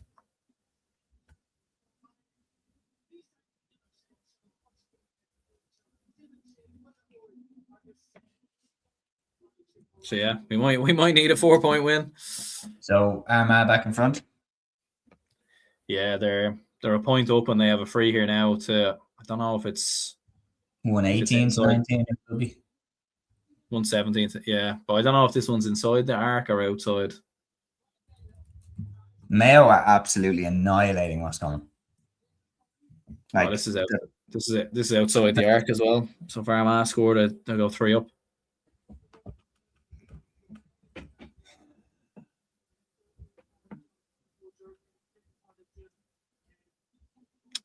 Keema Conville. I think. Did you get it? Oh wait, maybe it's inside. He kind of ran inside. He's got it. I don't know if it's 1. It's 1 point. Okay. So 118 to 19. Yeah. Okay. That's the scores right now, folks. Just approaching the final 10 minutes. Galway 14 points, Dublin 115, Armagh 118, Kerry 19 points, Mayo 423, Roscommon 28. Donegal beating Monaghan then 317 to 313. So as things stand, Donegal and Mayo will play each other in the league final. Dublin are relegated as things stand right now. Yeah. Come on, lads. Shit. Nemo Canela, yeah. 3-point game. This is like a kind of one of those old Champions League games where, like, you know, the second leg, like, you can lose and still win. Yeah, it kind of is a bit, isn't The it? win, it always stay up, like. Yeah. It's like the aggregate score or whatever, yeah.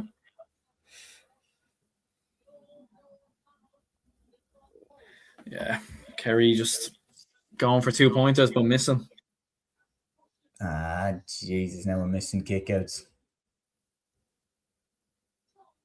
Problem is that it's this stage of the game usually where Galway come on good, and it's also where Dublin struggled against Armagh. So that could be and we're also a man down as well. So, you know, this is the problem now. Oh. Don't know, the extra man I think is going to kill us. Cian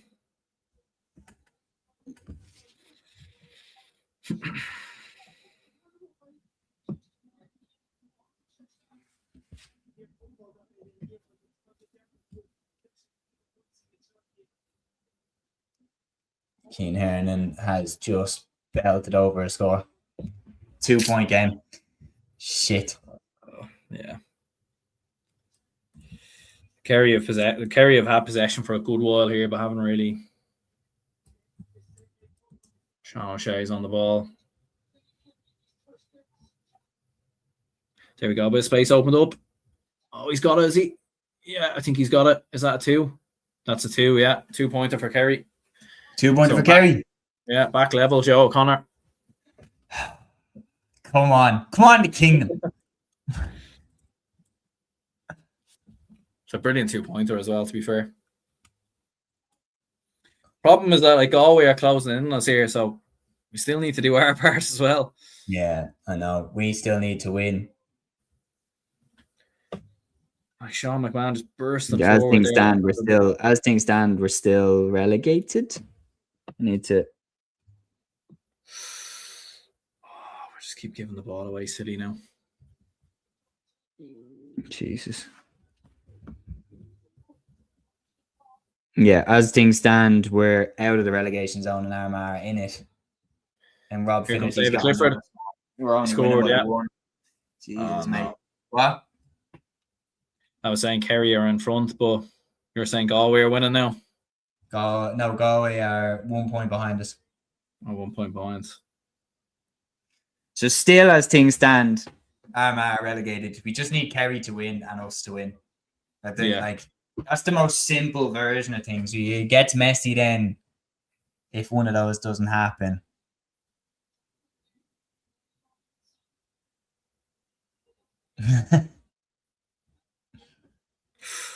Shane Malone with 2 goals and 1 score. While I find he could be, didn't make the grade at Sligo. He looks a serious player.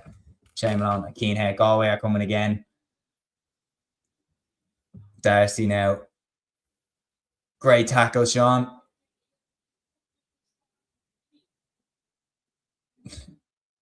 I don't really know now how that wasn't given as a 45.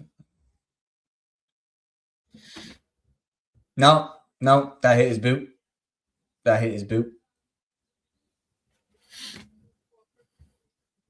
Mate, whoever made up the symbol for the 45, the symbol for the 45 needs to be changed.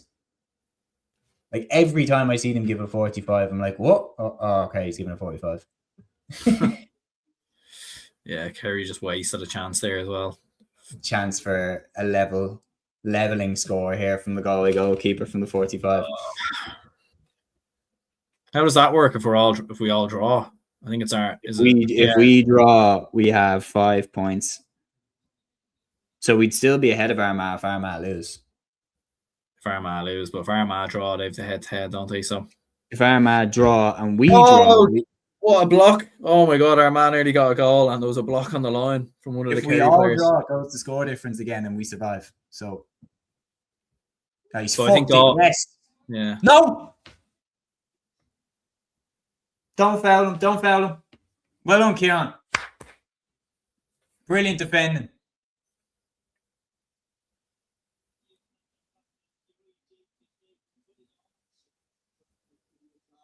Oh my god.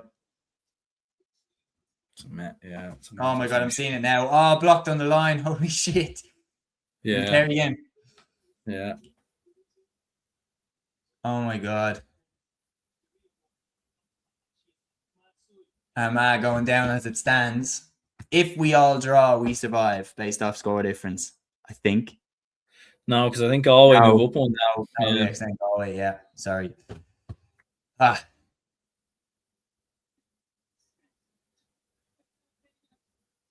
Liam Smith. Jack Lundy it is, sorry. It's a young player, Jack Lundy, like bring him in this atmosphere. It's a big step. Yeah. He's Kerry, a good player, Kerry right? 2 up. Championship. Kerry He's 2 up brilliant. now. What? Kerry are 2 up now. 23, 118. Okay. Well, Kerry are doing their part, like it. Is that fit? No, go away of the ball. Just feels like it's a sheer battle. This Dublin game feels like we're just gonna battle our way through it. I don't think we've scored since the goal, have we? Oh my god, that's a great score. I'm fucking drawn now. Ah, shit. Keane Hernan is just bombing them over. Like, yeah, he's done well. He looks a great player, this fella. Keane O'Connor in for Owen Kennedy, like.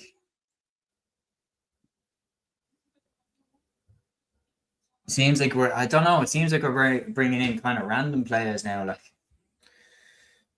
Yeah, I think it's just the fresh legs. I think it's just to try add something. Yeah. We're going to need something here, though. We're going to need a couple of points just because we haven't scored. Yeah. Hey, that's a foul. Come on.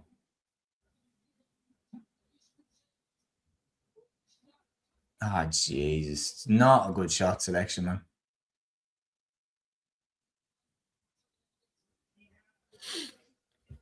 Yes. Oh, it would hurt, man. It would hurt if we got relegated because, like, they've made us believe that they could stay up. I know we've been leading for like the whole game. Yeah. I don't know, man. It feels like you're gonna get a late push. Yeah. As it stands at the moment with the draw and where Armagh losing, we are okay, but you'd imagine there's going to be more that will happen.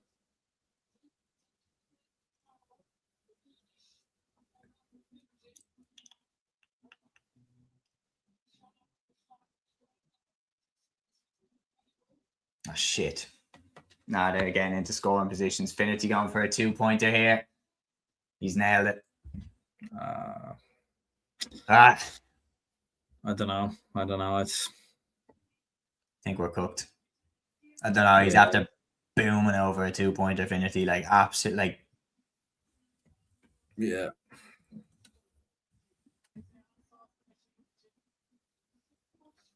Yeah, it's a great point. Oh, here we go.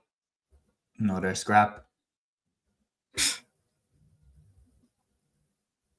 So I think I heard Durn, which means box.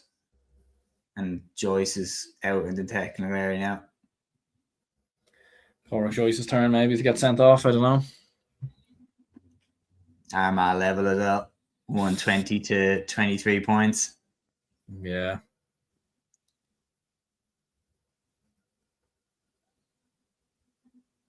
Again, not really see much in it. Like,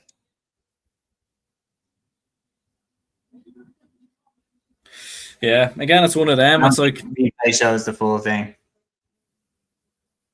We'll see now what the ref does.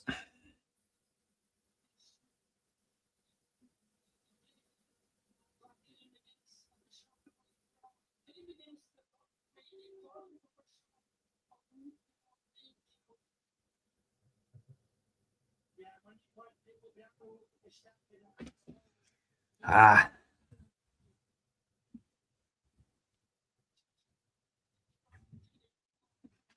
Yeah, as things stand, we're still going down. Yeah, Head to head Armagh winning now. on 5 points. Yeah, Armagh winning now as well. So it's Still winning. it's all going wrong. It's all Scores in going Armagh. wrong. 121 to 23. So yeah, we need a lot of things to happen now in the last couple of minutes.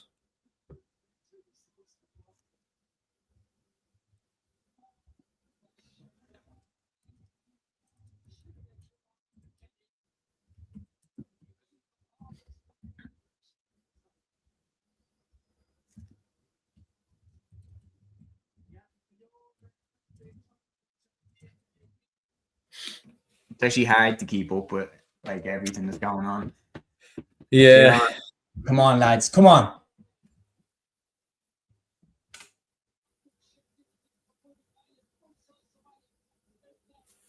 Yeah, Galway haven't beaten us in their home patch in a long time. This would be a big win for them. Come on. 2-pointer here. Kerry back level. Okay, that's one thing going in our favour. Come on. Come on, Bugler. Surely that's a foul. He's holding his arm. How's that for you?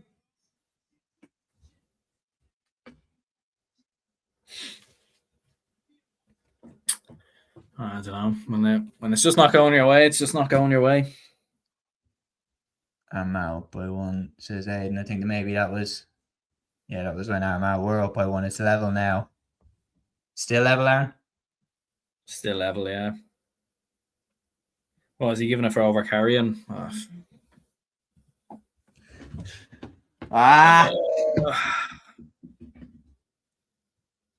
Sure, look. Yeah, Galway on 8 points. Armagh on 6 and us on 4. Come on, boys.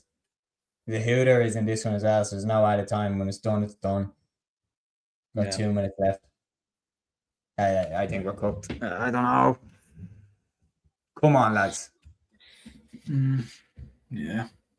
There's a minute left in Armagh. Kerry, Armagh have the ball. Come on, Con. Come on.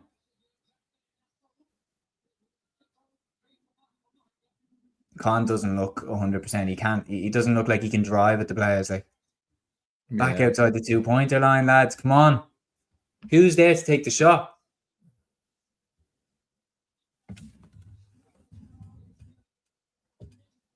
Donegal and Kerry in the final as it stands. Dublin and Monaghan relegated as it stands. Yeah, lads, why? We're literally holding on to the ball. We need to take the shot now. We're going to run out of time. We've 1.5 minutes and we're hand passing the ball around the arc. We're doing Galway's job for them. Oh, what are we doing? Hoover's gone. No, Hoover's not gone. Armagh, Kerry. We're still playing, apparently. What the fuck? Like, why are we hand passing it around?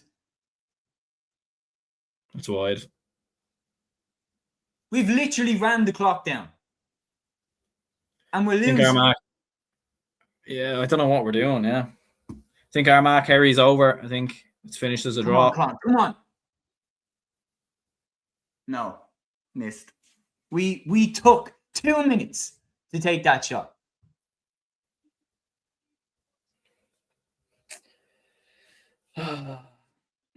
That is, oh my God, man. I get it, but we did have chances to shoot there. They weren't ideal, but we had chances to shoot a minute and a half before.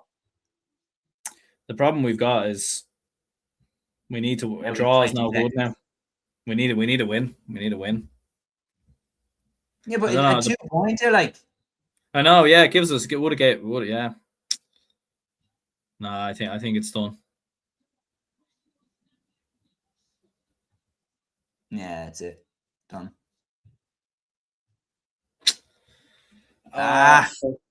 What score did it finish, Armagh, Kerry? 121 to 24 points, so a draw. Yeah, it's done. Galway won. Well. 121 to 24 points in.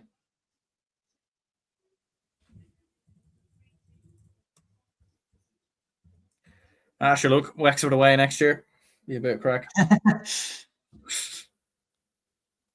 Just want to see. It's going to be an absolute minefield, that division, though. Oh, it's going to be insane.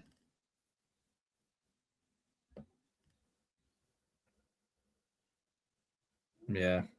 Ultimately, again, it's the final. I think it's the final 10, 15 minutes again that have cost us. Yeah. Again, it's just the same problems as the Armagh game. Big lead, and then just threw it away. I do hear saying absolutely useless. We become Mayo bottlers. I think it was a good performance. I'm not. Yeah, I think there's elements of it that's good. Look, it's important to remember going away to Galway. I think, unfortunately, like losing to Armagh last week, was a big one. But yeah, I don't know. I think it's more now the confidence. Is Jared Brennan going to be there for the opening couple of games in Leinster? Like that's the problem now as well. Do you know what I mean? So there's big. Well, what? It's Kerry Donegal won, did they? Donegal won. Yeah. So yeah, that would be mad. Ross beat Galway in Pearse, but not Dublin. Look, like Roscommon have been good this year as well. I wouldn't knock Roscommon or Galway or Dublin. GA math doesn't always add up. When was the last time you were in Division 2? A couple of years ago. 2023 is the last time we were in. 2023 was the last time we were in. We won the All-Ireland that season, but I doubt the same is going to happen this time. I couldn't believe what I was watching there. I mean, you've seen it down the stream. I couldn't believe what I was watching there at the end. Us hand passing the ball around for a minute and a half before taking the shot. I know that you have to line it up, but like there were opportunities to take the shot earlier, and we did Galway's job for them in terms of running down the clock there. Yeah, but I'm proud of the performance, especially in the first half, and our lads got stuck in. I think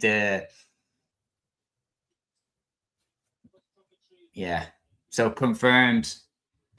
So, to anybody joining, the Division 1 results official. Galway 20 points, Dublin 115, Armagh 121, Kerry 24 points, Mayo 426, Roscommon 211, Monaghan 315, Donegal 320. So it is confirmed the league final of 2026 will be Donegal versus Kerry, a repeat of last year's All-Ireland football final, and relegated will be Dublin and Monaghan.